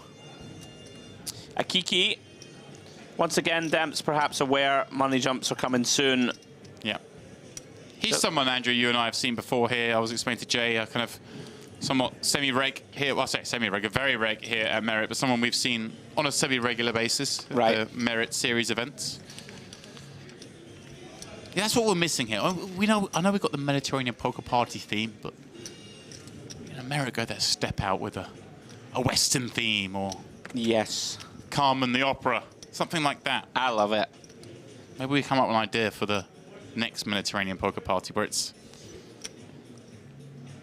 I don't know, swim shorts only at the table. Right, some sort of dress code. Well, Bala defending here ace-6. He has one of these interesting ones that can occasionally 3-bet pre as a bluff if you think your opponent's too wide. Lands on call. Vinokurov flopping best, 2 pairs on the king-king-queen. Interesting, Demps Bala does have that ace of diamonds in hand, but not exactly a thrilling texture to continue here. Vinokurov going to have a bunch of this board from early. Is it enough, do you think, James, to continue? We'll see what Bala lands on. I'm with you. I think we're just, when someone's over from this seat, it's just so hard for us to ever win this pot, even if we are good, which is very rare. We are good on a king, queen board. Losing to some better ace highs, losing to all the king X, queen X pairs that bet. Yeah, let's it go. And if, it's just so hard. And shout out to Andrew McMillan in the chat. He says, not true. I gave you a like right after you asked. Well, thank you very much. Yes, Mr. Andrew. McMillan. So I apologize for calling into question your integrity and your help in getting this channel some love. Yeah, we spoke about this earlier, me and yourself. I'm very bullish about the merit complex and just this stop in general. I know I'm contractually obliged, but I just think it's a sensational place to play poker and to visit. Surely we didn't give you a contract. Surely we got you on 0 hours, ready to get you out of here at a moment's notice. I know you're giving me the rub down, James, but I also know you enjoy my company in the booth. Right? Please, I need love. Yeah, whatever, okay. There's nothing written down on paper, but, you know, gentleman's agreement and all that. Okay. Vinokurov, very trashy hand from the gun. That's me picking up on Jay Harwood. He calls it from gun. Yeah. He's very, you know, he's got his own. He's modern. Yeah, no, he is. Keeps his ear to the ground. That's what the kids are saying these days. From the gun. That's it. Amiretta, Jack 10 of diamonds. Raises it up +1. Akiki once more. We have lost one, James, on the outer table as we speak. 23 left. Keeping your eye on the situation. Yeah, you know me.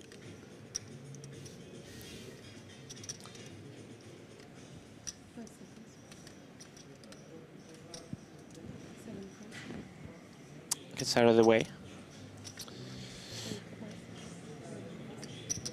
Interesting, nobody else really tanking, which is refreshing. You can understand it, of course, with the jumps. Interesting, Andrew. I'm just checking the updates over at pokernews.com, which, of course, you can do at home if you have someone in this field you want to sweat. We do have a wonderful update team out there. And I see Ryan has posted up to let us know the 24th place finisher was Sebastian Gall. Oh, and he was on our feature not so long ago. Yeah, ran very badly. Now, Bala going to take the aggressive route here, James. King, queen of clubs. Both options seem pretty viable. I think I like this. Sometimes good to get on the front foot. Of course, not really a hand that you like to 3-bet fold. Like, but it's fairly rare that you get, you know, 4-bet pre or jammed on. Deciding just to get after it here. Maybe fold out some ace-jack offs, ace-10 offs. I like that from you, the way you've said that, because I think a lot of people fall into the mistake of, well, I don't want to 3-bet fold this hand. Sure. Like, it doesn't happen that often. It doesn't happen. Like, sometimes you just have to. It's a bit like the Omaha last night. I was saying there's always going to be a reason to not do something or to do something. Sometimes you just... You got to get in there. And, like, for the most part, these positions, I think people forget that if +1 does rip it in, right, for example, loads of the time they have a hand like ace-king, that if you flatted pre, you could end up coming king-high and get stacked, right? And people forget these things, I think. Well played, Bala. Nicely timed. And he did, like, the angry fold, like, oh, I can't believe I didn't get action with my butchers. He's ready for rain. I've looked at the forecast, Andrew, and it's sunshine. Of course it is. Plain sailing here in the Med. Although, again, the wind did pick up a little bit again today.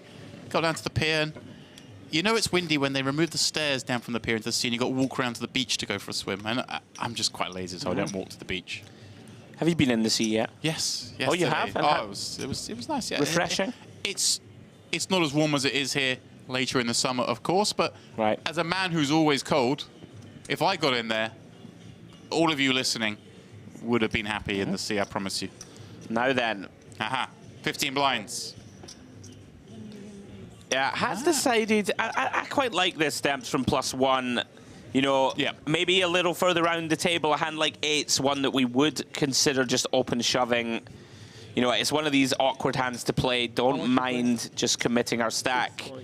but is giving himself the chance to raise fold if there's a whole load of action behind. Wonder if the players read into the fact that he's been tanking every hand and then snap opened this one. Yeah, there's something to that, isn't there? I find these things a little intriguing at times, you know.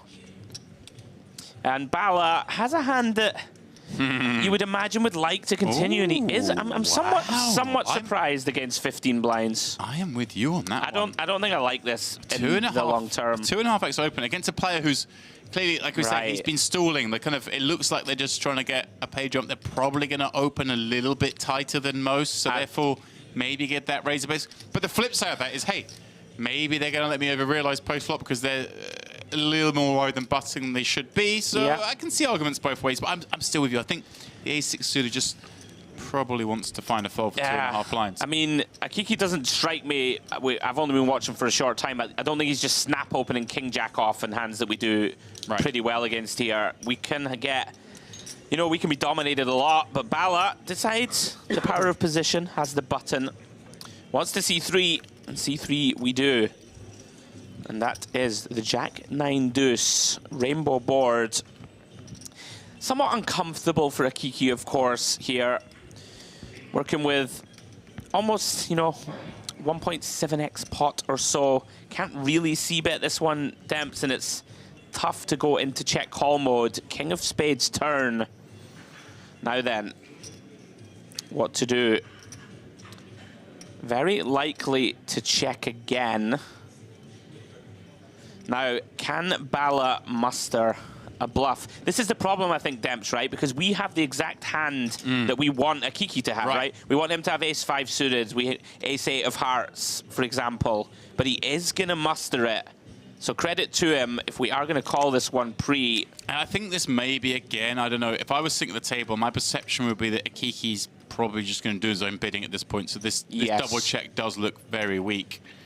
But let's see, he does actually have sort of maybe the best hand he double checks with in my mind in the 2-8s. Look at this. Yeah, well, oh. I mean, if he finds call here, credit to him. He's obviously not too concerned about the call here, perhaps, but what would he face on the river? I think he's changing his mind, is my read. Yeah, that's the thing. You call here and you face the second barrel. I think you have to fold. It's, you know, best case scenario, up against maybe like a nut flush draw, an ace-10, something like this. Credit to Bala. I was a little critical of the pre-flop peel, but if you're going to make it work post and show bravery, find the bluffs. Well played. Andrew, there's someone in the chat. Okay, who we got? Who's come and said hello. But you and I. Oh. On a semi-regular basis. I like these interactions we have where you like tease me. Well, semi-regular basis, you and I. Not in this booth. Mr. Lappin. But in one across the cove. Is it you, David? So Ali Najat, no, it's David Lappin. Hey. Ali watches it for sure, but just doesn't interact. Much like in real life. Hey, you like that? Oh, all right. Wow. It's fine, he won't see it, right? Shots fired. No, he won't see it, so it's going to be fine. Shots fired. I love you, Ali. Only joking. Hello, David. David We love and you. Ali, of We course, miss you. The other half of our regular team here at Merit, who aren't with us this time round, but myself and Andrew. And, of course, Jay calling the action for the rest of the series. Of course, I'm going to leave you guys for the last couple of days, but we've got a lot of action coming up in the next few days. Today, in terms of a stream, not for the players, but in terms of the stream, a relatively shorter day, given that we decided to pick things up after the dinner break, and then the day was slightly shortened as well. With the view that, hey, look, we're going to finish this tournament tomorrow anyway. The players need a bit of rest. They could flog them, try and get to the final table, but... I like it. Come on. They're long days. Yeah, it's supposed to be a party. Exactly. Well, Perio, 9-10 off on the button. One of these hands that, you know, typically for chips we would open, but just a shade over 20 blinds, 22 left. Nearly half a mil for the win. I like the fold, exercising discretion. Vinokurov, no, he's very capable, very aggressive player. Does have Amiretsa on his left, also with a big stack, James, so likely to alter or downplay that aggression a little. Does limp in. And has his opponent dominated for the time being at least. Probably just knuckle this one, James, right? Don't think we're going to ISO 6-7. I can't remember the last time I saw these sort of middling cards ISO. Yeah, people just have really adapted to it. Yeah, although I liked it when I saw some people recently talk strategy in this sort of spot, and they started raising hands like the 8-9 suited tier just to unpolarize the range. Sure. And I was like, I just liked it because I've never heard the term unpolarize my range. And that got me a little bit excited, I'm not going to lie. Yes. Well, off to the Queen 8-4, 2-diamond flop we go. Interesting one for Vinokurov. You know, loads of backdoors available. Wouldn't mind to see a stab. Oh, he did already check, excuse me. Amiretsa deciding gut shot only. Big bet as well. Well, big relative to the sort of normal sizes we might see in these kind of blind-on-blind limp pot skirmishes. But there is connectivity there around the Queen 8-4, a whole host of gut shots. By going this slightly larger sizing, does make it a little harder for some of those. Yeah, I don't mind it. You know, you can just, hands that would certainly call against, you know, one big blind, like a King 10, right? King of diamonds and stuff. When you start putting this amount of chips in the pot, you will increase fold equity. Nice little adjustment. Amiretsa. It's just very fun to say. Yeah. Unless I'm totally butchering it, which Amiretsa seems fine to me. Fairly likely. Amiretsa. Yeah. If we're wrong, let us know. Actually, don't let us know. We're happy in our ignorance. Being wrong is great. Being wrong and finding out is not so fun. Oh, I love the challenge of the pronunciations out here. Keeps me on my toes. At the start of the first frame today, and you, and you put Jay under it. You said, "Welcome to Merit." Yeah, rip me through this table, and he sailed through it. You got to test him, right? But I mean, he did far better than I would do. I think you're underselling your prowess. Marsetic under the gun. Ace-7 off. Yeah, he's shown a propensity to get involved, but not going to do so with this hand from UTG. Yeah, or the gun. Yes. Not quite strong enough to open. Round to Bala. Nowhere near strong enough to open. Round to Perio. I just get a feeling about this guy. I really do. You know, when you watch a tournament and there's always one who's just flying under the radar. He's got a cool look. He does. Tash sunglass combo. I think the Tash is back. You ever rocked a Tash? I could try. I mean, you know, I like the full beard. Yeah, I mean, a beard, a Tash with a beard is just part of the beard. Part of the beard. That's true.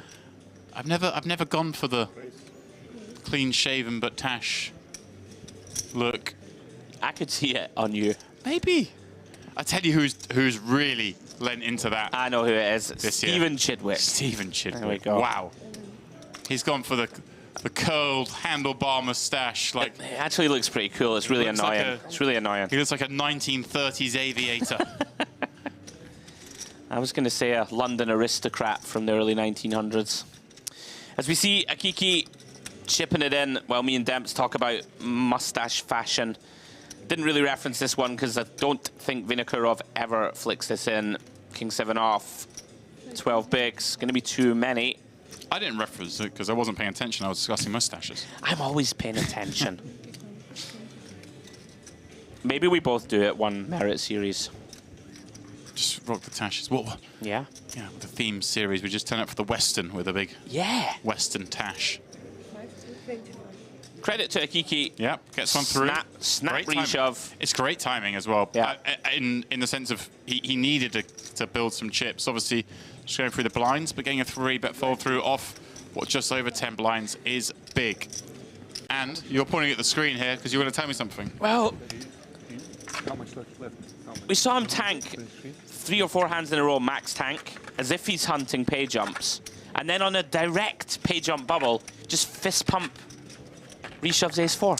Right. So a little, you know. I'm going to counter that, though, because look what's happened here. Ah, so he knew that it had burst. So we're looking at a tournament clock, but we might be, obviously, a little bit behind. We see here a player being removed in Marsetic. That means there are 3 tables of 7, because there must have been a table of 6. So therefore, we are now through that page jump. Hence, perhaps, the quicker jam. But we'll spot it for you nonetheless, and certainly a talking point. I'm still alert in the wee small hours.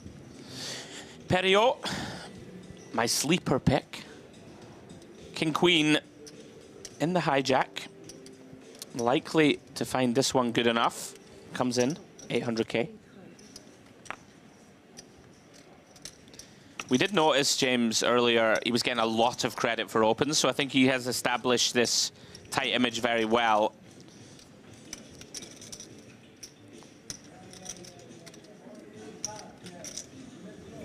Oh wow, snap jam again from a Kiki. I'm gonna go with better than ace 4. What do you think? Absolutely. This feels like a ace queen suited. Oh, okay. Pocket jacks, one of the two. That's what I'm going with. Let's see how well you know your onions. How many types of onions are there? I've never understood that saying. You know, there we go. onions. Ace 10 suited. I mean, are there that many types of onions? Perio with the decision. But King Queen off against that snap jam from this player here. It seems like a lot of blinds to potentially call off. Yeah, he's actually not as strong as it looked. Yeah, he tricked you. He did. Nah, we can't call this one, Demps. I would be very shocked to see anything but lay down. Thinking of types of onions. Did he call? No, time bank. Just heard something hit the felt.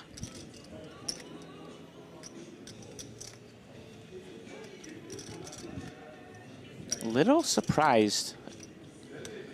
Like, even if you think, Debs, right, that your opponent can, like, be a little wider, I mean, this one of the combos that just never finds its way into the middle, right? I'd be shocked if he played it.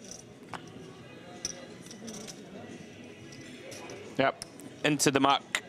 Akiki, back-to-back pickups. Yeah, and Akiki delighted to see that fold. One of the sort of hands I think you'd be worried about someone tanking there would be a sort of ace-jack type holding. You're like, please fold. Ace-jack suited types.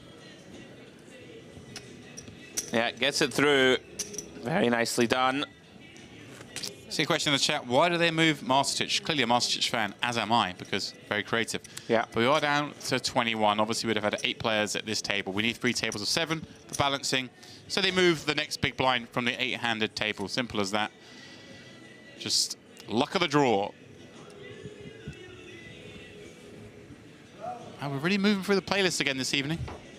I'm loving it. You're actually freaking me out because I was genuinely about to comment on the same. I'm going for a little toe tap. We've had everything, right? We've had, like, London House. We've had a bit of kind of trancey pop. We've had a lot of jazz. Yeah, some elevator music was in there. This one's like a soul. Is this soul? I don't know what it is. Don't question me on music. I'm not a music guy. Well, Vinokurov, the King 9 of Spades is music to his ears, Stamps. Sorry. 800k. Oh. Ooh, now He's these ones going to set the tempo, and the rest will have to dance to that beat. Oh, no, we're not doing that. We're not doing this. We're not doing this. We can go for hours doing musical references. I wondered there if Amuretsa would go on the attack. Ace-3 of clubs, certainly one that he could have considered. Yeah. From the cutoff also, certainly one that you see people use. Does decide to exercise discretion. Akiki back to the tanks. Yeah. When's the next pay jump? I imagine at 18. I'm just guessing at 18. Okay. But let's have a look. Oh, here we go. We have a tournament clock back here in our wonderful, newly kitted out commentary booth. But the prize ball ticks down through at Levine. King Jack clubs in the small. He's looking around at the situation. Yeah, paying next page jump at 18. So we are 3 away. Kind of means it's not really a factor in terms of changing ranges. Did expect to see this one. Yeah. It's one of these, you're not thrilled, 13 blinds, you know, you might think you don't have a huge amount of fold equity, but it is going to, you know, cost Vinokurov more than a third of his stack. Right. And he's an active player. I think we just grip it and rip it. And credit to Levin. The juice is the same.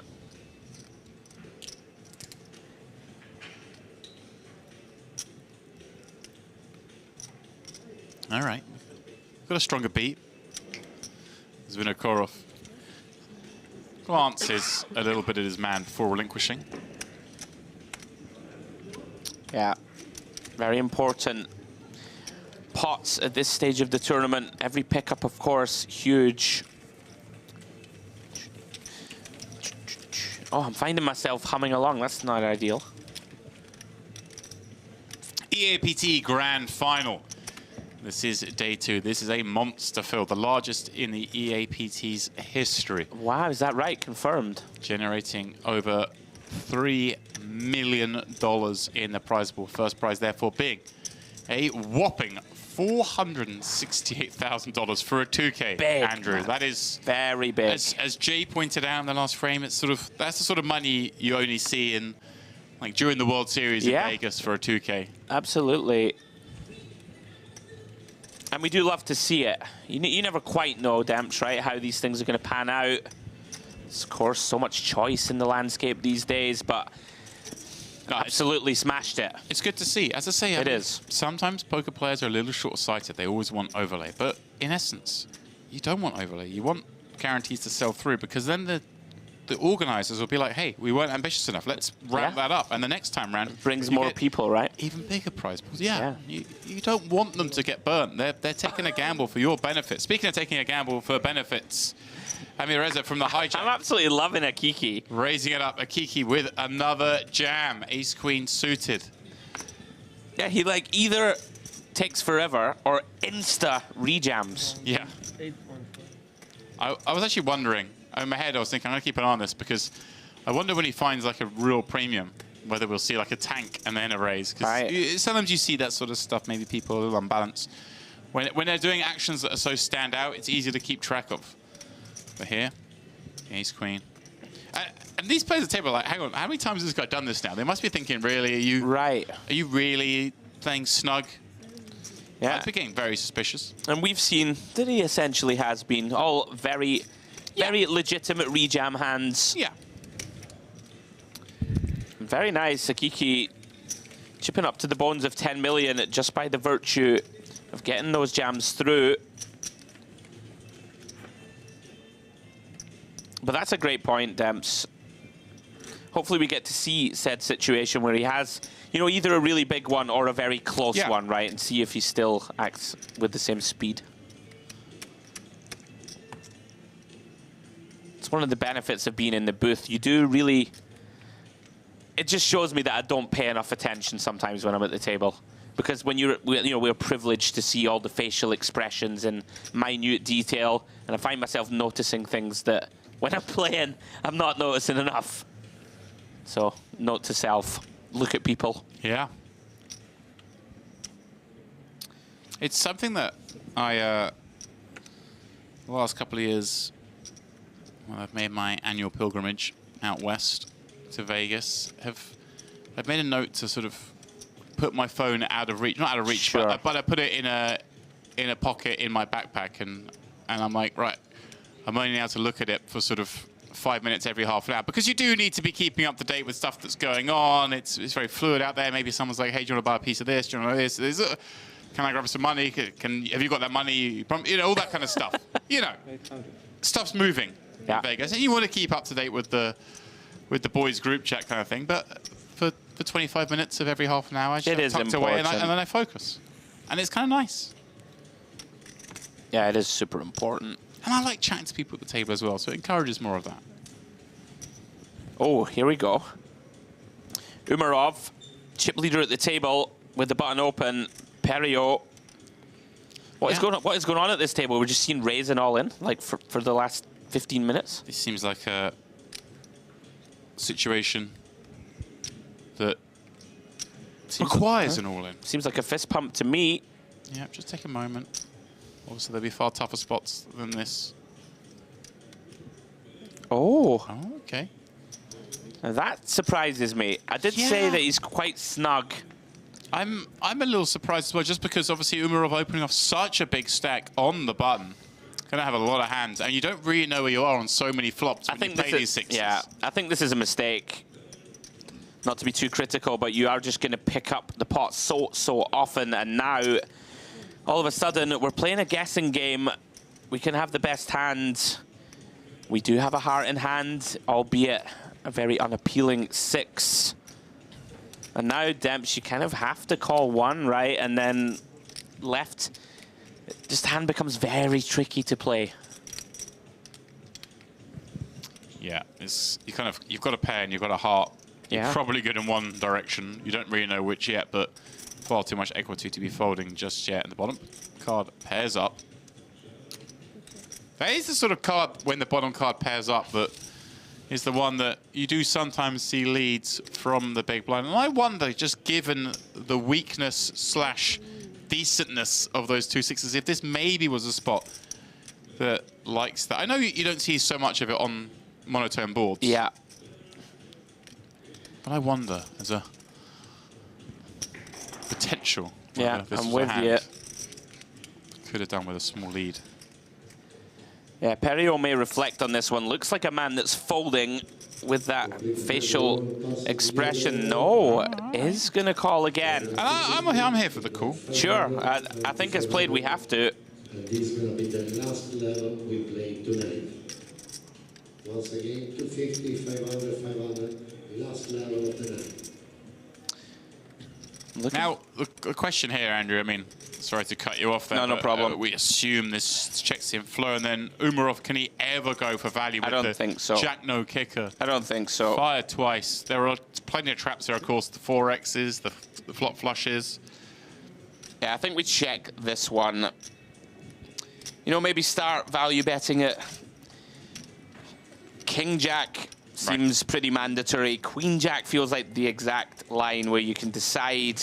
Right, so Jack with a live kicker. Yeah, you just don't want to value town yourself in this spot, I think. And Perio, I mean, this is, you know, it's such a big swing, Demps, right? We reshove here, we can see our opponents definitely folding.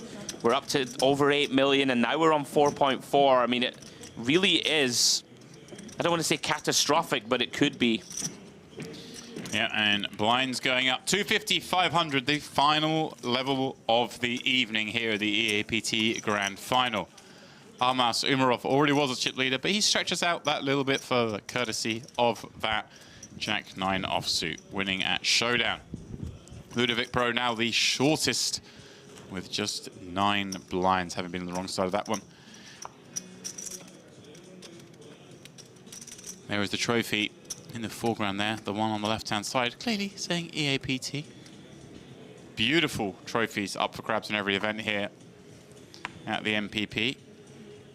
Like I say, trophy good enough, Andrew, that if you weren't here and you like trophies, you think that one would look pretty cool. I might have to make sure I'm here next time. I did run into Mr. Ludovic Geilich earlier, and he showed me in person the mini kryptonite, as we were calling it. They really are beautiful, I gotta say. Beautiful design. It would look great at home, wouldn't it? Yeah. Now, we have seen Akiki get after it here with 6s, and I saw 2 queens flashing up from Levin in the +1 seat. And in they go, James. Well, effectively commits. Yeah, just leaves a couple back in, just so he can burn maybe some time. We see 20 left on our screen. It may be even lower than that now, but only a couple away from that pay jump. So he just buys a moment. As it is, kind of unfortunate is the right word, maybe, that Akiki doesn't have a hand that can, well, we don't think has a hand that will call off, given that he's kind of had some that would have to. Yeah, it's one of these that, you know, if Akiki's in the cutoff and we jam button, he might call us off. But in these seats, I mean, he probably wouldn't call 6s at this stage of the tournament, but you understand what I mean. I'm here for you. Yeah. Yes? How much is it? There is 6.5. Yeah, it's only 13 blinds, but of course, with only 20 left, those 6s become worth dust. See if Akiki agrees with us.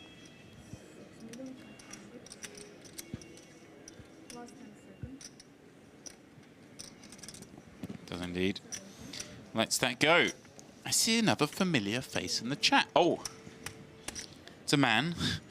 I love this. It's like Cluedo every time. Who we've already mentioned here. It's a man who likes that fashion of hat.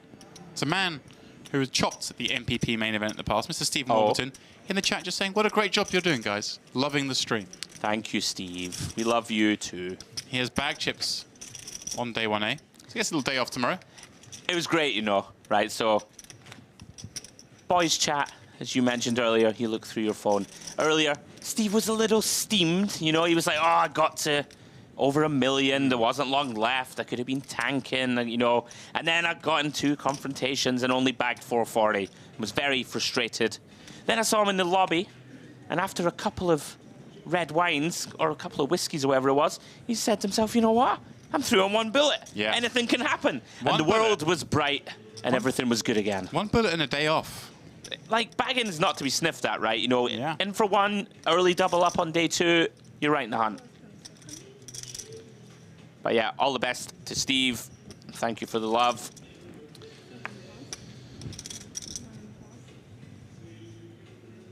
Umarov. 26 million now, Demps. I mean, it's only 50 blinds. It sounds like a lot. Ace-3 suited, in for the min raise. And Perio, it really does show you right now. 9 blinds, Demps, with those blinds going up. May live to regret the 6s. It was an unfortunate. Obviously, unfortunately, he happens to get a board where he ends up putting in chips twice post-flop with the weaker hand. See, a lot of things could have gone right for him by flatting with the 6s as well. But yeah, it just seems to me that the jam against the button range, obviously different if the raise had come from early, much more defined. Of course. Much tighter ranges, but I guess an LP open. Oh, hello. Hello indeed. Now then, Vinokurov, very aggressive, as we've seen throughout tonight's coverage. Potential clash developing.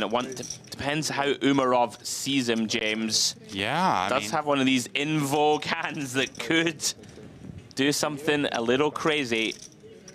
Yeah, I'd posit sort of all options kind of still available here. Absolutely. Oh, he's actually gone big. I thought it was 3 minutes. He's gone to 3.5. That's actually quite chunky, given the depth of the stacks here, Andrew, being sub 30. I think, yeah, you know, typically you want to be looking to 3-bet out of position here, at least this sort of size. But once you get below 30 bigs, you can start to reduce those sizes. But on the flip side, of course, Vinokurov, he does put hands like Ace-3 suited, like kind of into a shovel or fold situation here. They can't peel. There's a lot of hands that might want to peel like that. If it was 3 million, he may have elected to peel there.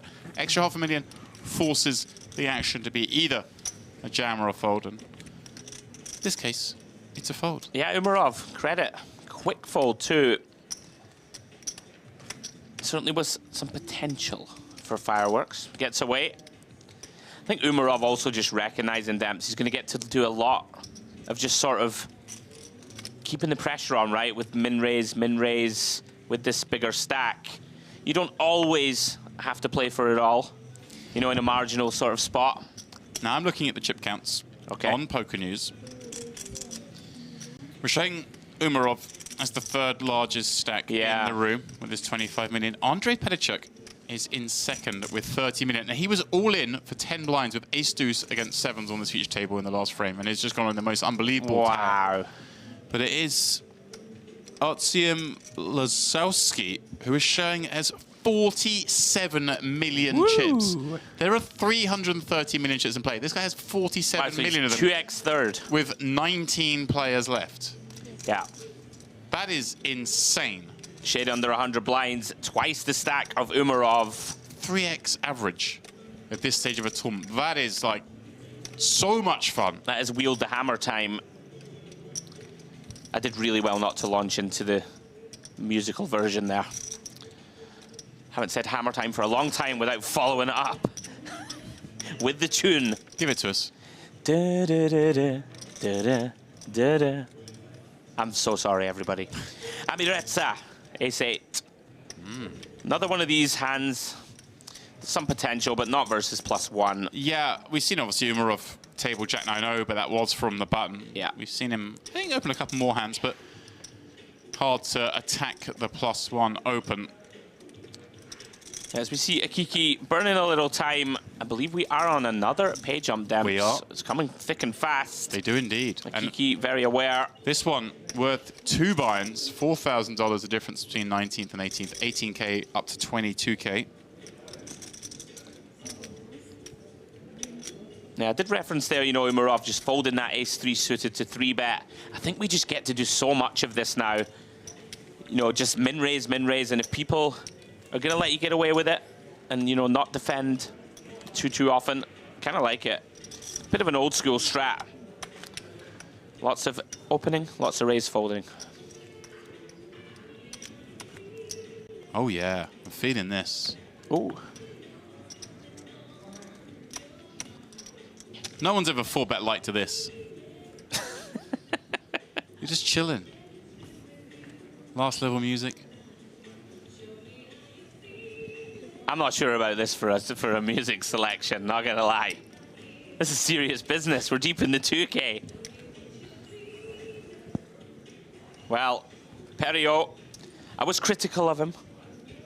Hopefully not too much so. Finds a real hand, James. 9 blinds. Gonna be perceived to be certainly wider than this when the chips inevitably go into battle. Yeah, exactly that. There's far weaker that would be used here than this hand.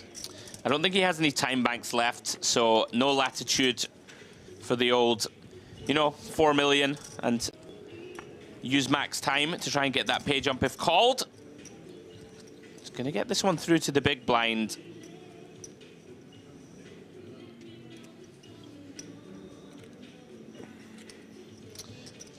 Kiki again, very aware that that pay jump is imminent. Gonna take the max time himself. Yep.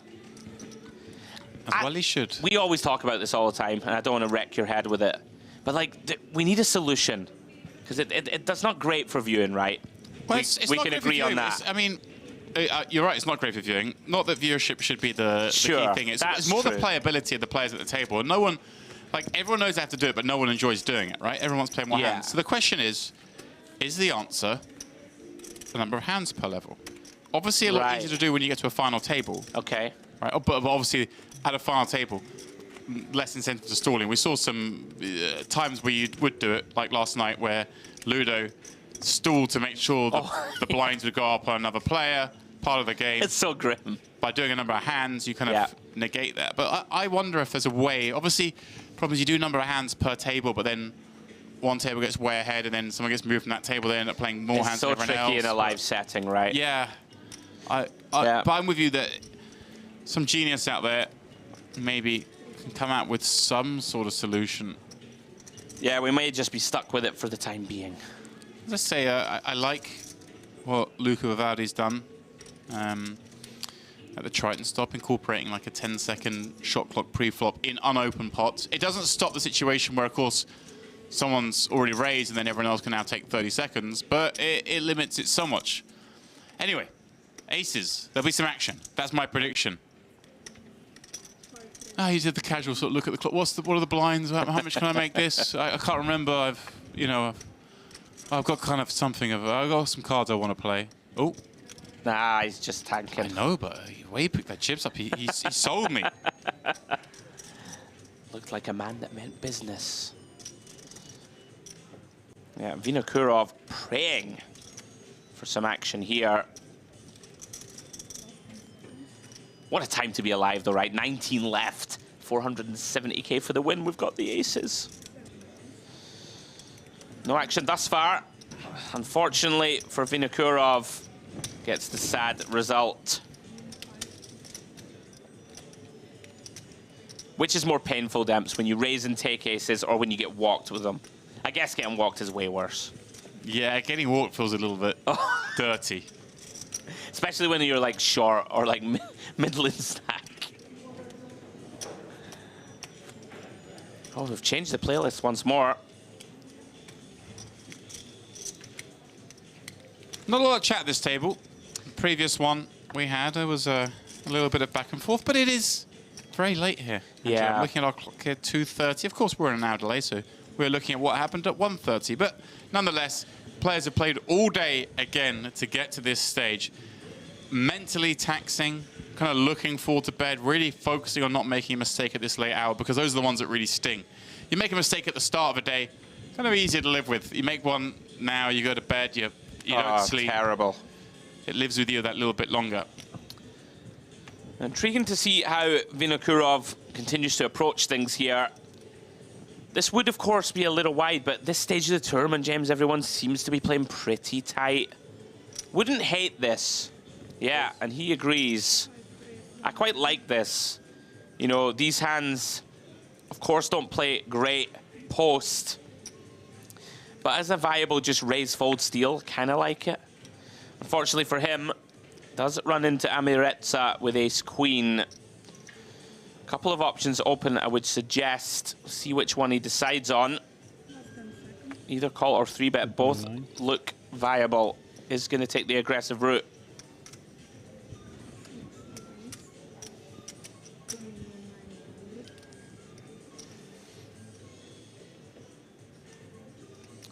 $2.9 million, shade under 6 bigs. Yeah, like obviously. Yeah. It's still in the. It's one of those hands at the ace queen. We don't really want a 3-bet. Obviously, we don't want a 3-bet face a 4-bet basically, because we don't want to call and we don't want to fold. But against +1, we can kind of trust a little bit that it's hard for our opponents to do too much. We also don't want to call, allow other players in. Want to make this hand heads up if we can. And sometimes we get peeled by some hands we dominate. Absolutely. The ace-jacks of the world, the king-queens of the world. Might want to continue. We also come up against hand like, you know, 10s, 9s, even jacks. They don't really want to put more chips in terms of a raise, so we get to see a flop against them. Yeah, I like it. Gonna want to enter the pot here with 3-bet often. Well played, Amiretsa.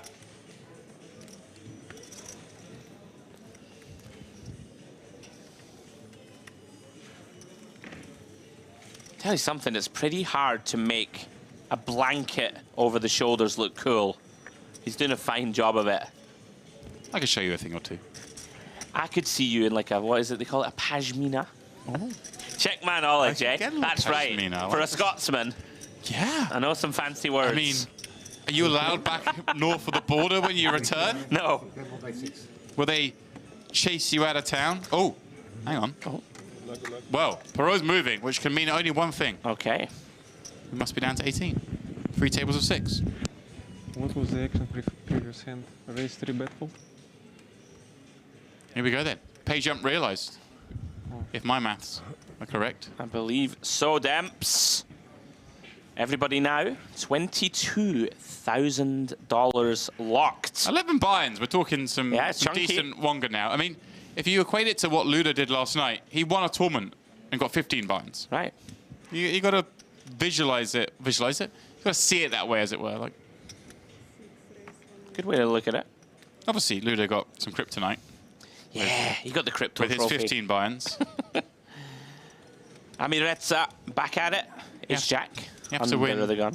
Like 235 buy-ins here if you want to get some sort of silverware, but a little bit harder. 235 buy-ins. What a faintly absurd concept. Akiki, you've made the pay jump, mate. Yeah, but there's another one coming up soon. He's not going to do it every time, is he? At 15. Now, Umarov, King 8 of diamonds. Type of hand, you know, we are on the button, is the type of hand that likes to get in the mix, and he is going to go for it, James. Kind of like it. Pretty aggressive, pretty wide, but you are going to leverage this big stack pressure. First time we have seen him really step out. Makes it 2.775 million. Of course, benefit of this, should chase Bala out of the pot. Yeah, the old days. I like this. This the old days, you just cold forward the 5s because you've got a pair, and if they call you, they've got ace-king anyway. Yeah, this is going to be very tough for Amiretsa. Yeah, having open behind the gun, kind of. Maybe he opens ace-10 off, but this ace-check-o, one of the worst hands he's going to open with from under the gun. Now, what is his perception of Umarov? Might be that Umarov's often up to no good, wielding that bigger stack from the button against under the gun open, but it's just hard. Oh, beautiful. Exactly that. He's taken. I thought he might go for it. That one of those worst ace-x kind of hands he's going to open with and going to use it as a 4-bet bluff. Ace-check-o. The ace-queen's kind of cool. Ace-check suited would be cool, one imagines. So he takes the ace-check off and says, no, not today, sir. Have that. He went chunky to 8 million. Did he? I think so. Huh. Very spicy. I'm not messing with the guy in a, you know, in a blanket. I'm just not going to do it. That's a man who's comfortable enough to rock that look. He's comfortable enough to put it in your eye with ace-jack. Well played. Very nice though, Demps, right? These are big moments in the tournament, right? If you time them correctly. Taking down the bones of 4 million there, uncontested, with a pretty marginal holding, facing 3-bet.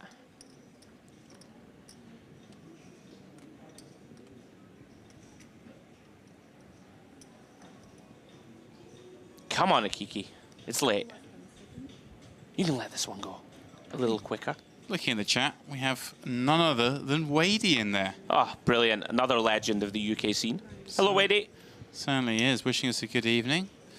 I must return that.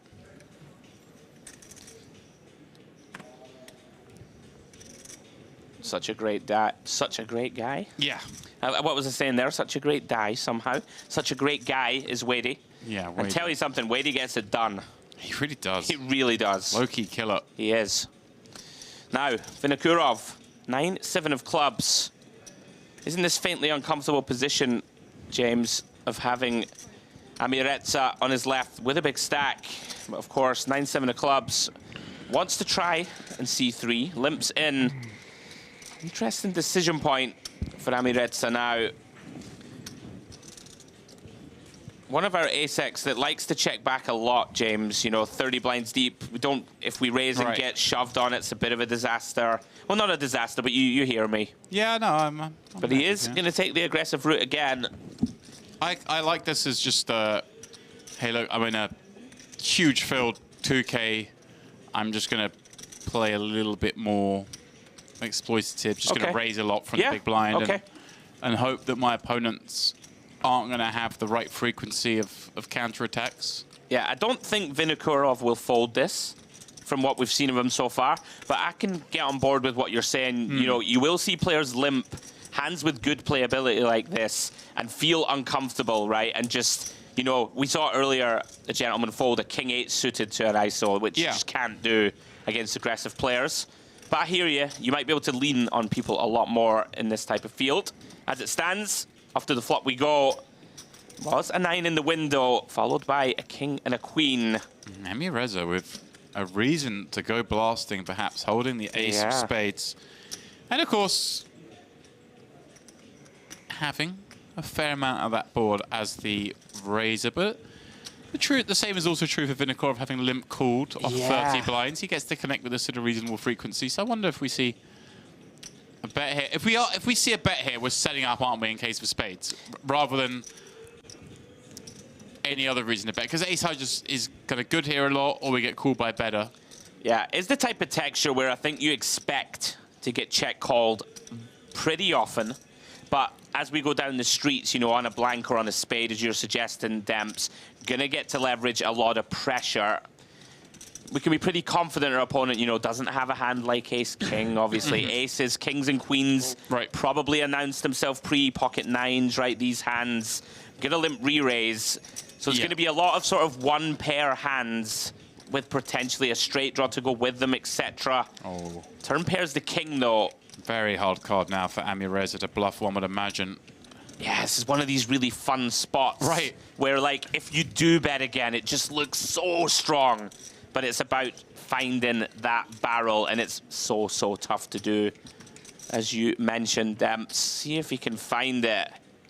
Did find the 4-bet a moment ago with ace-jack, he but did, does but check this one back. And I like this check back, I don't Oh. think. Ooh, there we go, plan B. Wow. Rivers the ace.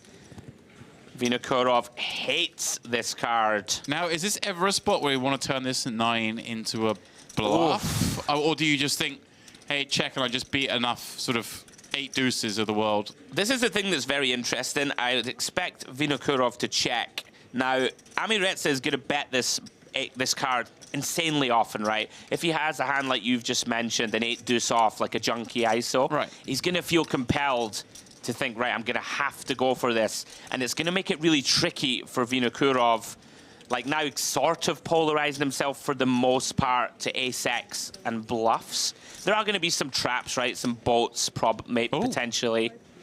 Yeah, snapped him. Yeah, I'm not that shocked. If you think your opponent is going to be getting after you pre, then sometimes you have to pay this off. Yeah, like I say, all those garbage hands you point out may feel compelled to bluff. Sure. Yeah, very nice result for Amiretsa. Big swing, and all of a sudden, 26 million, James. Unfortunate river for Vinokurov.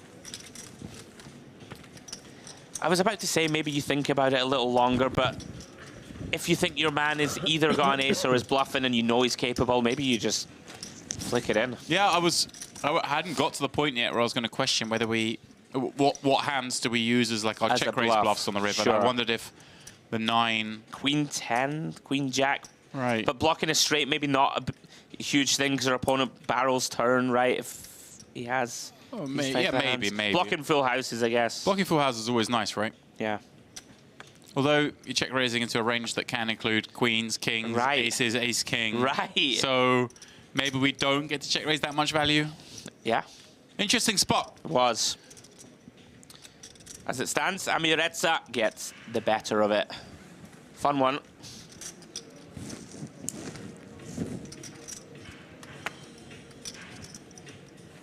Kind of like it, though, that Vinokurov just that willing, you know? Yeah. Just willing, right. Okay, I'm calling you. And again, you know, we had a redraw to get to this stage, but these players at this point would have been clashing as the field's whittled its way down to the final 18. Yeah.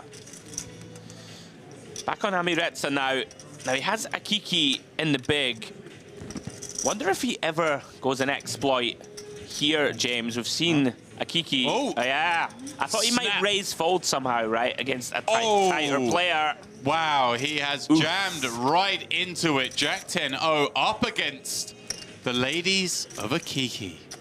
Finds it right when you want it. And look unbelievable. At this. Andrew, it's a 15 million chip pot. Akiki was sort of hovering around 10 blinds. All of a sudden, the chance to have 30 bigs, but he does need to fade 5. Well, that is about as good a flop as you can realistically hope to. Look at this, Amiretsa is already eyeballing the stack. Like, how much have I just torched off here? And that will confirm it. Akiki breathes a sigh of relief. Fist pump, full double up, letting the fans on the rail know. Akiki. Yeah, the answer is 7.5 million going the way of Akiki. You know, we were just talking about exploits. I wondered if ever... Akiki. Oh.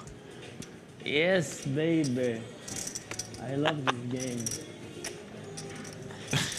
Love that. I've seen this before from Kiki. He's someone who really enjoys the moment. Yeah. I like this refreshing. I like to see this. Beautiful. Good for him. A little couple of peace signs thrown up. Love seeing it.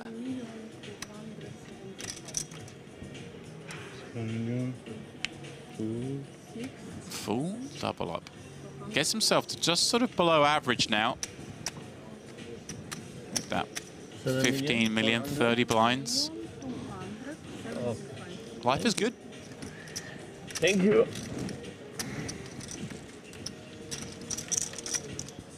Back to the game.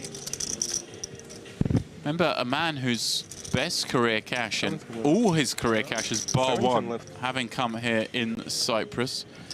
Yes. But that standout cash being the second place finish in the Retro Series back in 2022. That was good for $382,000. Wow. Yeah. Final table that included the likes of Boris Angelov, Nico Koop. So he's battled against some of the best. Yeah. Has the opportunity, James, to better that. Yeah. Tomorrow, if he gets that far. That's where I was going with that. In good shape to do it. It's tough to do. And of course, not long after that result, he also made the final of the MPP main event back 2022, the only other time that event's happened. He came 8th that day for $65,000. Someone who is obviously a Merit fan and an MPP fan. Absolutely. Well, he's right in the hunt now. Back to 30 blinds. Work to do, of course. A little bit of breathing room. Round 2, Vinokurov. Still licking his wounds after calling down Amiretsa in that blind-on-blind confrontation. Queen 10. Very tricky now.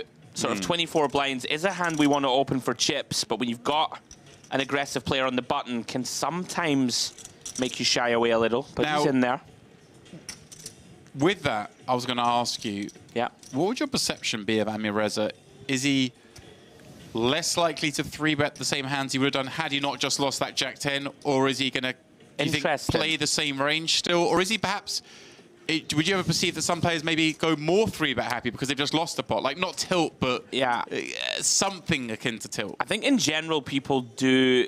You know, if he wakes up with an ace 8 off here, right, one of those 3-bet full type hands, I do think people are inclined to go into their shell a little. Yeah, that's how I always feel. And I think that's smart a lot of the time. You know, there's nothing wrong with just taking a moment. Yeah. You know, steadying the ship, so to speak.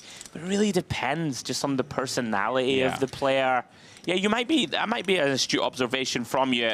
I'm with you. I always feel like people might get it through.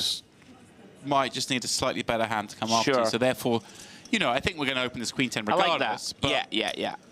It would fill me with a little bit more warmth. And obviously, when you're looking at like the elite pros, it doesn't matter. They don't care. Yeah, they're just in there. They're like, I've got a 3-bet hand. I'm taking it. Yeah. But it's true. Emotion, a real thing. 17 left in a huge field like this one. Huge runner field. You get where I'm going with it. Yeah, that's why the elites are the true elites. Just rhino skin, ready to go again. As it stands, nice pickup for Vinokurov. Yeah, rhinos can run at like an incredibly fast speed. I love watching these, you know, on Facebook or Twitter or whatever, these little shorts. The one that terrifies me, the hippo. Have you seen that? Just hippos, when you see people out on a speedboat and this big looming creature comes launching behind the boat. Faintly the most terrifying thing you could ever see. You see these tour guides just like chilling with the tiller. You know, like unlike a really dodgy, rickety old boat. he's just like, yeah, old Betsy, she'll get us to the other side. I'm telling you, I'm watching it. This hippo is furious, launching behind the boat. Honestly, I'm telling you, I'm not going on a safari. Are you going? It looks awful. I don't know why, but I feel like now I'm always going to see hippos and like just imagine them with furious Scottish accents. They're raging. Yeah. Get out of my pond. Yeah. Get away. Kiki gets one through here with the ace 8-0 from the bun. Continuing his momentum. We'll follow it up. Go on, James. He didn't give any cheer to Akiki. You know, he didn't give himself some self-congratulation here. Yes, Akiki. We want this. Go on, James. I'll follow up with a trivia question. Oh.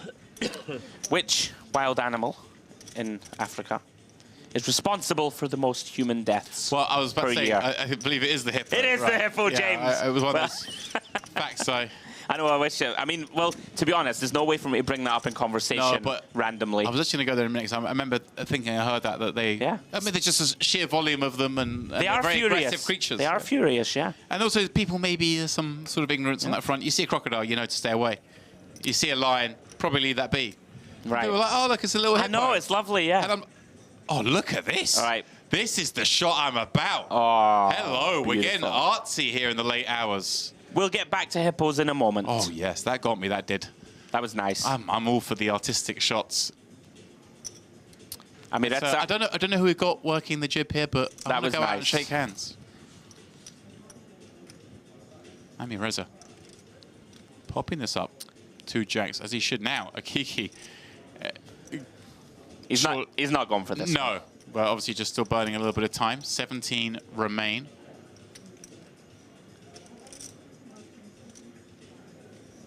Page jump at 15. Now, I'm not sure. Obviously, at 16, we will reduce 2 tables. I'm not sure if we do a full redraw again or whether we just go down to a table break. Sorry, I must have missed a folder. You were calling my attention to the cards. Just thought you'd take a bit more time. Umarov, Jack 9 of clubs. Certainly one of those hands that could have considered to put money in the pot. Turbo folded. Perhaps after that King 8 3-bet, deciding against it. And look at this. We have a royal flush draw. We do indeed. But Bala, very weak.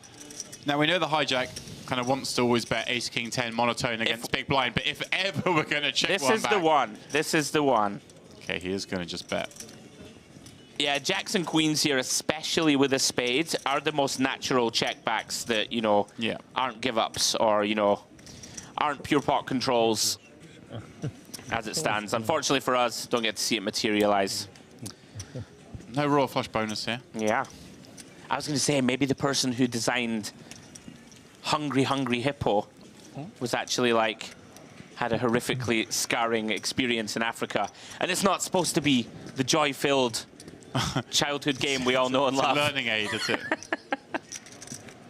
The things from my childhood that I was more worried about than it turns out I needed to be. Right. I think top of the list growing up was, it seemed to be that I was getting a lot of warnings from films and TV shows as a child, and we were in a similar age bracket, was quicksand. Oh. Like, I grew up thinking this stuff was everywhere and I got to be really careful. Right. I mean, it's not a thing. What happened? Was quicksand not dangerous anymore? I was petrified of the stuff. Just reminds me of the never-ending story. Yeah. Oh, still scarred now. Falco. Oh, that little horse. Yeah. Off he went to quicksand heaven. Awful. We've gone way off track, guys. But Sorry. Am I wrong? Were there not loads of... Well, so like every time you went to the beach, you're just like, I'm not getting out the car. I'm just tapping the sand down. Oh, dear. Holding on to something with the other hand. Well. Oh, hello. Levine, ace king in the cutoff against the Ami Reza open. It's a slam dunk, of course, holding big slick. No messing around. See, I'm loving that. Not interested in the pay jump. Just like whatever. Oh, Vinokurov will be very sad to have to let this one go. Yeah. Ami Reza inquiring as to the number, but we'll find out 13 blinds, not something we're going to call this 10-9. But you have a look here, maybe it was 8. You're not quite sure until you see it counted down. Sure. And again, you know, late in the day. These guys all got back here, what, at midday? It's 3 a.m. here local. Of course, we're on a 1 hour delay, so but these guys are still 14 hours into the day. You just want to take a moment, make sure you make no mistakes. Yeah, it really is brutal, the grind. Tournament grind. Do not want to make it's weird. Any missteps. We say it's brutal, but when you're actually in it, you don't doesn't really feel too bad, yeah. Because the adrenaline's pumping. You're down to the last 3 tables in this massive tournament. I can't sleep after, ever. No, it takes a minute, doesn't it? It's impossible for me to wind down. I find it hard to wind down when we've been in here watching it, let alone out there playing. Well, he's still thinking about this one, actually, but yeah, okay, does let it go. Yeah. Too many chips, unfortunately. Very timely spot for 11. I'm going to go to bed having nightmares about hippos and quicksand. Well, now you combine the two. I was about to say, put yourself behind some quicksand and taunt the hippo. Oh wow! I'm just picturing a hippo gingerly tapping the quicksand. Sorry guys, we've like lost our way a little, but I'm not sorry. It's amusing me.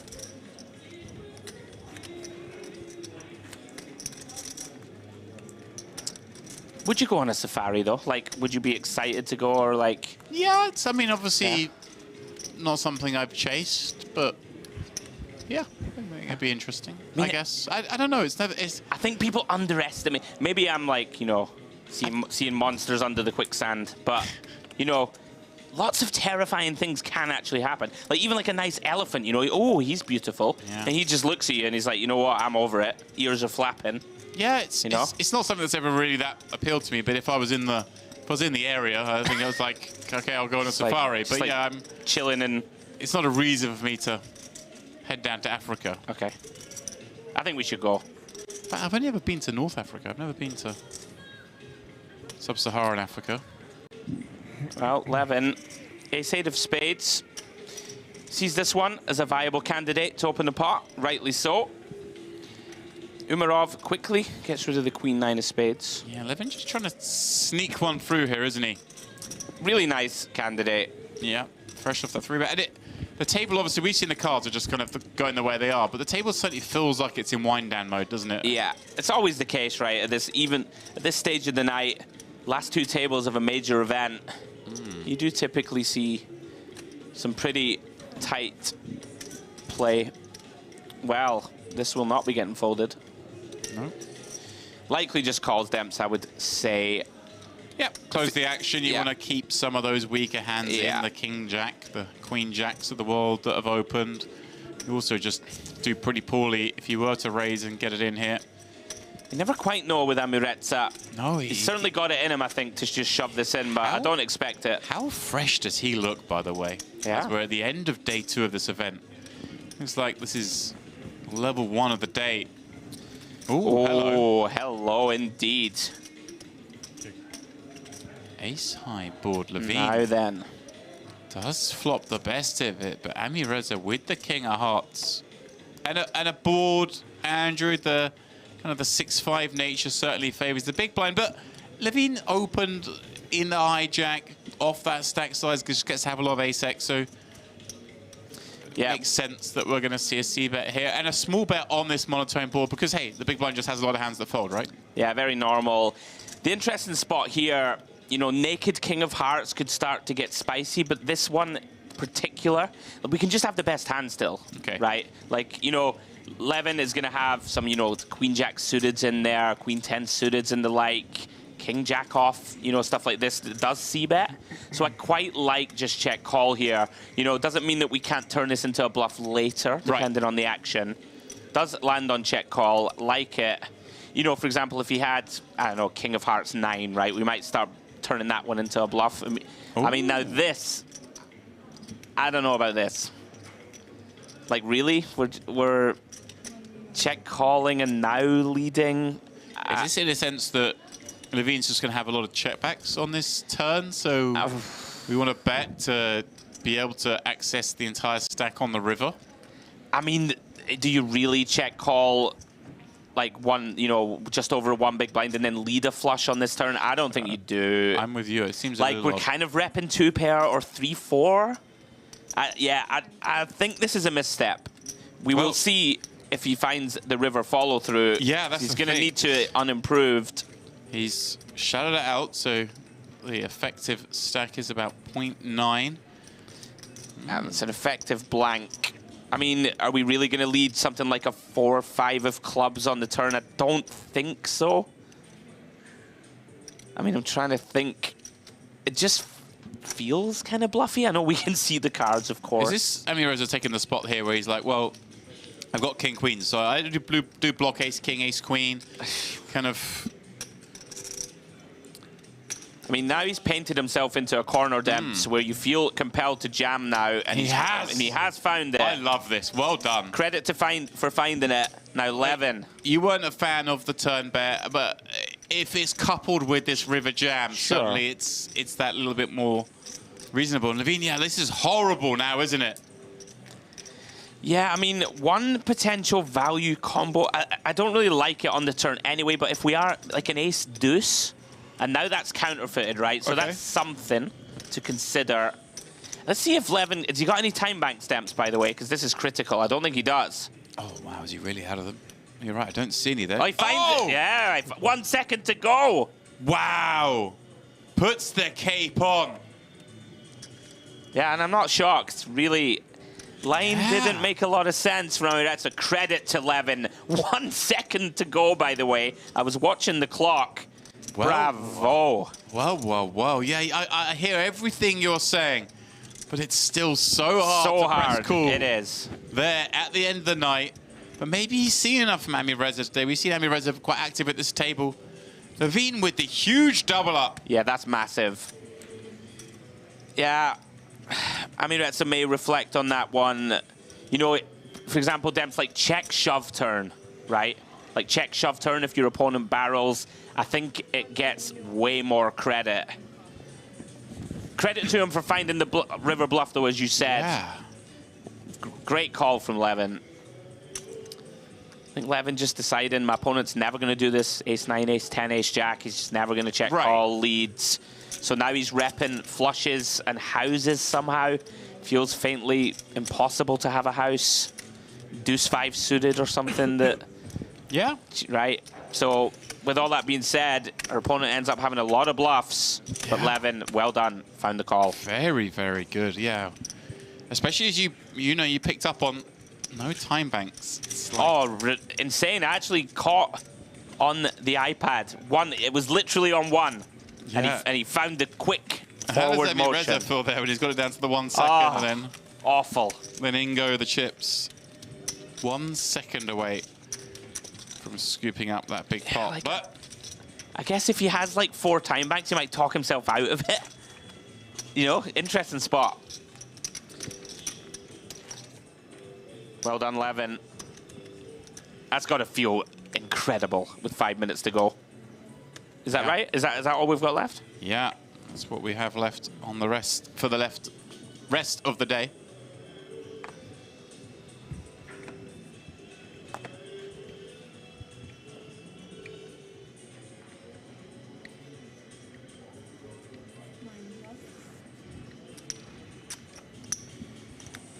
Umarov, ace-king. This one fits into everyone's range.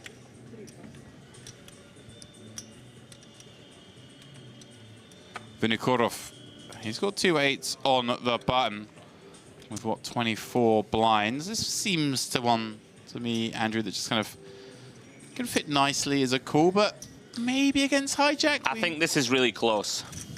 Against someone, if you perceive them to be aggressive, like 24 blinds, it's very close, in my opinion, between call and shove. We'll see what he does. Yeah. I'm not shocked, Demps. I really thought that... Thought he might just run this one. You know, you do have 2 reshove stacks in the blinds. You don't want to call and then call off a jam. Sometimes, you know, if he has even like 28 blinds, I think we just always call. 24, 20 to 24. And here we go. You'd imagine that this gets in. Yeah. I mean, I can't imagine ever Umarov lays this one down. I quite like Vinokurov's style. He's like playing to win. Saw it with the 9-7 of clubs. Yes. Yeah. You know, he's in there. Yeah. He's not afraid to die. Yeah. Here we go. Massive Not flip. what you want to hear when it gets back round to Umarov, the snap jam. Vinokurov, well, he's left 4 million chips back. We're not quite on that bubble yet, I believe. I think it's 15 paid. Gets you the pay jump. Only has 1 15. time bank. And we're showing a 17, but maybe still want to take in the max amount of time, just in case there's a bust out somewhere else at the same time. He could still get that ladder up. This is massive, James. A double bust out, pardon me. 26 million going to be in the middle here. Well, he's going to use his time banks. One presumes, given this time bank use, that they're going to get new ones, I think, for the final day. Certainly the final table you'd always get more. Yeah. But you wouldn't, I don't think, use your time bank here in the hope of a double elimination somewhere else to get ladder up. And we know he's not folding. Eyes on the iPad.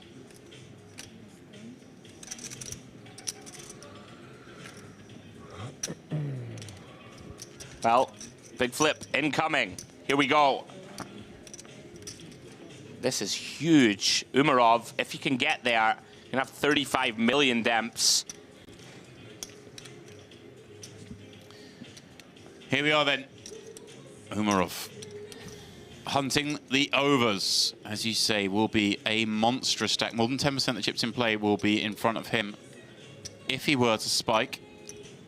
And obviously, by virtue of the fold of cards here, we see he's actually in quite bad shape. A 60-40 upon us.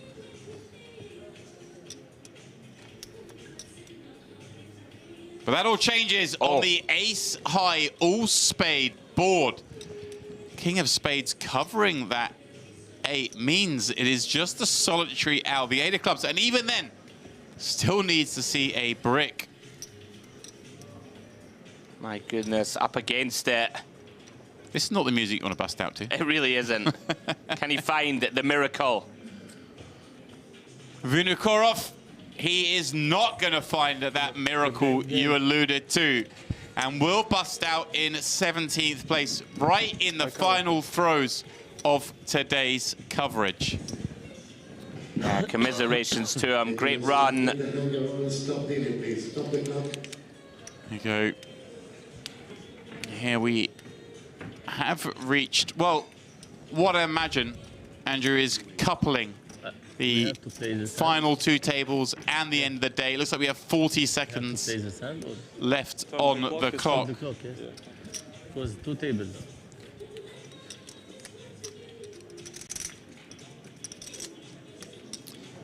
Yeah, a real tough one to swallow, busting right on the precipice of that final day. But Umarov, that's got to feel good. Pads that stack, 35 million. And he'll be able to get those chips to work tomorrow.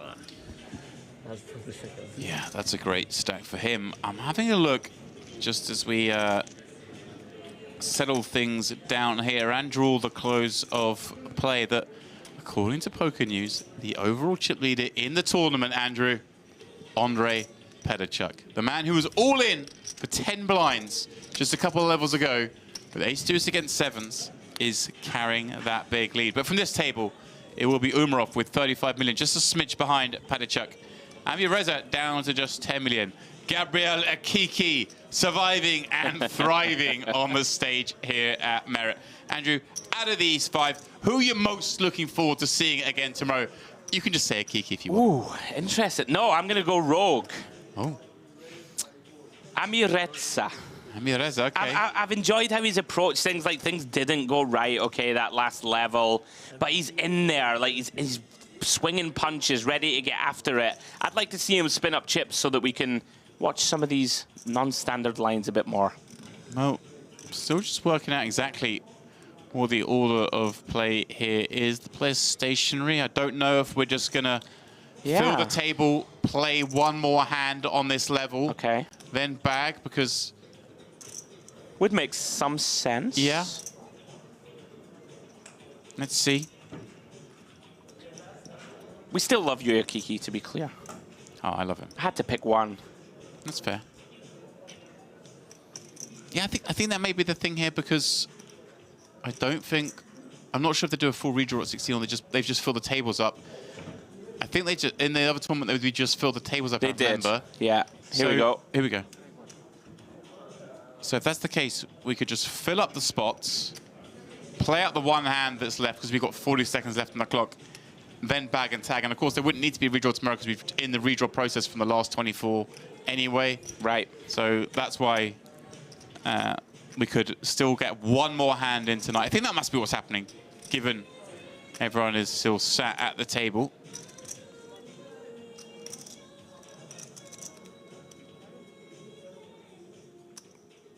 Things are winding down. On the outer sections of this magnificent ballroom. As there are other 2 tables there, it looks like they are breaking that table nearest the stage, you see. It'd be a minor irritation, that, to Savinkov. You know, thinking, right, this is my tournament now. Time to run riot. Yeah, and this guy's just not letting me. You do need the cards to play ball, not allow opponents to wake up with the big hands. Yeah, here we go. Even a hand as weak as 3-5 suited. This one's pretty out of line. You know, holding 2 of the kind of cards that you want your opponents to hold, of course. But regardless, people are going to have to find it, Demps. Going to have to find big hands. Well, here's a big hand. Oh, my word. Ebby with 6 blinds. Looks down at the hooks. It's hits go to give them a 12. And a 12 he will. Obviously, made that amazing raise forward with 10s against 2 jacks. Has basically, I mean, assuming he loses that hand, which is the far more likely, he would have been out in 7th. Now here he is with 6 left. And going to be in with a chance to... I mean, Savenkov going to be very steamed here. Get a spin. I mean, 9 million more. I think we have to call. It's horrible. I think we got to flick it in. Yeah. We are up against enough, you know, ace, jack, ace, 10, ace, queen, ace, king combos, demps to be live enough. It feels pretty gross. Yeah. He does make the call. Here we go. Ebby with that great fold. Now with an 81% chance of getting up to 30 million chips with one more player out. Yeah, Savenkov somewhat punished here for pretty out of line open, but as we said, your opponents are going to have to find something pretty big to get it in. And he's very live now, Demps. Wow. Flops the open-ender on the 8-7-6 board. Even has a backdoor heart draw. Maybe not enjoying the sweat. Oh my word. Wow, the needle card. He improves to a set, but it's a bad card for him. In that it gives Savenkov the flush draw to go with the straight draw. Oh, and it's a heart on the goodness. end. Wow, what a disgusting run out. Running hearts, the 3-5 suited, running down the 2 jacks of Ebay, who, fair play to him, does a lap with the table, gives his respect to all the players. He's going to leave with 17,100.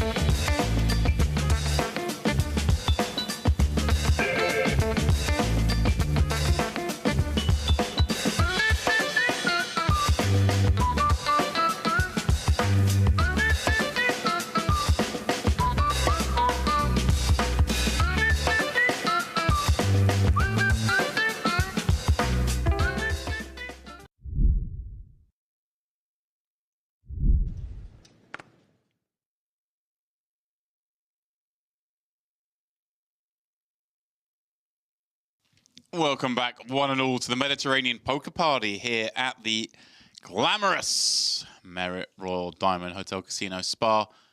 Basketball court, arcade, chessboard, whatever else they got here. We are back, but just momentarily, because as we suggested, there's 40 seconds left on the clock. Schedule was to play it down through this level. You see that we do have 2 tables now remaining, and there is time on the clock for one more hand on each. So that is what we will do.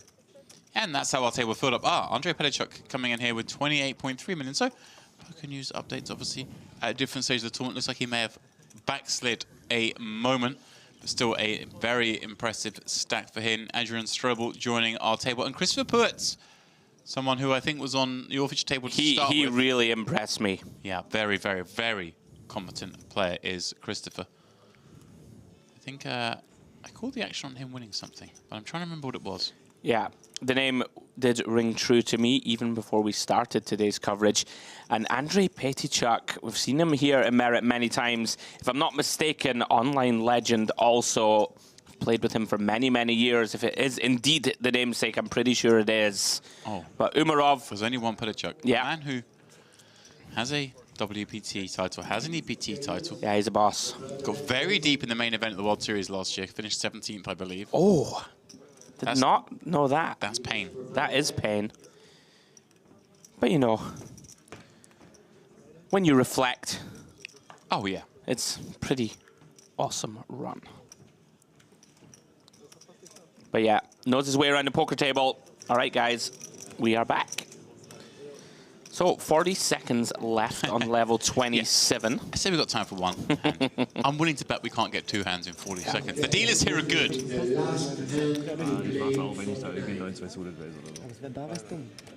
But they're not that good.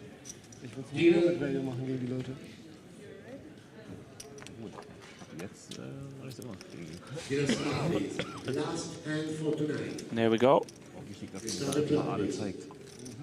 Confirmation from the floor. Final hand of day 2 of the EAPT Grand Final. They didn't start the clock yet.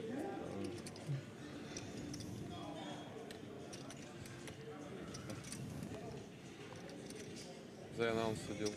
I don't know. Yeah, the clock already started. And here we go. We are, of course, with 16 left on that pay jump. Don't forget as well. See, both tables will play one hand, but we're not in that sort of hand-for-hand format. So if you have one basta on one table, one on the other, it is actually just where it happens chronologically, right? We're not technically playing for hand, even though we know we're only playing one more hand on each table. Got it. So there is still, you know, a stalling factor here. If oh, wow. Levin gets to play this final hand, James. Yeah.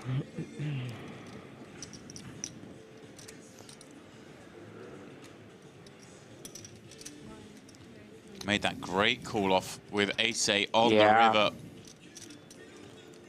Now then. Intrigued to see how Bala approaches this. He's been pretty snug, and it's not a great feeling here when under the gun specifically opens. Is this one of the ones where you just slide it in and go to bed? I think you can.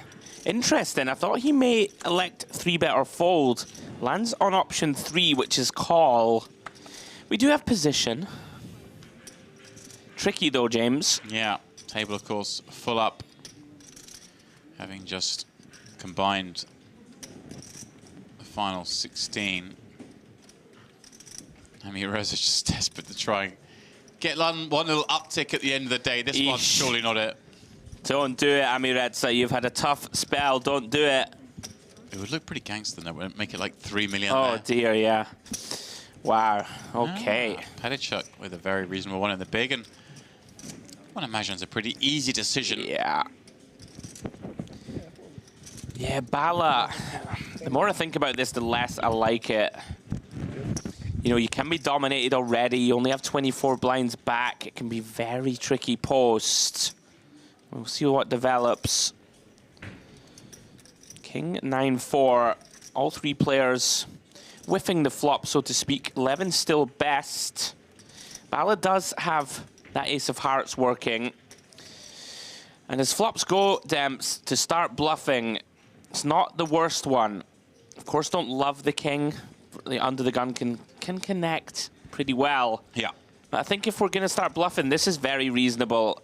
And I like this from him. We saw him earlier, the ace-6 of hearts, right? Execute a bluff when he did make a questionable pre-flop peel. Like seeing this from him. And Levin, no time bank Demps. We've referenced it once before. Yeah. Going to be faced with tricky decisions. Don't think we can fold flop. Backdoor straight, draw available. You know, disguised 10 if we can ping it. Our opponent can shut down. Oh, oh, wow. That looked like a motion towards a fold.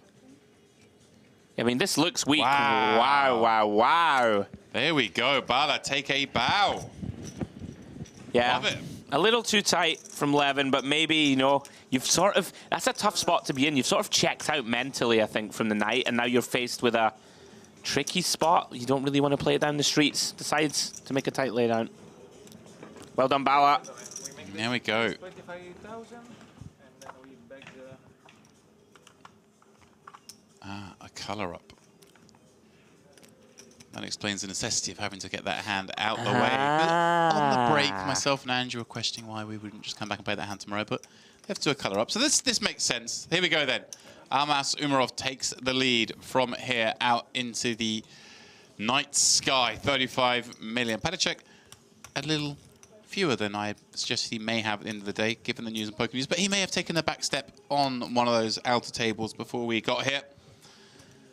When we return tomorrow, it will be 300k, 600k. We have 16 players left and an average stack of 19.5 million. So a lot of playability, Andrew, in this one when they come back tomorrow.